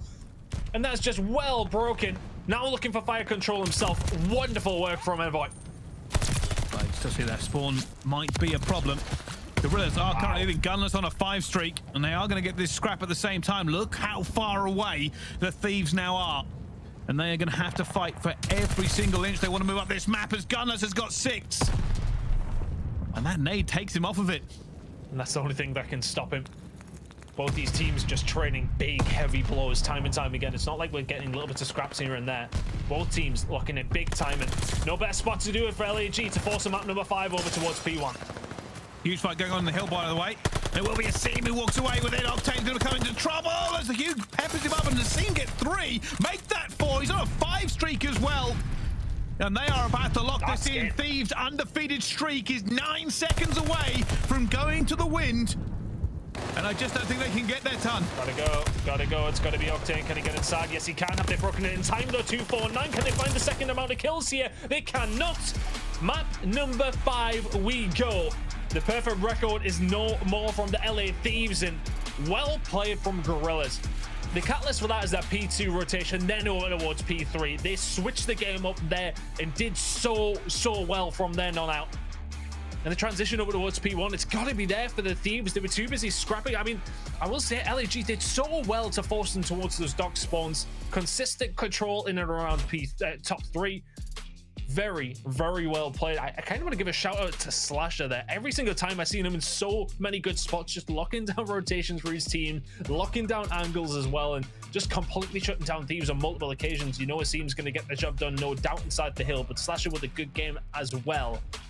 And for the Thieves, absolutely floundering, and back over towards map number 5 we go once more. Yeah, unbelievable. By the way, coming into this one, a lot of people would have said that the Thieves had Hardpoint on lock. They're definitely one of the statistically best teams in the game for that game mode, and they've lost both of them, Ton. It's a strange one, because we were looking at these maps and we were thinking to ourselves, why have Guerrillas picked Tuscan and Berlin Hardpoints? I mean, surely you just chalked the series up here, but apparently not. I mean, we were looking at this beforehand. We were thinking, yeah, this is probably over quite quickly with how the maps are looking. Maybe a 3-1 Thieves, but the fact that we're heading to a map number 5 is bizarre to me, to be honest. It certainly is, but I am very much looking forward to it. Well, we're going to go to a quick break now. When we come back, though, we will have map number 5 here in the Battle of LA in the CDL.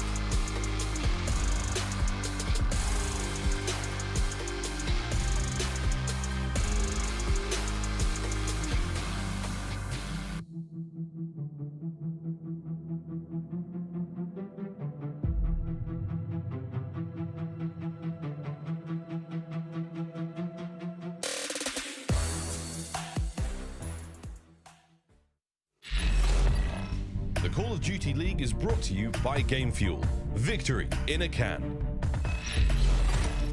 Ladies and gentlemen, welcome back to the Battle of LA here on the CDL. And at the moment, we are seeing some big fights going down from two key members of these two teams. Kenny and Asim are doing everything they can. But what matters now is what happens in the Game 5 time.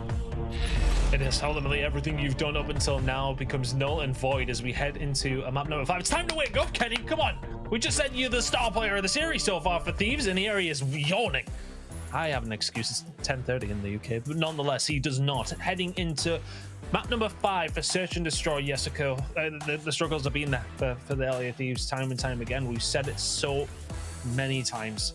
If they confess, because they're kind of like Ultra, except not Hardpoint. It's S&D. That's the problem. Although saying that, all they've lost is Hardpoint so far. So let's see if they can switch it up here. A 1-2 record on Desert Siege is not going to be something you'd be looking at for it being the Thieves fan. It being hopeful for this map number 5 victory. LA Guerrillas though, only 1-1. I'm very, very curious how this one's going to work out. And honestly, with the way that this series went for so far, Brucey, I actually haven't got a clue. I just don't know anymore. No, this is very, very true. I mean, it didn't look for good reading there on the statistics for the Thieves. Well, they did with that last S&D, and they've lost the hard points, but they were statistically better. So we'll throw that all in the bin here and claim it's magic. Let's see how they get on already, though. Bit of aggressive start for Thieves, taking control of Palace. A complete control. Hook's going to win that gunfight. Have absolutely no right to. And now left in the 3 versus 3. Palace control for Thieves is important as Drazah is able to find Hook. Asim, no good shot's going to go over. Can he find the second as well? Not quite there. And Voigt will answer back. Now a 2 versus 2. See Slasher looking to just see if he can find anybody come out the back of Palace here. And he's going to have to team up with Gunners, who is still trying to go Overwatch towards A. And they're both just making sure to check their flank as well. At the moment, it's going to be Gunners with the sniper already. Brings it back down. 1 versus 2 now for Drazah. Oh, he's in a really tough spot now. SMG in hand. Gunless and Slasher with the sniper. I'm not saying that. If you can get rid of Slasher, then suddenly you're in a 1 versus 1 with the sniper. He's just going to get away. Doesn't have bomb, though. Time. Maybe enough. Maybe. I think Gunners has seen him. Or maybe not, actually. Drazah just playing the routes here, trying to figure out if he can pick a player off. Oh, maybe had a chance. Well, eventually going to be found here. Chooses every single angle and eventually not the right one. Guerrillas take the first round. If he has bomb there, that's quite doable. Really, just too difficult. I think it's very well me saying that he had a chance there, but he can't see the players.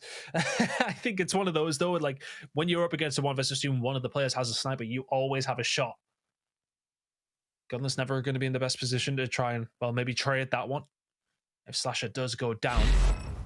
Well held, both played together, knowing that they can potentially get that trade if they need to, but they don't need to in the end. It's just an easy shot coming on through. Looking like a quick B hit coming in here from LAG, though. Thieves don't seem ready for it. It's on Octane. This is all information. And Octane is going to be got by Slasher. Big nade over the top. That bomb is now going down. Envoy may chow this, or at least throw a shoulder to figure it out. The nade's going to try and go in. Asim has got out clear. Envoy is able to get behind the bomb step. It still gets gunned. Drazah from behind, though. This may be absolute chaos, but it's Gunless who's there. He doesn't see him as he pushes over. Kenny will get the trade now in a 1 versus 2. Technical 1v3 for Kenny to try. And now going to play around this. He knows somebody's going to be outside trench as well. He's looking for Hugh. Can he find him? And they are just going to play shoulders with him all day long, and eventually Asim takes the gunfight.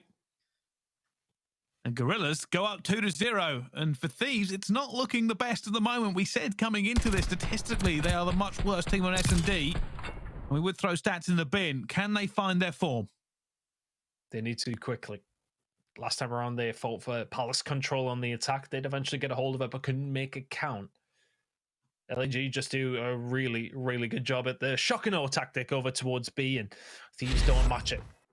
Octane, just, I mean, you can't really do much there for him. He is sitting at 0-2, but on your run, grenades coming over, not much you can do. Looking like an A hit going to come in here from Thieves, and a heavy, heavy B defense for LAG, so works out in their favor this time.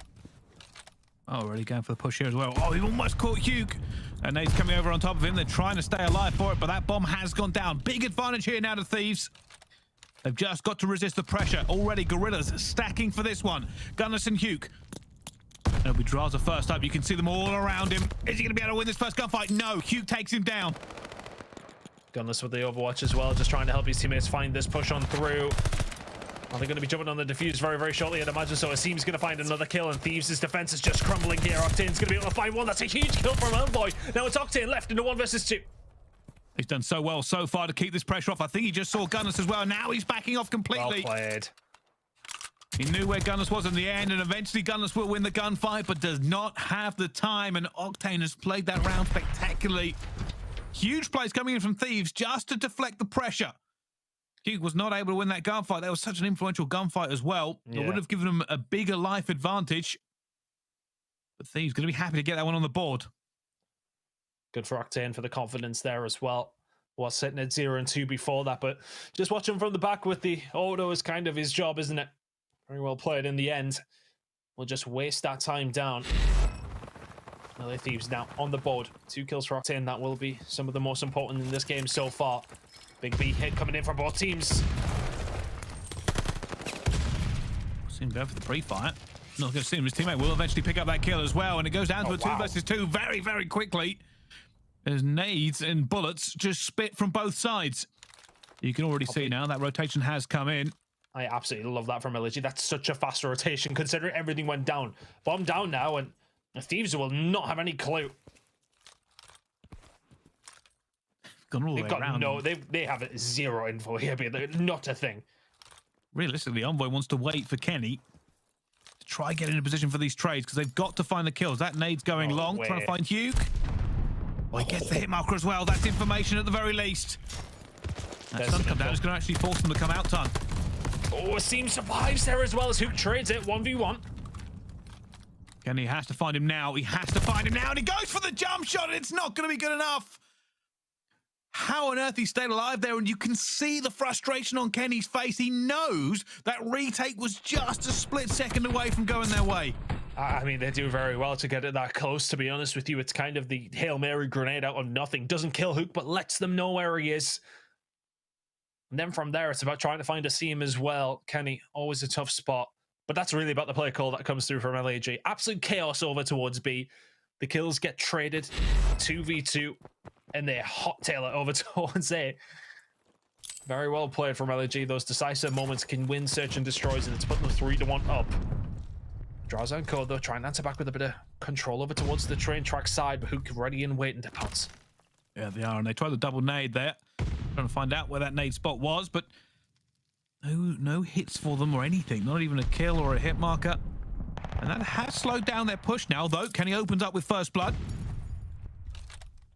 Just looking for a little bit of info. The shots in from Envoy. Oh, a slither, and I mean a slither of health for Gunless to get away. But look at all of this here going on. Hook's going to get taken down as he tries to push and retake the site. It should be an easy enough plan here for the Thieves, but they're in a 4v2 nonetheless. And at 4 versus 3, making it 2 versus 2. Slasher has completely and totally broken Thieves' push there. They had the numbers around the bomb site, and it's gone to nothing. Why are they not planting? Oh, I don't think they were confident enough for it, and I love this. Guerrillas have called the play. They have called the ball completely. And they said, right, rotate the entire map right now. Gunners is behind. Oh, he's going to find Drazah as well, and somehow Thieves have fallen apart at the seams. And it will be Octane in a 1 versus 2. And he's going to go for the push already, and Gunners just runs away from him. Does eventually get that kill, and you can see Slash from the other side of the map saying, all right, I am going to go hide in a corner.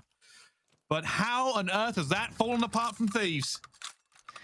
I mean, you had 4 of you out on the train side. You kind of half cleared out Palace. Right, you're against Slasher and Gunless. Where are they going to be? They're going to be towards the back. You know Gunless has been sniping. Slasher has an auto. No doubt. I think the issue was overconfidence. Like they went to go and take Gunless down. Like that was a push to try and get Gunless. They were willing to sacrifice the bodies for the trade on Gunless. The problem being is that Slasher was ready for it. I mean, nonetheless, I absolutely love the play call again from LAG. Getting aggressive, being very decisive. That double flank, I mean, Thieves have got no clue.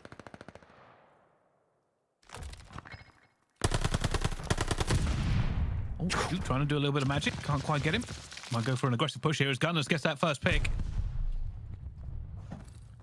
And now they're just being aggressive. Just trying to be a nuisance here in Palace. Yeah, he's done well. Is Octane going to see this push coming in? Kenny. Oh, he's not in the best of spots. Somebody behind him. There's the little bit of a queue. That stun's not going to help things either. Kenny wants to try and make something of this. Can we see that bomb going down to aBeZy giving away, but Kenny is in a great spot here. He can find somebody. Envoy's taking down Slasher. He's taking down Hugh as well. 2 versus 3. Guerrillas do have bomb down, and Gunners gets 1.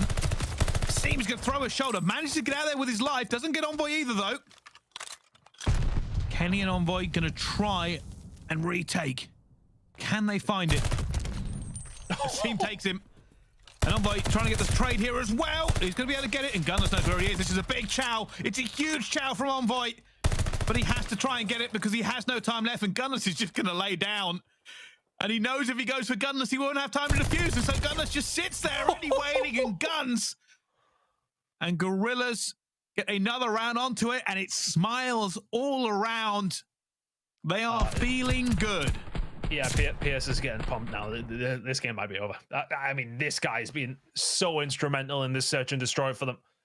Fantastically well done to stay alive. And as soon as you see, Kenny was actually on a really good flank by the looks of things, and it just didn't continue. He tries to help his team out mates out over towards B. Has to come back and help, and then completely gives up the flank that he did have. 5-1 Guerrillas. Gunless is 9-3. Very nearly 10. Trying to. Seam with his bomb just moving ever so slightly out now. It's just going to be sitting behind it.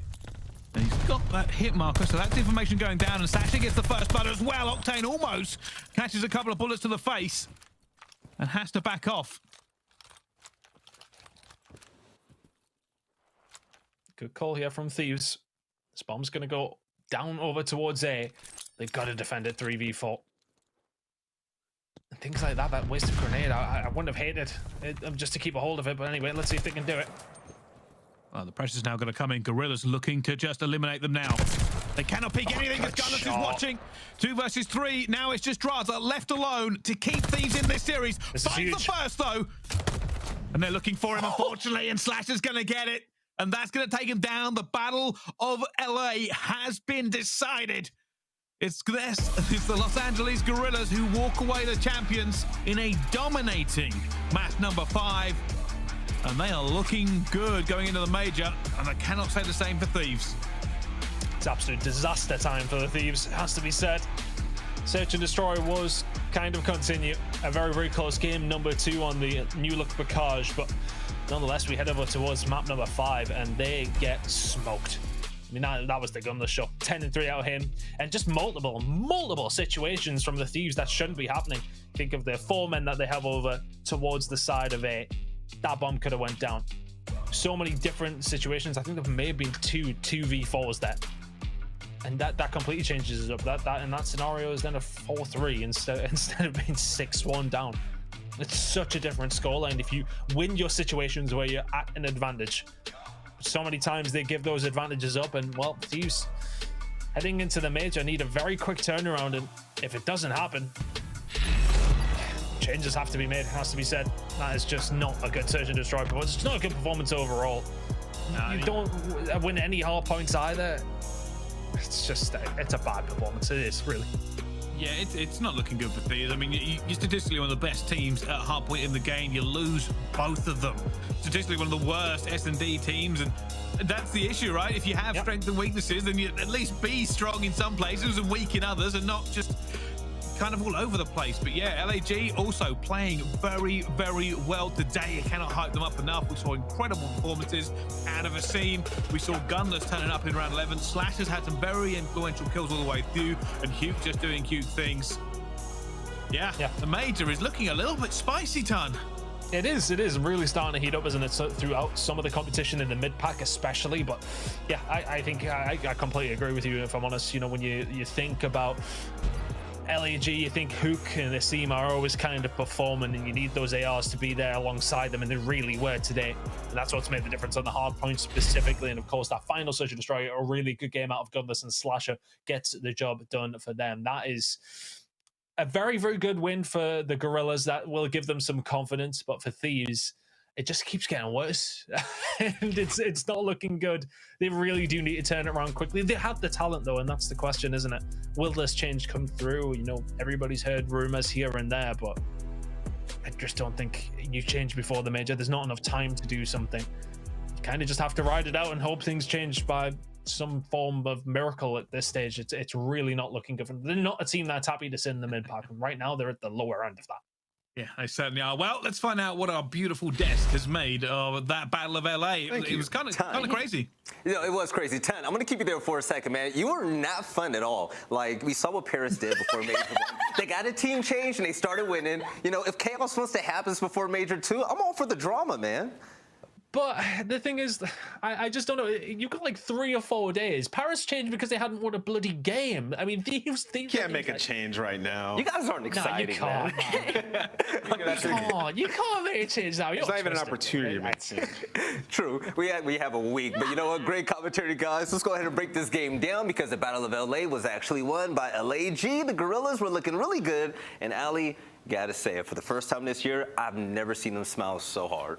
Absolutely, and you know what, for me it's been Slasher. I think it's been his huge turnaround from the start of the game that's really elevated LAG's play. You have more consistency now in your main, and Slasher, you can see him making the calls in the search and destroys. He's getting a lot of opening kills and clutches for this team. Just overall, the vibe is so much better for LA Guerrillas. You got that right, and everything was started off by that first hard point because the Scump played a game. It happened to be when LAG were able to clutch things out to win the first map 250 to 235. Yeah, I mean, a beautiful gameplay out of these guys. I mean, you saw at the very end, they ended up having to get control of that P1 where they would just stop at Thieves from coming on in. aSim gets a massive 4K here in the back of Church, and then, you know, they just end up getting rotation to P2 where they hold them off. But it got a little bit scary here because Thieves were hitting through, getting a couple kills. But, you know, for LAG in crunch time on this map and on that Berlin, it was just absolute beauty in terms of communication, in terms of rotation. On that Berlin as well, they had the right side of the map for the entire time, right? Like, they gave them that P4 spawn and just held the right side of the map. They got to P1, they held that down, they won that. And then here at the end,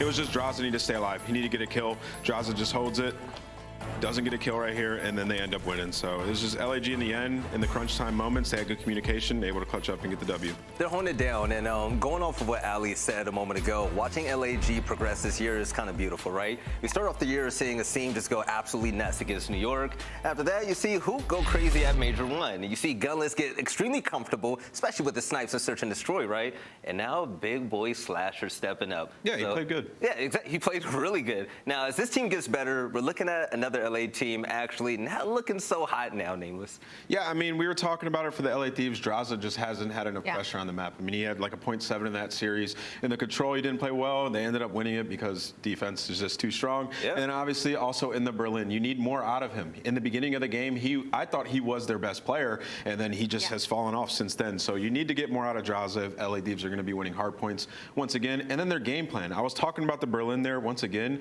They had the P4 time. They got that. And then going into P5, they didn't flip the spawns, and then going into P1, they still didn't flip the spawns once again. So it just seems like their game plan is off on some of these rotations. Yeah. LAG capitalized their mistakes in the search and destroy, on the Berlin, and on the Tuscan at the very end. So, you know, big shout out to LAG for making those improvements. Gotta say, it hurts to see LAT lose, but it's really good to see LAG win. And we actually have our post-victory spotlight with the one and only Hook. Man, congrats on the big win. I have to ask you straight up. You guys start off the year struggling, right? Like, let's be completely honest. There were bumps in the road, and you guys have a good veteran roster. Now everybody's getting into this swing of things. How do you feel personally about the success that you guys have so far?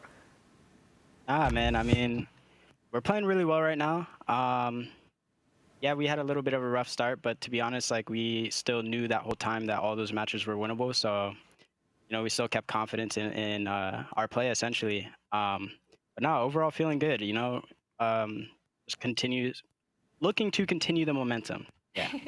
And obviously, heading into this weekend, there was 2 giant changes to the game, with the bomb site getting moved to that outer plat on Bocage, and of course the Tuscan moving to Tix as well. What was it like having to play in those changes now in a real match game, and if you think it might have helped or hurt your team? Honestly, I mean, we haven't had too much practice on it, but, you know, we've all been putting in time on our own, like, to get adjusted to that type of stuff. So I think we were pretty prepared overall. Hook, talk to me about the search and destroy improvements, because you guys played some maps that you haven't had too much success on in the past, and almost running away with that bow cage at the very end. I feel like if Slasher flanked a little bit faster, you win that map, and then also on the Desert Siege, that was a beautiful performance. So what have you guys been going over, and what's leading to the better gameplay in search? Well, I would say all gas intended. Austin, Austin, and not only Austin, but as a team, we've all been putting in a lot of time in S&D. So he's really helped out, shape our gameplay, and really just like put it together and be a real team. And it shows in our gameplay. So it's been nice. Well, shout out Austin. Let's go. Shout out to your whole team, man. Shout out to you as well. Shout out the whole team, bro. Exactly. Bro. Exactly. Yeah, you closed out the day with a 1.14. You absolutely killed it. Anything you want to say to the fans out there that's been holding you guys down all year? To the fans, man, I genuinely appreciate all the fans. I mean, you allow us to do what we do. So thank you guys so much for watching us do what we do, man. That's all. I love it, man. Keep winning. Can't wait to see you next week in Minnesota. Safe travels, by the way, and I'll catch you later. Yeah. See you later, man. I got you. Peace out, Hook. You know what? Okay, so, all of us have competed in, many different games, right? You two specifically Call of Duty. Seeing players about their dreams and just having success like this, especially after facing adversity at the beginning of the year. Nameless, man. I love LAG's story so far. Yeah, it's been wonderful, the turnaround that they've had, and it's nice. We got to interview Temp, got to interview Hugh. Both these guys spent a lot of, time teaming with each other. They've been, struggling a little bit the last couple of years, but finding some wins, man. It's been good. You got that right. We also have one more replay for the game field tactical play of the game with who can ace him, and those two went absolutely off. I'm loving this duo that just runs the subs in this matchup.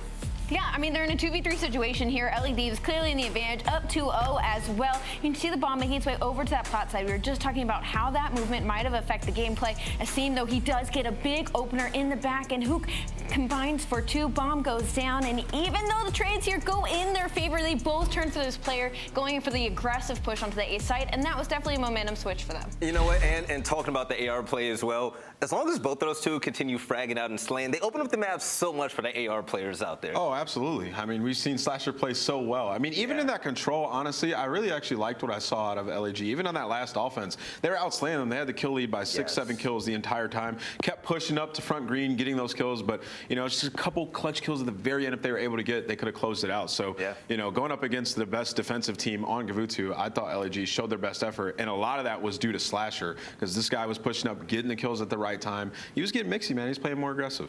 All right, ladies and gentlemen, we have one more match of the day. When it came to pick'ems at the beginning of the day, I was absolutely wrong. We saw Paris start off with a big win over Toronto Ultra. Recently, in the Battle of LA, LAG proved that they're the best team out there at the bottom side of Cali. But coming up next, ladies and gentlemen, you ready? We got Atlanta FaZe, we have Florida Mutineers. Florida Mutineers start off the year really good, and let's just see if they can show us that the progress that they have had so far is going to pay off against one of the best to ever do it. Atlanta FaZe, we'll see you guys on the other side of this break to close out the day with our last series.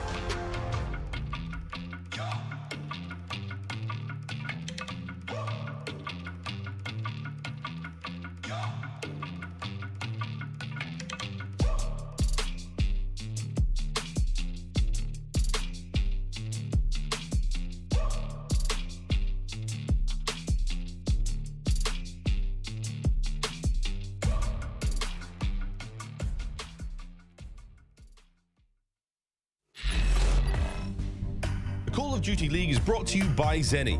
Armor your eyes with Block's gaming glasses starting at $24 by visiting zenni.com/CDL. Upgrade your game with a Scuff, the official controller of the Call of Duty League.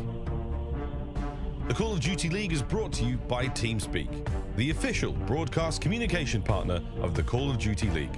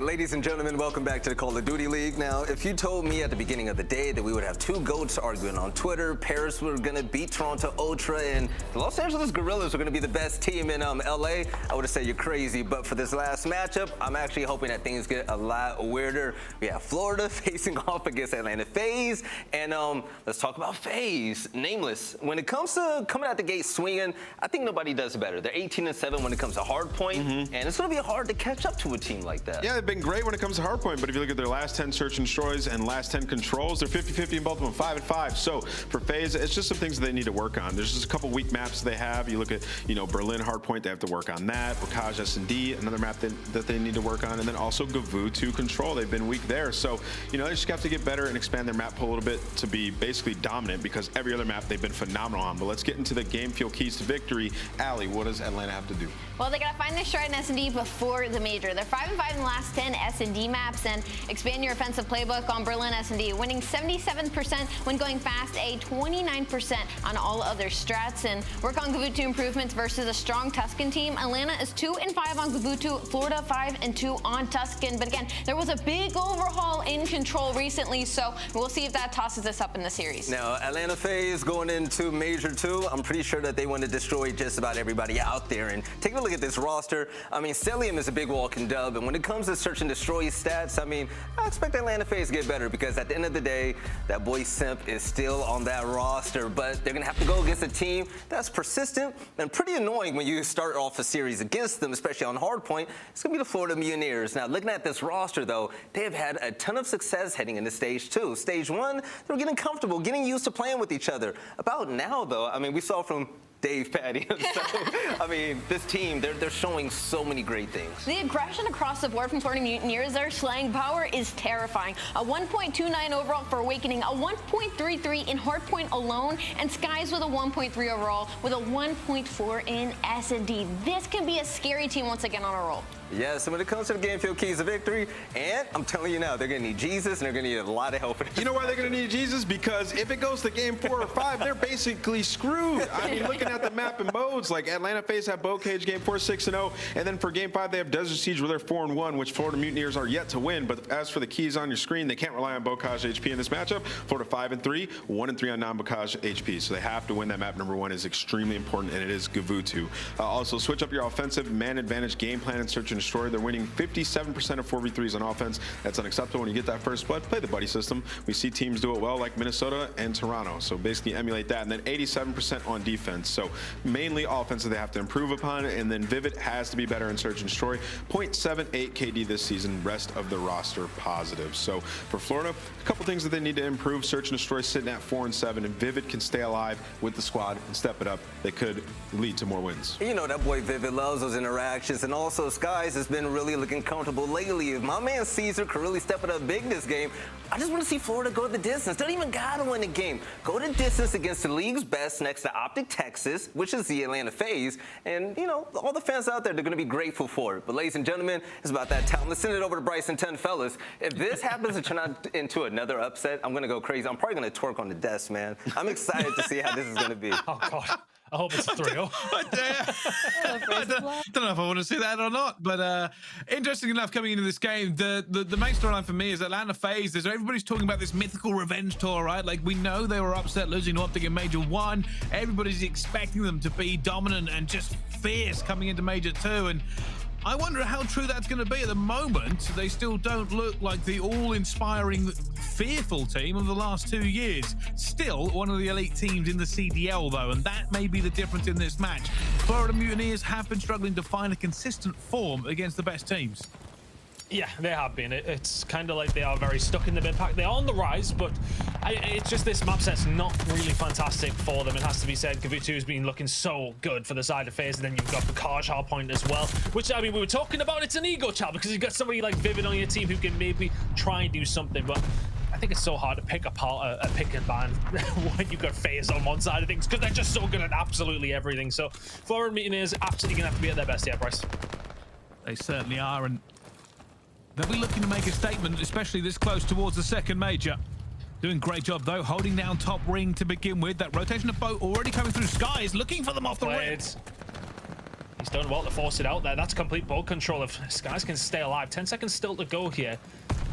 Needs a little bit of support from mid-map. I would love to see Awakening go over, try and help him out over towards the cliff side. He is eventually going to get taken out. This should be P2 rotations going over for FaZe. Now Simp trying to just make some work going down. That pistol is snappy. And now they do have the control, but that is a great nade coming in from Skies. Cellium will take up the mantle here, sitting in the hill, waiting for his teammates to reinforce. They already have control towards bottom green. More reinforcements flooding in for Atlanta FaZe at the moment. Basically trying to stay alive, but they've actually just completely evaded him. Shoot him in the back. Awakening finds two, and there you go. Hill broken wide open. Arcitys isn't going to try and break back yet. Grenades will be crucial if they can clear out top boat, then move on in from there. That's the plan. This guy's sitting tight. Gonna need to, when he's gunnies here. Well, you can see at the moment Atlanta FaZe want to force this issue. They know they're also going to want the spawns, and they can see already Simp's going for it at the same time. Big gunfight. How on earth has Awakening won that with the gun switch? Eventually will go down, but this is a fight here at the back, and it will be won by Simp in the end. This opens the door for his teammates to come through, but he's going to have to continue to do work, and he is just looking like he is spawn bouncing them back on shipment. This is outrageous. He is picking every position that the Mutineers are trying to get. This man is so good at Call of Duty, it's actually absurd. Simp still towards the back. Dave Paddy this time is going to catch him just a little bit. Look at the rock coming in here from Vivid over towards P1. That's got to be it. That's got to be the break coming in here from Florida Mutineers. If they can try and find that kill, they do so. Should be a good break, but Simp's doing so well to survive towards the back, as was aBeZy. Could get taken down momentarily. What? What? Okay. Am I just delirious? Oh, you can see already somehow Atlanta FaZe have that. I thought that was fully broken open, but it doesn't matter. aBeZy opens up top ring as well, and now they'll be off to the races after he gets three. They'll be looking for this rotation. Eventually, Awakening will shut down the FaZe monster, and Florida will have this rotation, and they need it after that last few kills, because it seems like Atlanta FaZe are just gunning now. They need to lock in a decent amount of time here, Mutineers. For all of it has been said, you know, we've just seen FaZe really start to turn it up a little bit. They are 30 points in the lead. Mutineers can take the lead quite easily if they can lock this in. aBeZy through the front, and it's all about this pressure that's going to come in now for the rest of FaZe. They start running on forward. They get themselves inside the hill. Cellium, Arcitys combining well, and I think if you're Dave Paddy, you need to survive, because welcome to the blender if you're the Florida Mutineers, and now the rest of FaZe break themselves on through. Mutineers spawning towards outside. They're choking it. They're just running over towards beach. They do not want a single part of this push. Well, at the moment, you can see they're going to try and get through here eventually, and Cellium will shut him down. And now Mutineers spawning out. We're looking for this points back onto rotations. They probably won't take another big stab at this. Yeah, I mean, that's kind of best case scenario, because you can get stuck back there and then just be completely stuck back there until the next hill comes up, where then FaZe have already had the time to rotate because you're all stuck in the back of the spawn. So both Florida Mutineers, that was kind of damage limitation, but you have rotation, you need to lock in more than that.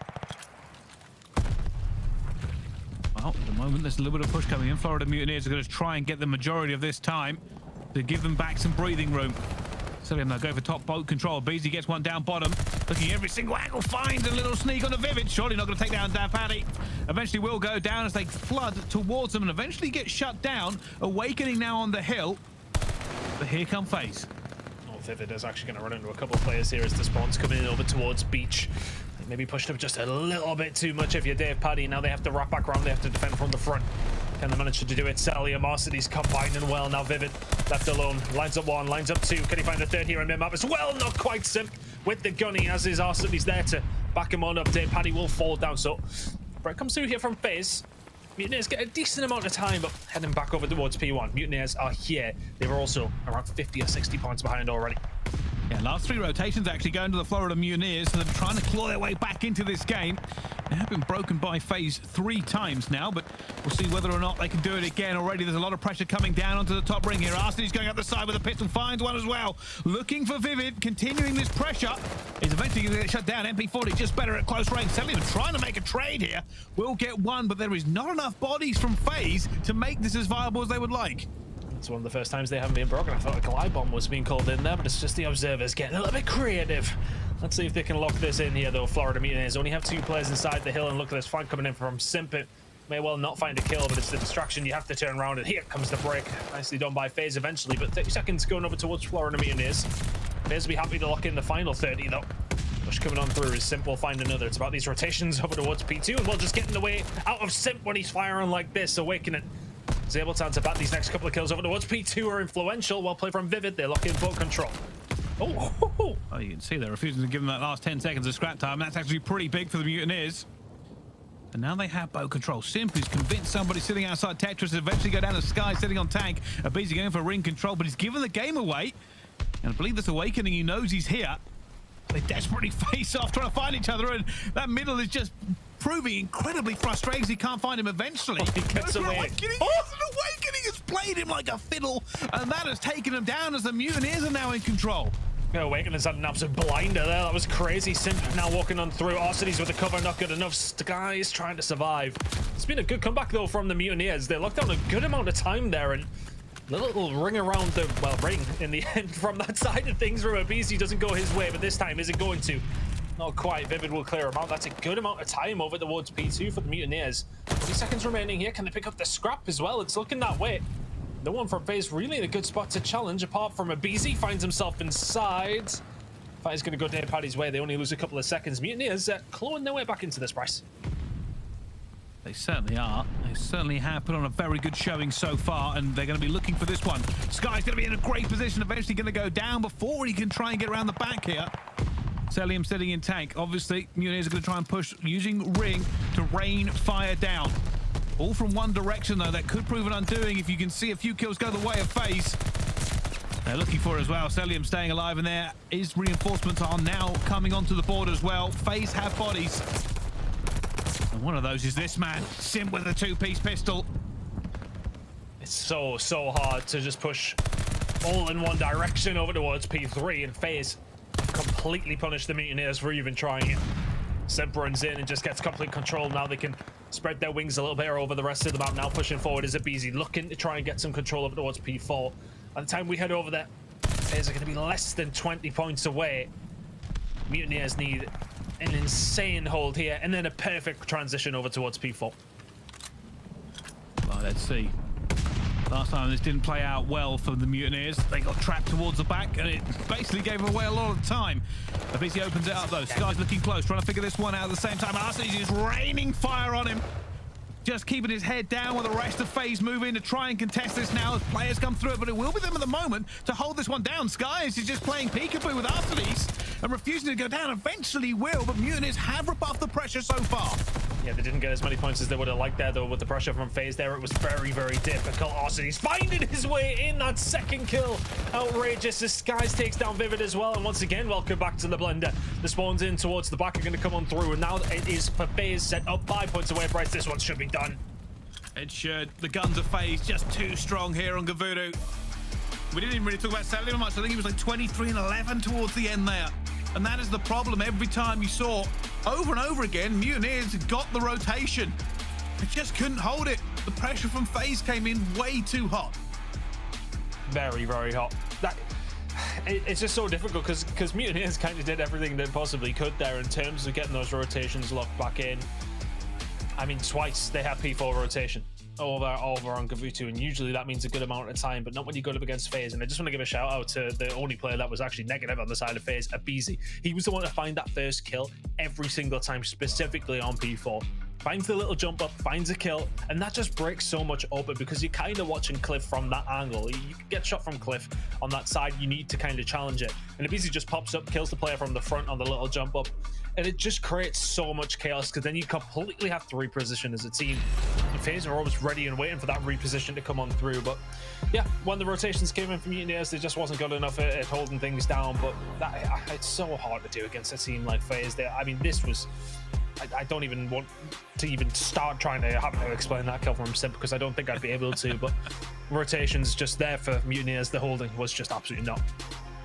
Yeah, and I think that is the difference. You are completely correct there, Tan, to be fair. Like, we saw rotations and I'm like, well, they've got the rotation again. They should be able to get a good amount of time here, but even when they did, we talked about top ring, like the split come in, Mutineers had it, they got 30 seconds, and then FaZe went, all right, well, we'll go halves on this if you really want to, and every time that Atlanta FaZe rotated, I think when they rotated down towards Beach, they just had it and they locked it in, and there was nothing they could do. And one of the reasons is Simp, by the way, like kept making outrageous kills. Some of the kills he got, by the way, those players barely even seemed to exist on his screen for more than a breath before they were gone. We were talking about, the beginning of the season, Simp didn't seem on form. Ever since we've been at that major, the guy has been insane. But I mean, look, I think a kind of irrelevant of his form, FaZe in general are just so hard to pick maps against. I think unless you're OpTic, it's very difficult to sort of say, right, okay, well, what's their weak maps? Well, actually, they just don't have any at this moment in time for the most part. Give it control maybe, but, well, I mean, at this point, it doesn't matter if they lose the control because they're pretty good at everything else. That's 250 to 165 for the side of FaZe. A really good performance heading into Berlin, Search and Destroy. This is where it has to turn around for the Florida Mutineers. And, we were talking about it just before there as well to kind of talk about some of the other maps. Bocage is such a good map for FaZe when it does come down to Hardpoint, but for the side of Mutineers, it's very good for them too, and it's very much an ego child on the side of Florida Mutineers. They could have got rid of it, they choose not to. If we do see map number 4, then maybe, just maybe, Florida could upset them on their best map, who knows? We'll have to find out. In terms of statistics, you are right, obviously, coming into this one. You can see how this actually breaks down. I love these statistics, by the way. Atlanta FaZe, Carson. Yeah, Atlanta FaZe typically go for that fast A, and when they do, they actually get the win percentage 77% of times. And these kind of statistics make a big difference for teams, because if you're sitting here looking at this, you've got to really prepare for a fast A, knowing that A, it's quite likely to come, and B, if it does come in, Atlanta FaZe are very, very good at it. So it's one of those preparations that these teams will have made ready for this game. You would hope so, at least anyway. You know what's going to come on through. We've seen it last time when they went up against Toronto Ultra, I believe. Nearly every time they're heading over towards it. But then that creates that kind of that bluff moment to a certain degree, isn't it? For some of these teams, they'll be looking at it, looking how well this works out for FaZe and trying to set up for that. But then in that sense, do you want to create too many resources over towards countering that? Because then it opens up the rest of the map if you concentrate too much on that. But it's nice to know, if you are the Florida Mutineers, where the danger is coming from.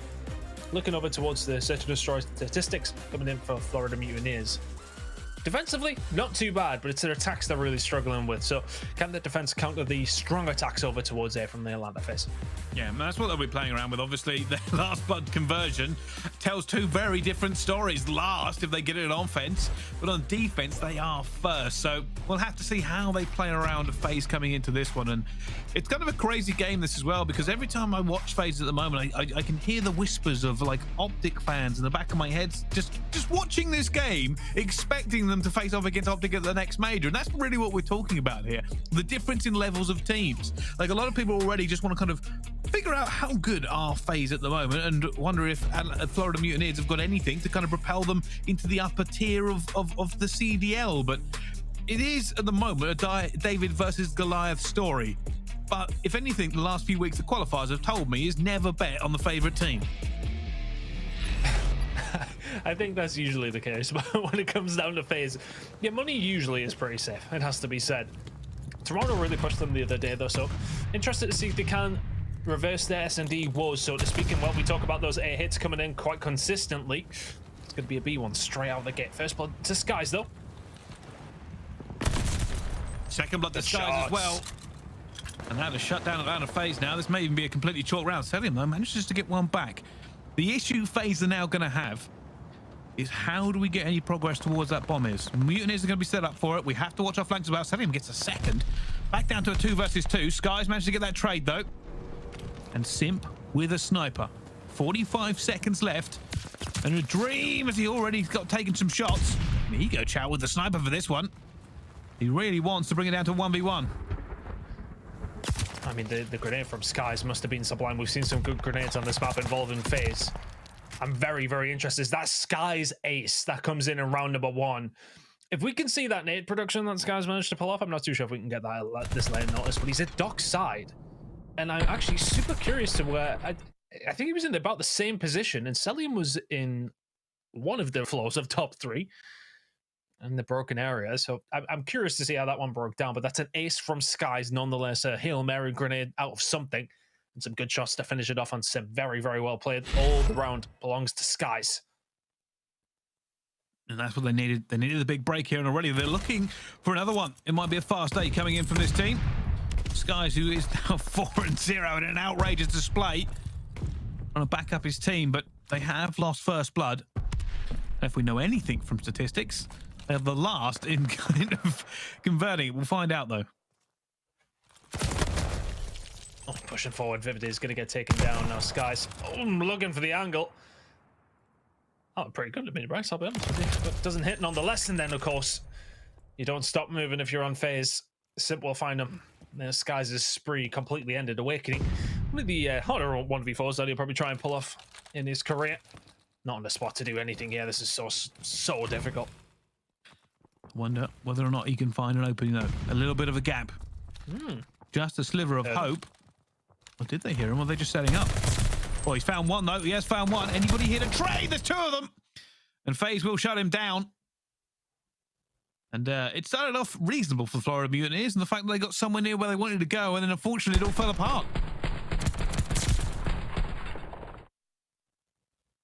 And I think there was actually a little bit of a fumble, I would say, from the side of the Florida Mutineers, that they're pushing over towards A. So quite often, obviously, when you stun, a lot you guys at home will know, when you stun over towards the door, it opens up the door.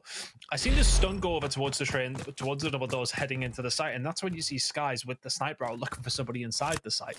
Just makes their life a lot more difficult if that door is shut. They went for that, didn't work out. No doors to get through this time around for Skies. And got to be gutting. Got to be gutting.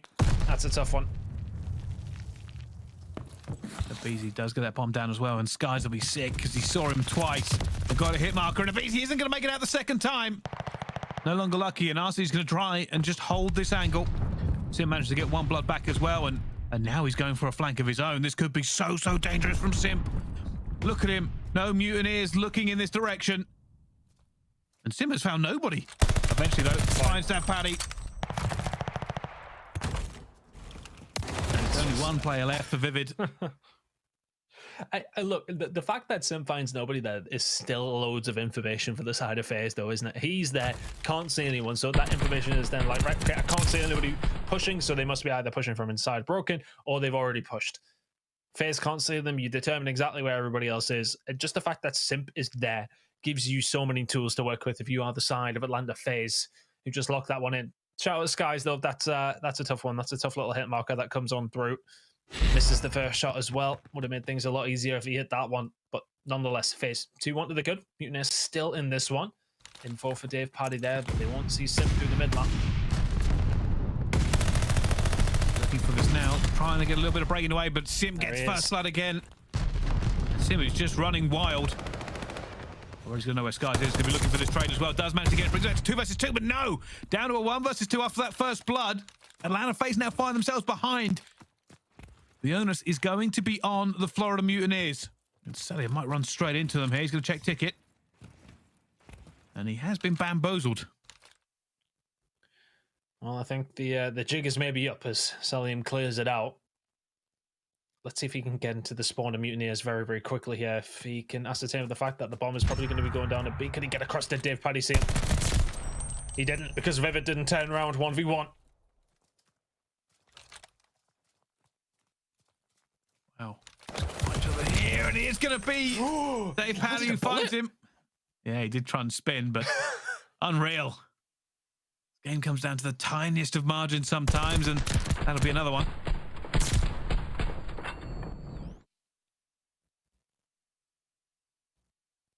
I think if you're Mutineers there and you're Vivid, you're kind of like, wow, I mean, how have I been shot from that angle? Cellium did everything right, but I mean, I think Cellium probably presumed he would have been seen if there was somebody at the back there, so not expecting Dave Paddy to be in the spot that he is in. So there you go, though. If you're the Florida Mutineers, 2-2. That's absolutely fine. Keeping things rolling. Skies at 5 and 3. aBeZy yet to find a kill. But that fast A we were talking about coming in from FaZe, maybe they want to switch it up in 2 of the previous rounds, not this time. Let's see if they can make it work. aBeZy going to be looking for this first blood this time, but he's not going to get it as Awakening gets it. Can he get the trade? No! Oh, wow. Complete shutdown by Awakening. And now Cellium finds himself in a 1v3, no bomb. Potentially no hope.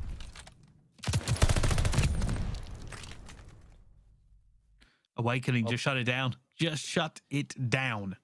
Yeah, very well played by the Florida Mutineers. What kind of doesn't work out for FaZe there as the grenade goes over, and I don't know if it's just maybe misplaced a little bit from the outer side, the grenade over towards the back statues, where you will see ARs just kind of overlook over towards the site. Awakening doesn't get ticked by it whatsoever, finds the first gunfight, knows he's going to get pushed from that outset because they don't have anybody watching out there, and guns aBeZy, who yet to find a kill. Not looking good for him so far at 0 and 4. If he finds that kill, it opens up the website. It opens the bomb site up completely for the side of FaZe. Doesn't get it done. Not be hit coming in here from Mutineers by the looks of things. Wow, Simp ready. He's going to see him. Has he seen Skies there? I don't think he has. He's trying to get any information available.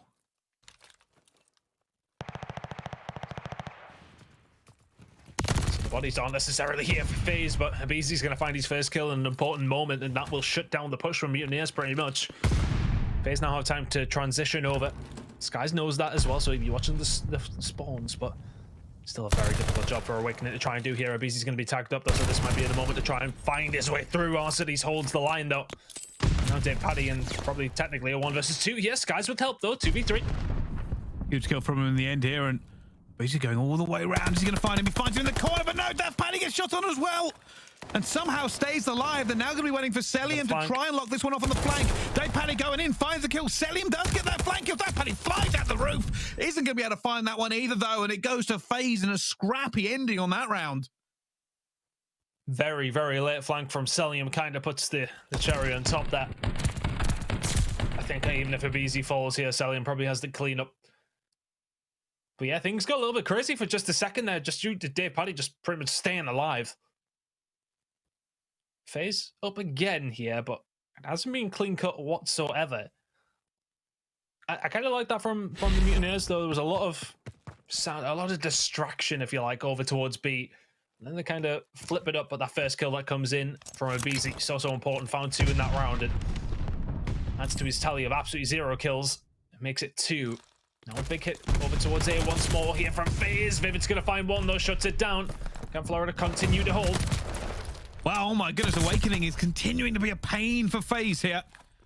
That's a bit of a shutdown from them as well, and all they'll probably be looking for is can we get Bomb back and go for a rotation or do anything in this position. Simp will be looking to try and open this up, but it is all numerical towards the Mutineers. Simp found it and got out. Is this going to be a rotation for them? They have no B control at all. They'll have a very good idea as to where that bomb is as well, so a little bit of information there from the Mutineers. Dave Paddy just holding the angle tight, and there goes Cellium. Simp now isn't going to even get the chance to get rid of TJHaly right now. Awakening watching the flank, very, very well played from the Florida Mutineers in that scenario. Vivid finding that first kill, so important. Just makes it so difficult for FaZe, especially the fact that it's a bomb carrier, and then you kind of have that information exactly where it's going, even though you probably know that FaZe are always heading towards that site. Florida Mutineers, very, very good job on the search and destroy so far. Yeah, they are locked in. They're ready to put Atlanta FaZe down. See if they can do it, though. Of course, do a decent amount of S&D to play. But they seem to be doing very, very well. And Awakening, for some reason, I feel like he should be like 15-4. I just keep seeing him make these huge kills and shutting down rounds. Aggressive push, yeah. From aBeZy, and well, yeah, they're ready and waiting for that flank. Kind of left the door open.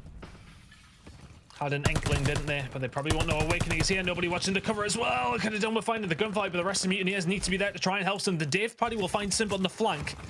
So maybe something's still on over towards A. With Simp down, it looks like the Mutineers are thinking about pushing towards B at this point. Oh, this is bad. If Cell can get here, he can really shut down any sort of rotation from this point. I think that's what he's looking for. Just information. Just trying to figure out exactly what the Mutineers have done. Because at the moment, they really have no idea, FaZe. Very, very sneaky from Mutineers. They haven't given away any positioning. Eventually will, though. aBeZy deciding discretion's the better part of valor, and he leaves. Leaving a teammate in there. aBeZy is going to go down as well. Awakening looking for an Arcitys. He's going to try and find Awakening again with another influential kill. 15 seconds. Cellium's going to try and take this one down. I think he's being followed, though. I think that somebody knows where he is. TJHaly takes him down as well. Mutineers move up 5-3 in this S&D, and they are one round away from taking it. A bit of a messy hold there from FaZe, because the thing is, you were saying that Cellium had no information, but that's kind of information. If you can't see anybody there, then they still have to be over towards train side. FaZe just aren't set up correctly for it. They're kind of banking on Cell on the flank again. It kind of gets there, but Arcitys is always going to struggle with those kind of gunfights, close quarters, SMG up in your face when you're stuck inside the A bomb site. The Mutineers, one round away from tying the series up here, Bryce, and they've looked so good at this search and destroy. Let's see if they can keep it. Oh, whoa, TJHaly, that looked like a jump shot. That's planned, and that's a great plan because it has shut down FaZe completely. 2 versus 4 now, 1 versus 4 for them. And he couldn't even get Skies to try and give him some bodies back. And this is not going to work out. The Mutineers take the search and destroy against FaZe. And we have a tied series on our hands, and I can hear that Game 5 calling again. It's been a day of them. Why not go the distance? Why not? Just give us the 3 in a row. Very well played from the Mutineers, though. Just a really solid search and destroy. Speak about, you know, in terms of the maps and how the record there on S&D is for the side of FaZe. It's one of their poorer maps, it has to be said. At 4-3, now a 4-4 record. That's not one of their usual bans either. People don't typically love to play them on it. Nonetheless, that's another S&D loss. As of recent, it hasn't been looking great on the search and destroy department for Atlanta FaZe, and there's still things to go back to the drawing board there with that one. However, the Florida Mutineers, the wins are very, very important if they can keep them up. Tuscan control coming up next. Atlanta maybe 6-2 on this map, but of course for the side of the Florida Mutineers, they're 5-2 as well. So FaZe choosing to stay away from Kavutu as best as they possibly can, and it may well work out in their favor. But yeah, difficult series to kind of predict now. S&D goes the way of the Mutineers. Yeah, it does. And this is one of the other things, like we're talking about this middle of the pack, right, in the CDL. Right now, I don't even know who should really be winning it at any point. I do know that a lot of people still have Atlanta FaZe as the better team in this one, but hey, it's the CDL, anything can happen. Join us after this break where we go into map number 3. It'll be Control, and we'll find out who pulls out ahead in this match.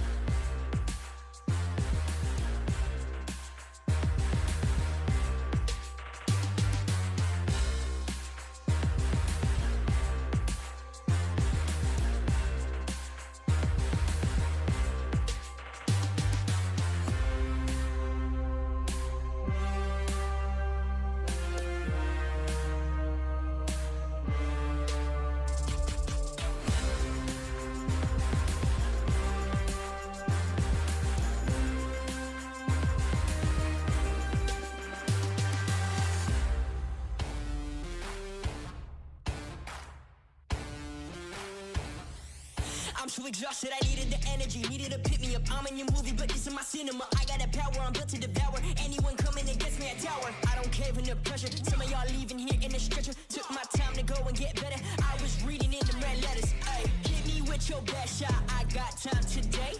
Feeling like a matador with that Red Bull. Oh, no, you can't stop me. I'm running my own play. For the game win, I came to pin anything that gets in my way. Been here, done that. You all know what we came for. Been here, done that. You all know what we came for. Energy, energy, energy. I need that energy, energy. Energy, energy, energy. I need that.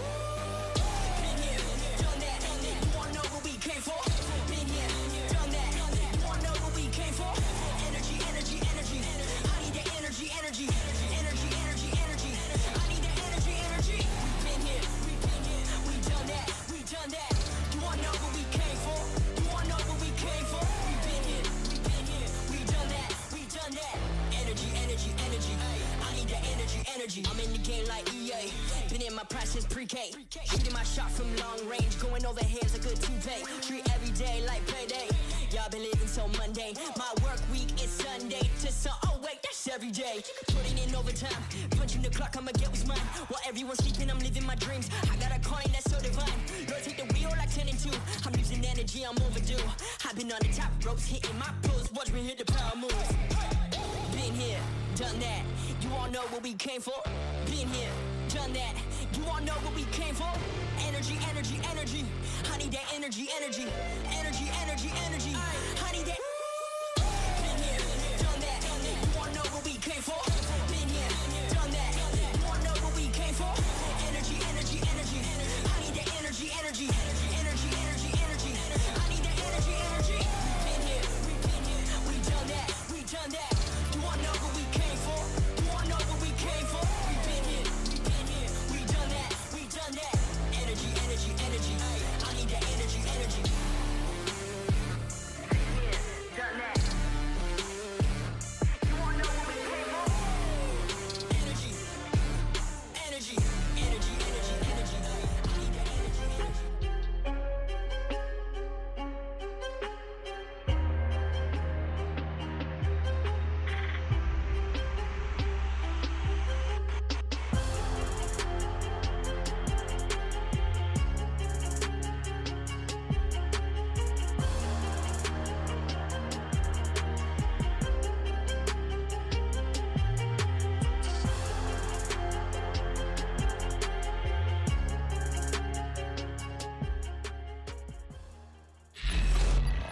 AimLab, official first-person training partner of the Call of Duty League. Unleash your potential. The Call of Duty League is brought to you by Zenni. Armor your eyes with Blox gaming glasses starting at $24 by visiting zenni.com/CDL. Ladies and gentlemen, welcome back to the Call of Duty League, and we are jumping straight into our scuff play of the game. This wasn't on broadcast, but production is amazing and shows us the snipes. And that is a pixel that Paddy has hit straight out of the gate. Unbelievable. And there's another snipe just dominating here in the search and destroy and making the difference to tie this series 1-1. I knew Paddy's little head jumped up there when he went for the snipe. I knew I see another minute. Fantastic stuff from him opening it up. But honestly, just overall, a really, really good map out of the Florida Mutineers there. Their searches look pretty good recently. I love to see it. What was it, a game 5 up against I can't remember. Nonetheless, it's still good. They've been really decent so far. Can they get it done here on the controller? This should, by rights, be a very, very good game. We'll look at the top performers in control, but let's just go with the caveat that all of these stats were before the change that did come on through as well that I'm about to read out. But top control performers for both these two teams so far, Awakening with that 1.109, or 19 I should say, with a 1.07 is Simp. So good from them. But as far as the stats go on this map specifically, FaZe 6-2, Florida 5-2, offensive round win percentage, FaZe are 3rd, Florida are 4th, defensive round win percentage, FaZe are 1st, Florida are 2nd, KD ratio, Florida 1st, Atlanta are 2nd, average ticks allowed, FaZe are 1st, Florida are 2nd. All the stats, I said, look at that, why didn't I read it out? It's all on the screen. God's sake, I thought I was dropping the intel. Oh my goodness me. But anyway, there you go, there's all the stats. For God's sake, thanks Carson. That sounded like a bit of a Maven impression there, but we'll move forward and jump straight into this one, of course, with the changes coming in control. we have to kind of throw a lot of what we do know out the window. Teams are playing this very, very different now. Simp already looking for this push and finds him in a corner. Awakening will shut him down, though. At the moment, FaZe haven't really had that first big push they wanted to, and you got to ask yourself, what has been happening in the past week if teams has figured out how to play this differently?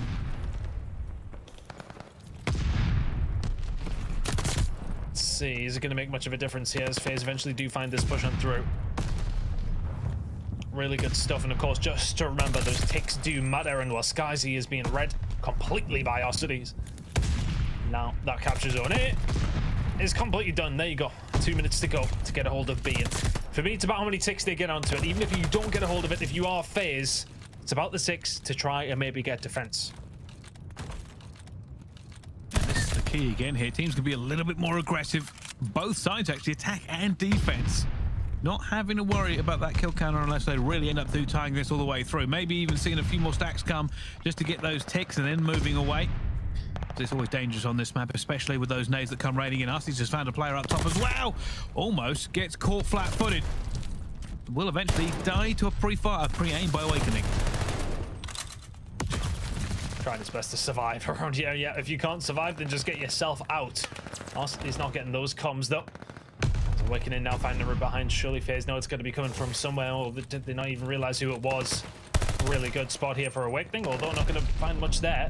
Comms are going to be there from FaZe, though, that there is 2 coming around behind, so can they make this work?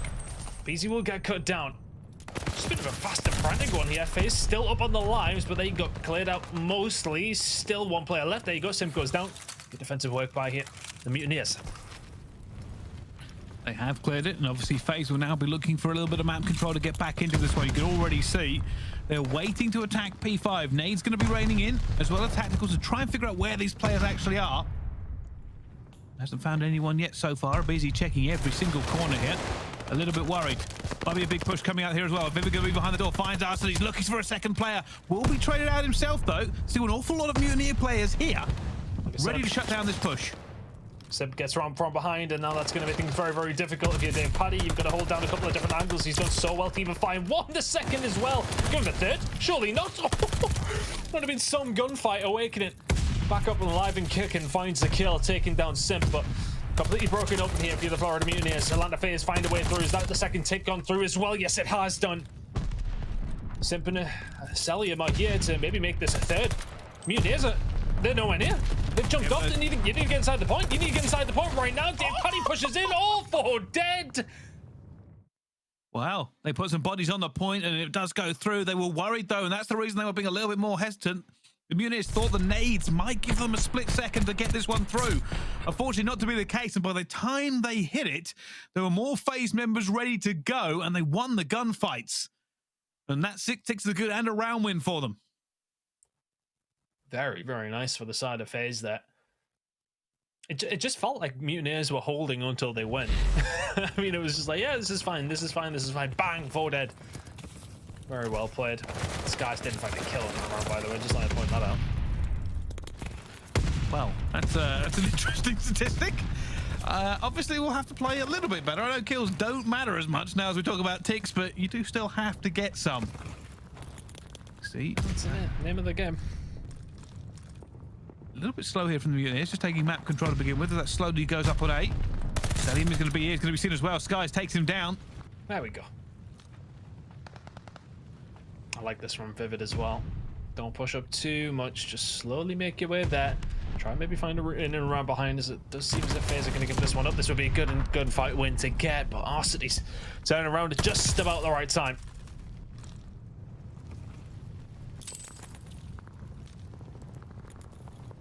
With that A coming in here, FaZe will now be looking to lock down this map. You can already see Cellium is going to be on the flank as well as Simp. Sorry, is Simp on the flank. All the way through, he's going to find him here, and it will be a cut-off. Actually, aBeZy just completely makes him irrelevant as he gets the kills himself. Still, I suppose the info there from Simp when he's pushing through, knows nobody's still holding. Would have been finding their way through. Never a bad route to take. Looking at the lives, pretty much even until Cellium makes it more in FaZe's favor. Mutineers now, can they find a way through? Well, Awakening taking down Skies is not going to be a good start to that one, but he's found a way behind here as TJHaly. There should be a couple of kills going his way, or at least a little bit of pressure relieved from the side of Mutineers. the beast is just going to fly them instead. And there you go. Fantastic work by FaZe, just forcing Mutineers away. Yeah, Mutineers trying to find a little bit of map control. Last time around, they actually gave it up on the defense, and now they're being frustrated left, right, and center. That Paddy eventually gets a kill, but there's no one here to trade it out. Keep an eye on that minimap though. Vivid is going to be looking to try and make a gap for his teammates to get through P5. If he can do something, it's a lot easier, as it will mean FaZe have to look 2 directions at once. Can he find it? They're waiting. They are stacking. They are trying to figure out if they can find just the tiniest gap. Simp already gets 1 kill. He surely will be traded any second now. He does get taken down by Skies. And this is open now for the Mutineers. Gotta win. You're going to fight slow at the front. aBeZy will slow things down. The Mutineers just very slowly crawling their way forward, getting a little bit more map control at every single life. aBeZy going to try and slow that one down. He's weak, so he's going to have to back off. The rest of the team are there to help out, but that allows Mutineers to push up once more. Paddy goes for the challenge and gets his head taken off. Awakening and Code trying to find their push on through. Awakening finds 2.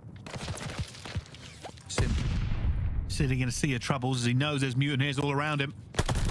Gonna find Awakening, does eventually shut that one down. And now looking for another Chow coming through, and he slides into the gun of Dave Paddy. They're going to try and get onto this one at the same time as well. And Paddy putting shots down, comes around the corner and looks for him, but gets the hands from Simp. And that's a clear out. The Mutineers are now going to have to try and do something. Only 1 player in a position to try and stop this clock, though. And that's ridiculously huge from Simp. I think, you know, Cellium finds the 2 over towards stairs as well. That is obviously influential in itself, but yeah, Mutineers get very, very little of that. No ticks over towards B in that scenario. Whereas FaZe got everything they possibly needed. And, well, if you decide Mutineers, now hold your defense and hopefully you can get an attack of your own, and then maybe that makes something worth talking about. But FaZe very much in the driving seat here. The ego child of the Tuscan comes on through. Very, very happy to take it, FaZe, by the looks of things so far. And this is it, obviously, for Atlanta FaZe. Can they do it again and just shut this control down very, very quickly? That's what they'll be looking for as well. They'll have no fear moving forward. They've been dominant all game long. And I hate to say it again, but Skies did not have a great time on that attack either. Only 3 kills, now 4. That's a big kill in the mid, actually. Going for this push as well, looking for the flank. He's going to get another one. Already, Skies opening up in this defense a lot better than he has been. Arcitys is going to have to back off here. Best case scenario for the Mutineers would be, of course, locking in a defensive win without FaZe touching much. Kind of what they need to do, and then obviously win this attack if they do want to have a go at the defensive round. And well, that's a good start to it. They can force them away. The kills being made over towards the B side as well. You can already see that Vivid's push right up. So you know where FaZe are going to be spawning here. Can the Mutineers set up and do something with it? Paddy having a much better game. Tries to just lock down that mid-map, so FaZe can't really move anywhere. Skies is playing peekaboo with aBeZy, who refuses to engage. Fortunately, Vivid will be there to cut off that avenue. And it looks like the Mutineers are happy to give A over to FaZe.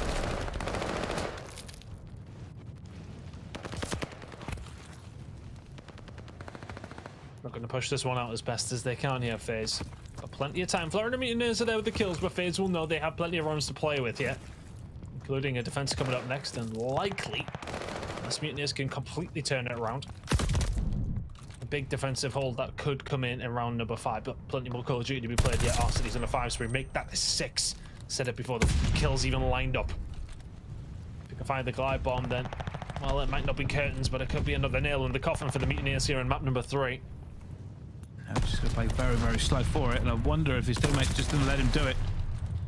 Just waiting very, very slowly eventually, and Paddy's gonna look to shut this one down, and he does. Cellium, though, still looking for this kill. Desperately looking, and it almost gets turned and burned, but not quite. There's the glide bomb he's been playing for. Will eventually get shut down, and I wonder, can Atlanta FaZe get the map control and get in position to use it here on the attack? Just takes one decent wave of kills here from FaZe to make this work. They may well be down 5 lives, but it matters not if everybody else on Mutineers is dead as the push comes on through. Here we go from FaZe. This may well be the engagement. Simp will find 2. aBeZy will get cut down. If the stare come in from Simp, he's done it all on his own. Another outrageous gunfight to go his way. Arcitys may well call this glide bomb in. If the next couple of kills go FaZe's way, he might not need to. Well, that's the thing. Normally, you think you save it for defense. It's a little bit easier. But at the moment, considering they're raining for him, he may just need his gun out. He's checking every single flunk you can see. So he's not doing it, but the rest of FaZe are eventually going to get taken down as he tries to reinforce now. Tries to find Skies, eventually shut down, and the Mutineers have shut the door here, and I don't blame Arcitys for not using it at all. I think it's probably better on the defense. I think in that situation, he kind of has to watch something on the flank, doesn't he? So it's one of them, you call it in, somebody will probably come that way. Maybe they can get a touch here in the next 8 seconds. Looking unlikely with the kill feed, looking all for the Mutineers. So they will eventually get around on the board. I think that was Cellium's kill coming on through, but yeah, good hold in the end by Mutineers. It kind of made it very, very difficult with the lack of lives that FaZe had there. Disappointment on the FaZe side of 3-0 would have been nice on the record, but they're going to have a go at having a hold of this defense. Mutineers must win an attack, and they've got to get through a glide bomb on top of it. So when that first break comes through, this glide bomb is so influential. So if Mutineers can find 3 or 4 dead, Arcitys has a rocket in his pocket to just send on its way down towards that B site. Oh, here we go. The Mutineers need some magic. They need to figure out how to win this attacking round. And already, they're trying to make a little bit of a push through P5. This guy's going to be fighting against Cellium here. Thrown a shoulder, thrown a shoulder, thrown a nade. And manages to hit something, but it might not be enough. Cellium's still alive here. Health coming back in. At the moment, the Mutineers have not really made any progress anywhere on the map. Cellium just staying alive through any means possible there. Paddy will eventually take him down in a second on the Simp. Oh my god, Awakening. That's a bit of an opening over towards B. He will get taken down, but Atlanta FaZe have to send some resources over there just to make sure nothing's going to get locked in. But Vivid will push forward. There should be a unlock here for the Mutineers. Let's see. Awakening is just being an absolute terror. And not one of the tiny ones we currently have on this game. You can see he's just causing issues for FaZe everywhere he goes. But is it going to be enough? You can already see the Mutineers rotating over towards it. Awakening and Skies opening up. aBeZy is now going to try and look something here, and it's Awakening again. And FaZe have been rocked. They are now on the back foot.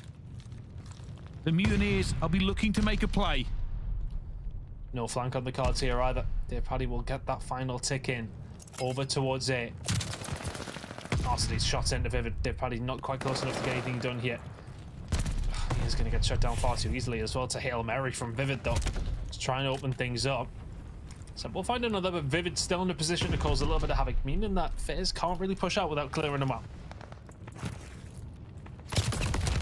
So yeah, Vivid want to stay alive, try to give his opportunity to get a kill and let his teammate through.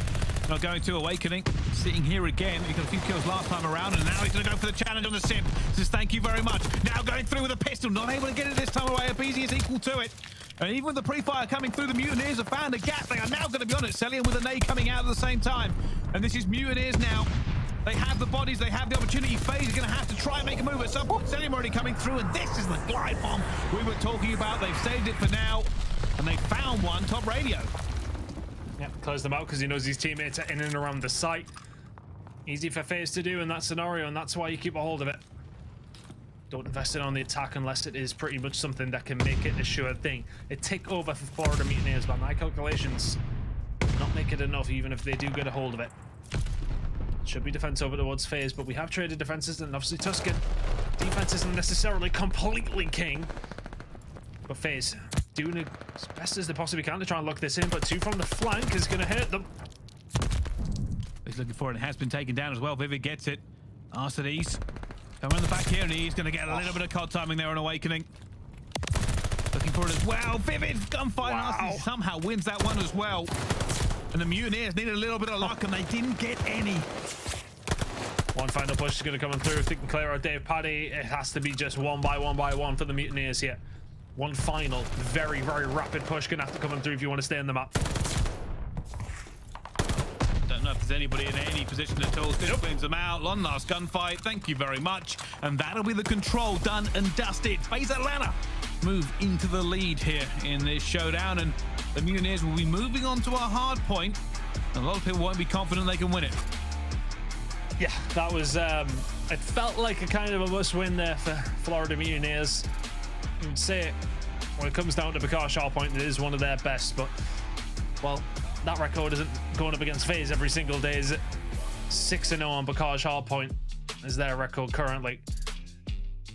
it's not looking fantastic for the side of Mutineers now. The Search and Destroy look great. If you can somehow, some way find something on Bacage here, then maybe it's doable if we head into map number 5, but even the stats don't look great there. But the control, speaking of it, just a very, very strong hold from Atlanta. FaZe didn't really let anything go in the attacking round. When they got that one little opportunity to find it, they stacked it. They got the job done very, very quickly.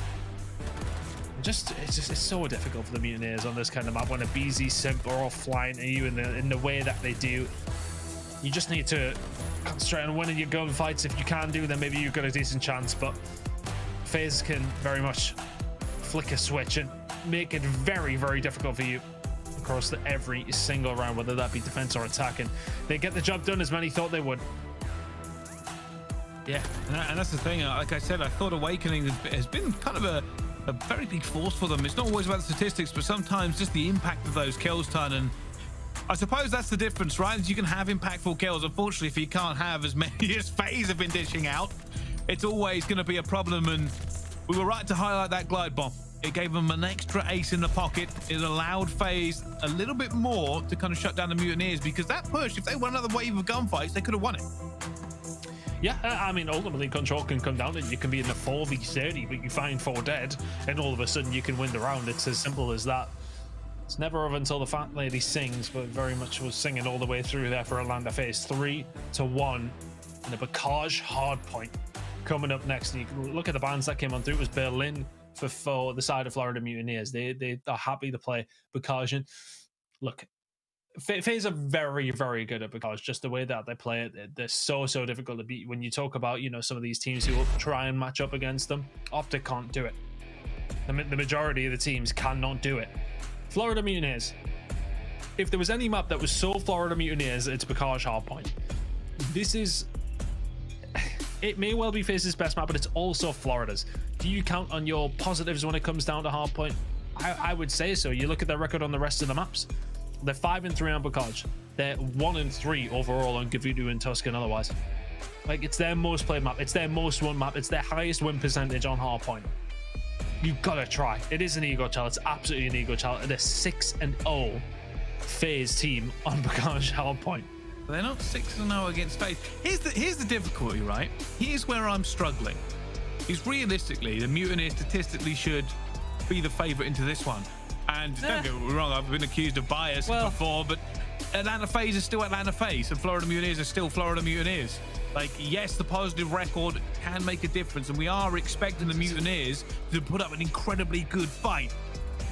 But it's still Atlanta FaZe. They're 6-0 on this map. I know. It's just, but that's the problem when you're trying to theorize around some maps that are bad for FaZe. I'm looking down the list. We often get the stats. We get daily reports on all the up-to-date statistics. As you can see, the top performers in Hardpoint, excluding map number 1 of this series. So FaZe are negative in one map, and that's Gavudu Control. You play Control once. For the most part, FaZe don't have to play it. They're 6-2 on the other Control, and they are not negative on any other stats. So it's so hard to look at any picks and bans, unless they're playing against OpTic, and say, right, this doesn't look good for Atlanta FaZe. It's very, very rare that those words come out of my mouth or your mouth or Miles, Chance, Lando's study. Everybody knows that it is so difficult to pick against FaZe. So, hey, screw it. Just pick your best maps and see what happens. And unfortunately for Florida Mutineers, their best map is also FaZe's. Yeah, that's the kind of the crazy thing. Like, the Mutineers, I've seen them play very well on this map. Very, very well. Atlanta FaZe have yet to lose it. And, well, I've been saying all this, but we know what's been happening today, right? Paris have taken down Ultra. Thieves have lost the Hardpoints. Anything could happen, and it has been happening in the CDL. Let's find out, though, how this one goes as we jump on board with Simp. Well, if there's any map, typically you would sort of say it can just get a little bit mixy and get a little bit too crazy for some teams, then you would say Bacage, but really, I just wouldn't want to go up against anybody on this map. And in particular, FaZe is 4 dead immediately out of the gates. For Florida, you need Vivid to have such a huge game here. You need him to get inside the hills and just spray in 3 different directions, and hopefully it kills everybody on FaZe. Well, at the moment, you can see the Mutineers still going to be trying to get into this mixy first hill and then look for the rotations, and they have managed to break it just a little bit. Eventually going to go down as Awakening tries to throw some hands. And this is an awful lot of hold for a P1, actually, coming straight out of the gate here. And they're still going to be holding the spawns here at Atlanta FaZe. There's always hope, though. Florida Mutineers, Vivid on the shots, going to try to down Arcitys and fails. Cellium top on control coming on through. It's going to be so hard to make this push now. TJHaly very weak, but does survive. Rest of the team getting the job done, though, and it's only Awakening who can do anything but Bond, and there's Cellium with the movement. One push, I mean, Vivid is... I mean, I just watched him at the minute, just run all the way up field side and just run into the middle of the hard point, I should say. Head down, trying to find something. So far, Mutineers 1 point, FaZe 43 and climbing. Well, chosen to play FaZe and Bacage. So I am choosing to believe that the Florida Mutineers have something in the tank, something ready to go. They've got the clearance already. Scrap time could be theirs. But obviously FaZe have still got that back spawn and be looking for it.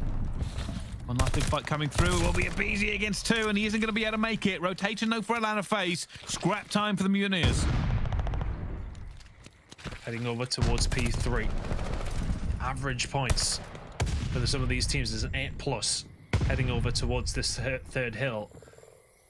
FaZe looking to hold in much more than that if they possibly can do. Vivid trying to break open something from this side. Simp pushing forward, will get taken down, but we'll have the benefit of these spawns over towards the back. You would imagine coming here for FaZe as they find 2-3 more kills. TJHaly now left all alone, waiting for the rest of his team to get back up. TJHaly flying out as well. Eventually going to go down, but Vivid tries to get that trade. And now they're trying to make a move here as well. He's going to find aBeZy. There's too many players in the Florida Mutineers to try and keep it lit as well, but Simp opens up. As you can see, TJHaly's going to try and just hold this one as well. Eventually, he's got trails coming through. And Cellium left alone. As you can see, the rotation coming in from Florida. Florida is really struggling to get any time here. It's so hard. It's so hard. FaZe have held that very, very well. It kind of flips it in between matchups in terms of how many points you can get on that hill, but FaZe do such a good job at it as well. Can kind of throw bodies inside of a grandma's and then have Arcitys Cellium on the Overwatch as well. Florida Mutineers, I'm curious to how they're going to change things up here because they're currently getting bodied. Well, they certainly are, and let's find out how they're feeling then with the Florida Mutineers. Listen in.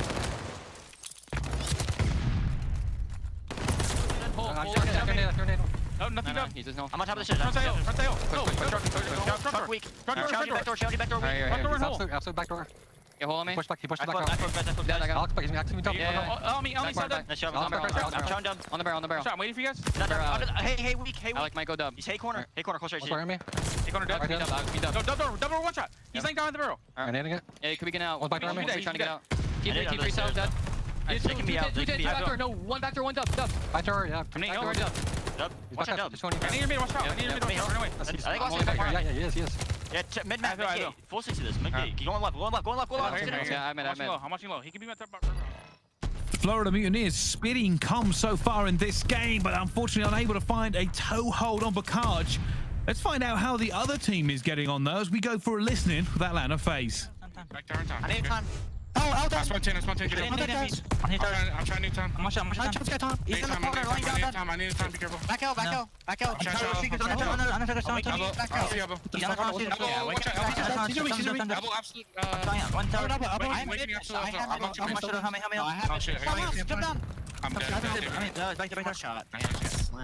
He's in one shot street, All three there, need this? Need it. There's a good 20. I'm gonna stay all. You tell us. I need him on time. Top street, I tried to need time. My bad. How much MC? Gate, jump me down. One shot. He got me.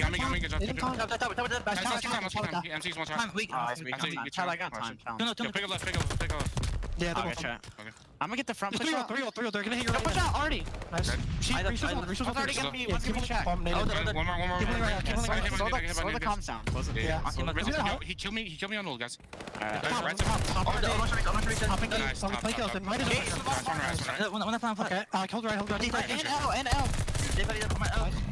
Well, Atlanta FaZe looking to try and even take away the scrap time from the Florida Mutineers. At the moment, leading by 70 points. And it's been a pretty dominant game so far, but anything can happen on Bacage and frequently does. Yeah, the deficit has been reduced, but when it comes down to Bacage, that's a lot of time. you're really not getting a whole load of points on any of the hills for the most part to try and bring stuff back, unless you are the Atlanta FaZe who are just frying right now. But that's going to be a kill that's going to come in for DavePaddy here. Can they lock in P2? Rotation is looking that way here for the Mutineers. Can they get some decent points here? 72 hold percentage as we head over towards this hill on this map specifically. It's not quite up there with one of the other hills, of course, when it does come down to P4, etc. But can they lock it in and can they make something work? Oh, that's what they're banking on here now. They have the rotation looking for it as well. Can they get caught flat-footed? aBeZy runs straight through it. Awakening will eventually get it. Cellium gets another one come back through, and the pressure now coming on. FaZe have managed to get into P2. They're now looking to squeeze them out of this one as well with the gunfights. Awakening trying to play his life, dipping and diving, and eventually goes down as well. As there's just no gunfights going the way of the Mutineers, and that is the issue.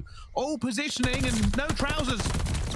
Oh, Simp is eventually going to get taken down, and eventually Florida will get that back with 30 seconds to go. Looks like FaZe are probably going to choke this one. So, if you're Mutineers here, you're going to be around 50 behind by the time you get over. Let's just try and lock this in, see what we can do, and just try and find a way through. For the rest of these Mutineers players who are pushing forward, they are trying to find a route through. They're just trying to find a slither of a gap in the defensive phase. I think Vivid might be the one that's going to slip the net here. Can he find a route round, and can he find some kills to help his team break through? I'll tell you something, that deficit is going away second by second. Do not count Florida out at this point. Vivid already finds one. They have gone for a streak, and now it's Atlanta FaZe who are struggling. Awakening trying to put those guns down. Nades going out as well as he tries to get another magazine in. Still somehow alive here, and it's being difficult for FaZe to just lock anything down here. Florida have come to fight. They have come to fight, but they haven't been able to get any points here. It was such a good break, thanks to Vivid finding the route from behind, but FaZe haven't allowed Florida anything. They may have to now, though, as 3 go down. aBeZy's the only one who can answer. He eventually falls. FaZe still spawning towards the back, so if you're Florida, you can pick up a few seconds here. That's good, and start rotating over towards Barn. FaZe may now be stuck as DavePaddy gets some control over towards the tank, and they know exactly where FaZe are pushing from. He's going to reach out as well, eventually going to go down just off streaks. And this deficit is getting tighter and tighter. FaZe felt confident. Florida have put that to the sword, and you can see already they can smell blood in the water. They know a good rotation will just save them here as well. FaZe already, though, going to be first one into Barn. And Florida looking to try and pinch this from every possible angle. Look how they're stacked. They're looking for a gunfight win. Awakening already finds one. Arcitys gets that trade back as well. DavePaddy going to come in the back for the contest. Looks for the first kill. Does manage to get it. Dips out before he can be taken down. Eventually, though, kills going left, right, and center as both teams throw this, but Florida come out on top. DavePaddy does so well there, finds the kill and just gets out. So they've got to chase. They've got to find something. They've got to give something up. If you are Atlanta FaZe, Mutineers break on through. And what is the biggest holding hill on this map, surprisingly, and it's actually going to be Vivid trying to come around from behind. Awakening trying to survive as best as he can. It's still 40-point difference, and FaZe have broke through once more. This is an absolute sluggerfest going on at the moment. Both teams just throwing bodies at it, trying to get through eventually. Wow. It will be FaZe to lock it down, though. Awakening going to be on street, looking for Cellium. Finds him as well with a 2-piece. And now they want River. They want all of River, and they need it. Can FaZe find a way through? Oh, they may well have found that with a kill over towards Coop, and it's going to be Simp who finds 2. Stuns over. All the utility going to be coming through, and there's a big push going to be coming in towards the back. That's a big kill coming in from Vivid. Now just hold the front if you're the Florida Mutineers. 43 seconds still to go here, and they're still getting time. Vivid will fall inside of Grandma's as Arcitys pushes up. He's going to get taken down. Good hold from Mutineers. FaZe are failing. FaZe are failing. They are not able to break this at the moment, and they are throwing people at it. And Cellium has to back off himself. He's weak, and he's got nobody for his trades either. Awakening still refusing to let them through street.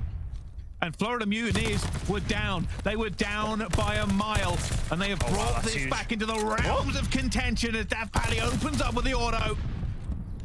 Kills will come through. Somehow, Ton, we are talking about a game where P2 could be the decider. It was about 100 points at one point this game. Florida Mutineers have really brought this one back in. And honestly, it was just a really, really good holdover towards P5 there. But FaZe actually broke that final 20 seconds or so, which would have nearly tied the game up. Mutineers now need to bring their best here. They got rotations over towards P2 last time. Can they set up for them here, though, on this final set of rotations? Oh, FaZe just continuing to win every single gunfight. Surely I thought it was going to end at P2, but no, they are making this a game on P1, and Florida can't get near as they're just being gunned everywhere. Cellium finds 2 more.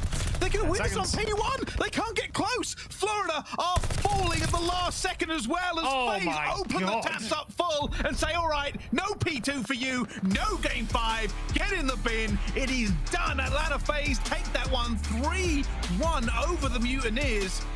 And Florida fought so hard to get back, but they just couldn't do it. That is a complete shutout over towards P1 at the end. Mutineers just kind of get caught in a bit of a barrel there, and it's just they're the fish, unfortunately, and they're getting shot at. That was just unbelievable from FaZe. They get the setup. They know exactly where Mutineers are spawning, and they don't even get mixy. They just hold, and Mutineers are just running into people ADSing. Look, ultimately, FaZe, with their start that they had, it was always going to be so difficult to bring this one back. The Mutineers showed that they can't hang when it does come down to Package, but ultimately, you start yourself around 100 points behind. It's not just a mountain to climb. We're talking Vesuvius, we're talking Everest. It's so difficult on Package to bring that one back.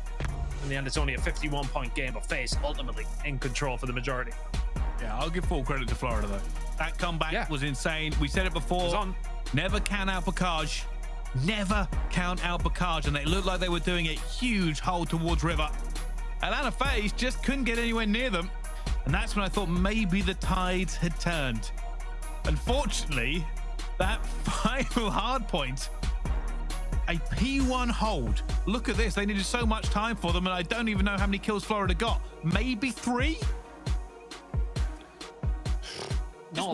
Just watch. It's insane. They don't get anything. Not a single point. They've had 2 so far. I think they get another trade onto Cellium, who goes around for the flank. And they just can't get a kill. It's kind of insane how much FaZe just opened up the taps on this one. There you go. There's the trade onto him. And they just can't get a kill. In like 50 seconds, they got 3 kills.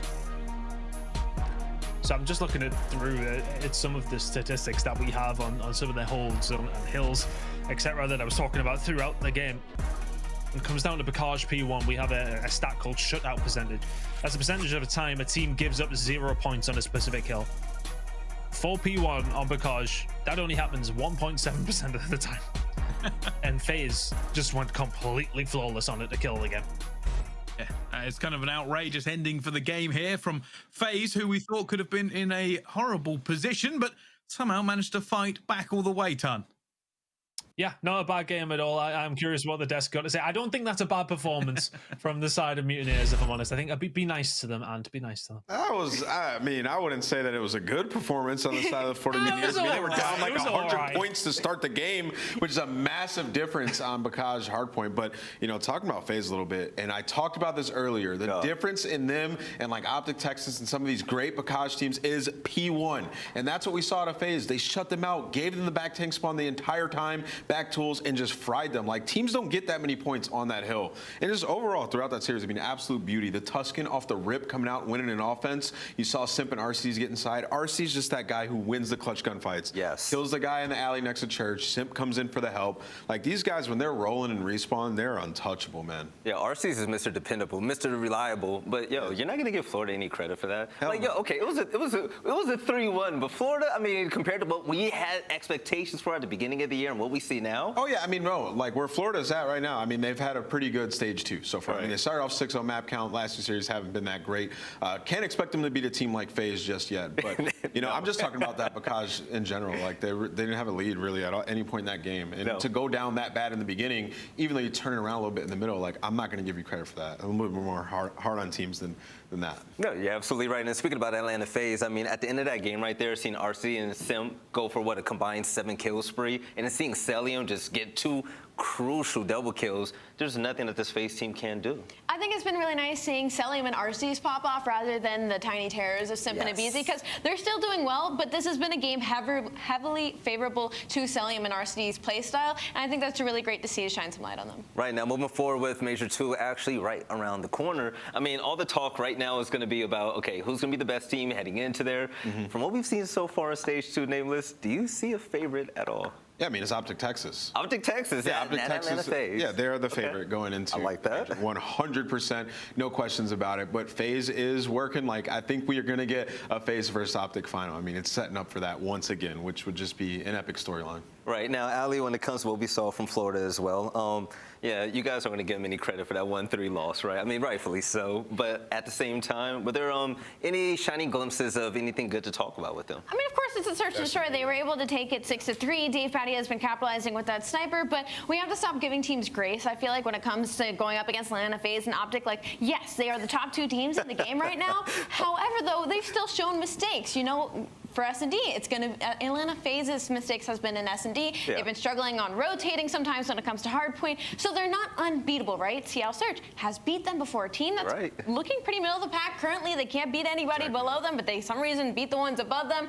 So I think we need to start being like, oh, well, they won against Atlanta FaZe. No, they did really bad in the series when it came to the respawns. Hoping to see a turnaround from the Florida Mutineers. Like, this is a no-tolerance death now, okay? You know, put up or shut up. Now, when it comes to Florida as well, what improvements would you personally like to see with this roster? I mean, I think that control was just like a big swing point in the series for them. Like, to come out and lose your first defense, in my opinion, is just unacceptable. They didn't do a good job of controlling the plat. I think you need to have a little bit more action going up through church around and being annoying and just trying to slow down the push from Atlanta FaZe because they were getting through pretty easily and honestly without even having to use their nades to get the kills over there as well. Like, you see that with FaZe, usually they slow up when they get through P5 and then they throw a couple nades up top, they get that entry and then they fly out. No, it was just gunfights. So Florida tried to get mixy over there and it just did not work out. So I'm looking at Florida to fix their control because that's going to be very important at the major. Right, well, we're about to look at it is an interview, the post-victory spotlight from Game Fuel with the #1 aBeZy. aBeZy, man, congrats on your win. aBeZy, congrats on the win. You guys are looking better than ever, but I want to ask you about the search and destroy because it looked like they were giving you guys a lot of pushes on offense towards A, and then when you get mixy, you guys just weren't able to win the round. So what was going wrong in that Berlin? Honestly, we were kind of just solo pushing too much in the S&D, even including myself. I got caught a couple times like pushing court by myself, and you know I just lost a gunfight. Which I mean, I think I got smoked a couple times, which is just tough. But I mean, it happens, you know. Absolutely. Right now, aBeZy heading into Major 2 right now. I know you guys would have loved to hold the trophy at the end of Major 1, but you know we have a full year for that, right? What do you personally feel like Atlanta FaZe has to do in order to be complete championship status, not even top 2? I'm talking about #1 outright. What do you want to work on with your team? We just need to work on getting better every day. I mean, we've been really hammering down on control recently because I mean that's been like our biggest struggle. I feel like throughout the first stage. So hopefully, you know, going into this major, we can continue to get better at control and even work on our S&D still a little bit. So that's the plan. Of course, congratulations on your win, and this is the final weekend heading into Major 2. Y'all are looking really dominant at Respawn. Is there anything you want to say to the fans heading into the Major? Thank you so much for all the support. As always, you guys are absolutely amazing, and you know I really can't thank you guys enough. Really appreciate it. I love it, man. aBeZy, great talking to you. We'll catch you next time. I can't wait to see you in Minnesota, man. You have a good night, all right? Thank you so much, you too. What a class act. He's a great guy. Wait, what did he say about Toronto? What do you mean, at the end? I don't think he said anything. Oh, sorry, I thought I heard something. He thought he was coming at Toronto randomly? I'm sorry, it was sort of my ear. So let's go ahead and now preview the day, actually, because today was full of upsets and it was absolutely crazy. We kicked off the day with Paris versus Toronto. There you go, right there. And everybody's pick 'em, so I'm pretty sure it said Toronto was going to win. Well, guess what? If you guys happen to miss that series, it was a pleasant surprise. Yeah, Paris come out. I mean, they look fantastic in the hard points at the very end of this map. I mean, they just turned up. Temp had another great performance. You know, we've seen Jimbo in the Game 5 absolutely pop off as well. He seems to be so comfortable. So, yeah, I mean, this is a Paris team that is now finding some of the bigger wins, right? This could both boost them forward. Excuse me, been a long day. Could boost them forward, headed into, obviously, is what's going to be a loser's bracket run at the major, but they knew they were probably going to end up there. So for Paris, this gives them confidence. It's exactly what they needed, and I'm excited to see the development of this roster. Yeah, and when it came to this team, we actually have a tweet with the one and only Donnie Tim. He went home with confidence, and since we didn't just want to get reverse swept, GG's Toronto, I'm going to be completely There were some more tweets, too. Yeah, there are definitely some more tweets. If you all have this specific app, make sure you go to his Twitter profile. It's amazing. But shout out to Paris. Made some roster changes, and they were able to get their second win. But after this series, we saw yet another upset. Well, not really when it comes to Stage 2. It was a battle of Los Angeles. The Thieves took on the Guerrillas, and while the Thieves were the favorites, but the team that was struggling the most in Stage 2. It was the Guerrillas that really ran away with the dub. I completely agree with you, and it was a little bit of an upset. I feel like most people favored aLLeY Thieves going into this, but they have been struggling out of as recent. Now 0-4 in standings. If you had told me that at the beginning of Major II Qualifiers, I would have literally thought you were the biggest player on the planet. We got to talk to the point of LAG, though. They are looking so much better. They look like they are on the same page as a squad, in the slaying out of Huke that we have seen in these recent matches have really elevated their gameplay. I'm going to say, watching the SMGs go crazy, Gunless has just been popping off, and he is just hitting form right now. Search and destroy, whatever game type you really put him on. I mean, he's really showing his dominance, but it's all about Slasher coming into a zone with this team now, and LAG are looking so much better. I mean, to be honest, like,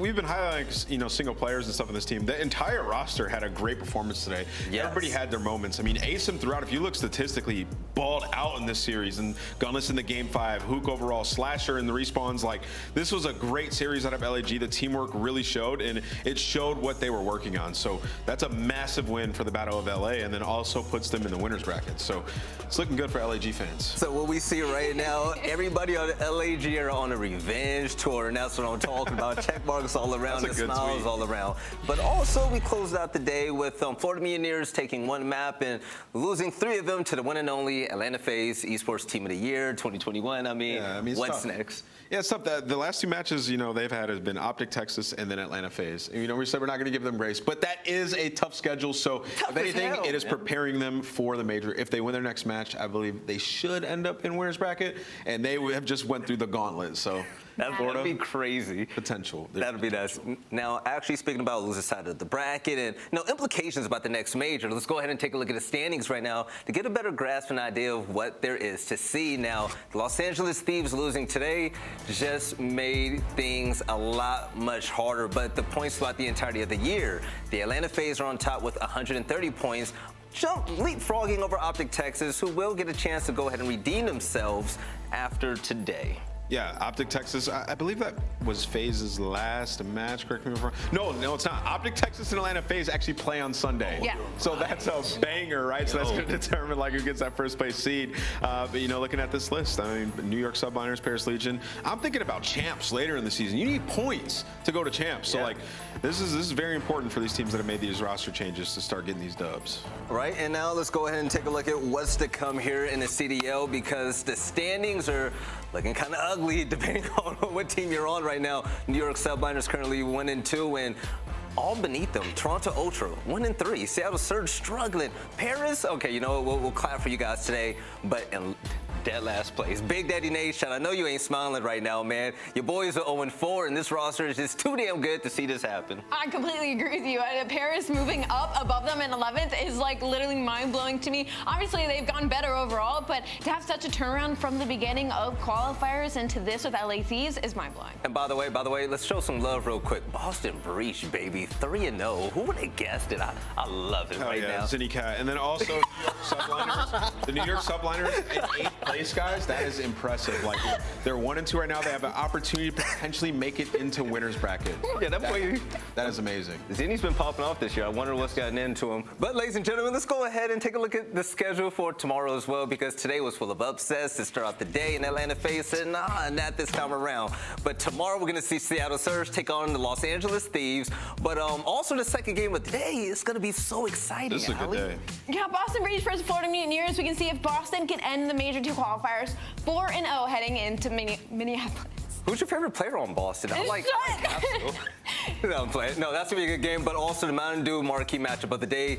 Okay, this is going to be a very important one. New York Subliners are starting to turn things around with Paulex coming into the fold, but also Minnesota Røkkr needs to make a statement before their own major next week. There's like really no time off. They're going to have to pick it up. A really good match. New York coming off of a win. They're in their honeymoon period. The Hardpoint looks good. If New York win that, like, they could potentially be in winners. Imagine that turnaround at the roster change. And I think, I forget who their last match is, but I think it's another sort of easier one. So New York could potentially be in a good spot. They're riding high right now. That honeymoon phase is going to play such a big factor. But also, Major 2 is going to be next week. If you guys missed out on Major 1, you definitely missed out on the good one. Shattered CDL major records when it came to viewership. But this one is going to be even better. Shout out to Minnesota Røkkr for throwing this event at Mystic Lake. It's going to take place the 31st all the way until April 3rd. Tickets are on sale now. And yeah, show up. Rep your favorite team. I want to see a bunch of purple jerseys. I want to see a purple wave there. Yeah, and then also I heard there's a really good steakhouse inside of Mystic Lake where we're staying, so we're definitely going to go there. And the last day is my birthday, so I'm lit. Hey, shout out to Nameless, but also shout out to Alley Cat and everything that we've seen today with all of the competitors. Most importantly, shout out to you guys at home, because without you, we're absolutely nothing. But also, thank you for tuning in, because today was full of surprises and upsets. Seeing Paris Legion with the upset against Toronto Ultra just let us know what type of day we were going to have. After that, the Battle of LA was everything that we ever wanted, but with dominance from Atlanta FaZe at the end was just perfect. We'll see you guys for, Saturday's matches and Sunday as well, because we're going to have our latest implications on who will be in the loser side of the bracket. These matches are more important than ever. And as usual, we'll catch you guys next time for some more Call of Duty action. You beautiful people, have a good night, and we'll see you next time.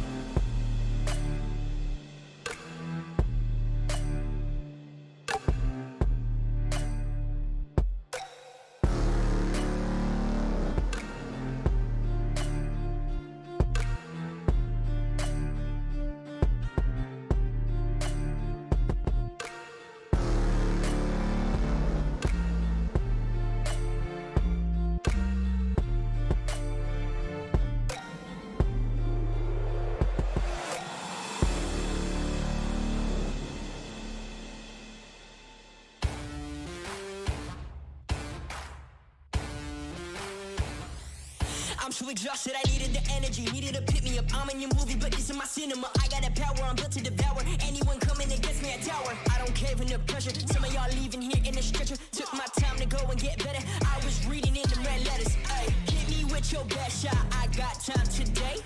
Feeling like a matador with that Red Bull. Oh, no, you can't stop me. I'm running my own play. For the game win, I came to pin anything that gets in my way. Been here, done that. You all know what we came for. Been here, done that. You all know what we came for. Energy, energy, energy. I need that energy, energy. Energy, energy, energy. I need that. Been here, done that. You all know what we came for. Been here, done that. You all know what we came for. Energy, energy, energy. I need that energy, energy. Energy, energy, energy. I need that energy, energy. Been here, we done that. We done that. You all know what we came for. You all know what we came for. We been here, we done that. We done that. Energy, energy, energy. I need that energy, energy. I'm in the game like EA. Been in my prime since pre-K. Shooting my shot from long range, going over heads a good toupee. Treat every day like payday. Y'all been living so mundane. My work week is Sunday to sun. Oh wait, that's every day. Putting in overtime, punching the clock, I'ma get what's mine. While everyone's sleeping, I'm living my dreams. I got a calling that's so divine. Lord, take the wheel like 10 and 2. I'm losing energy, I'm overdue. I've been on the top ropes, hitting my pros. Watch me hit the power move. Been here, done that. You all know what we came for. Been here, done that. You all know what we came for. Energy, energy, energy. I need that energy, energy. Energy,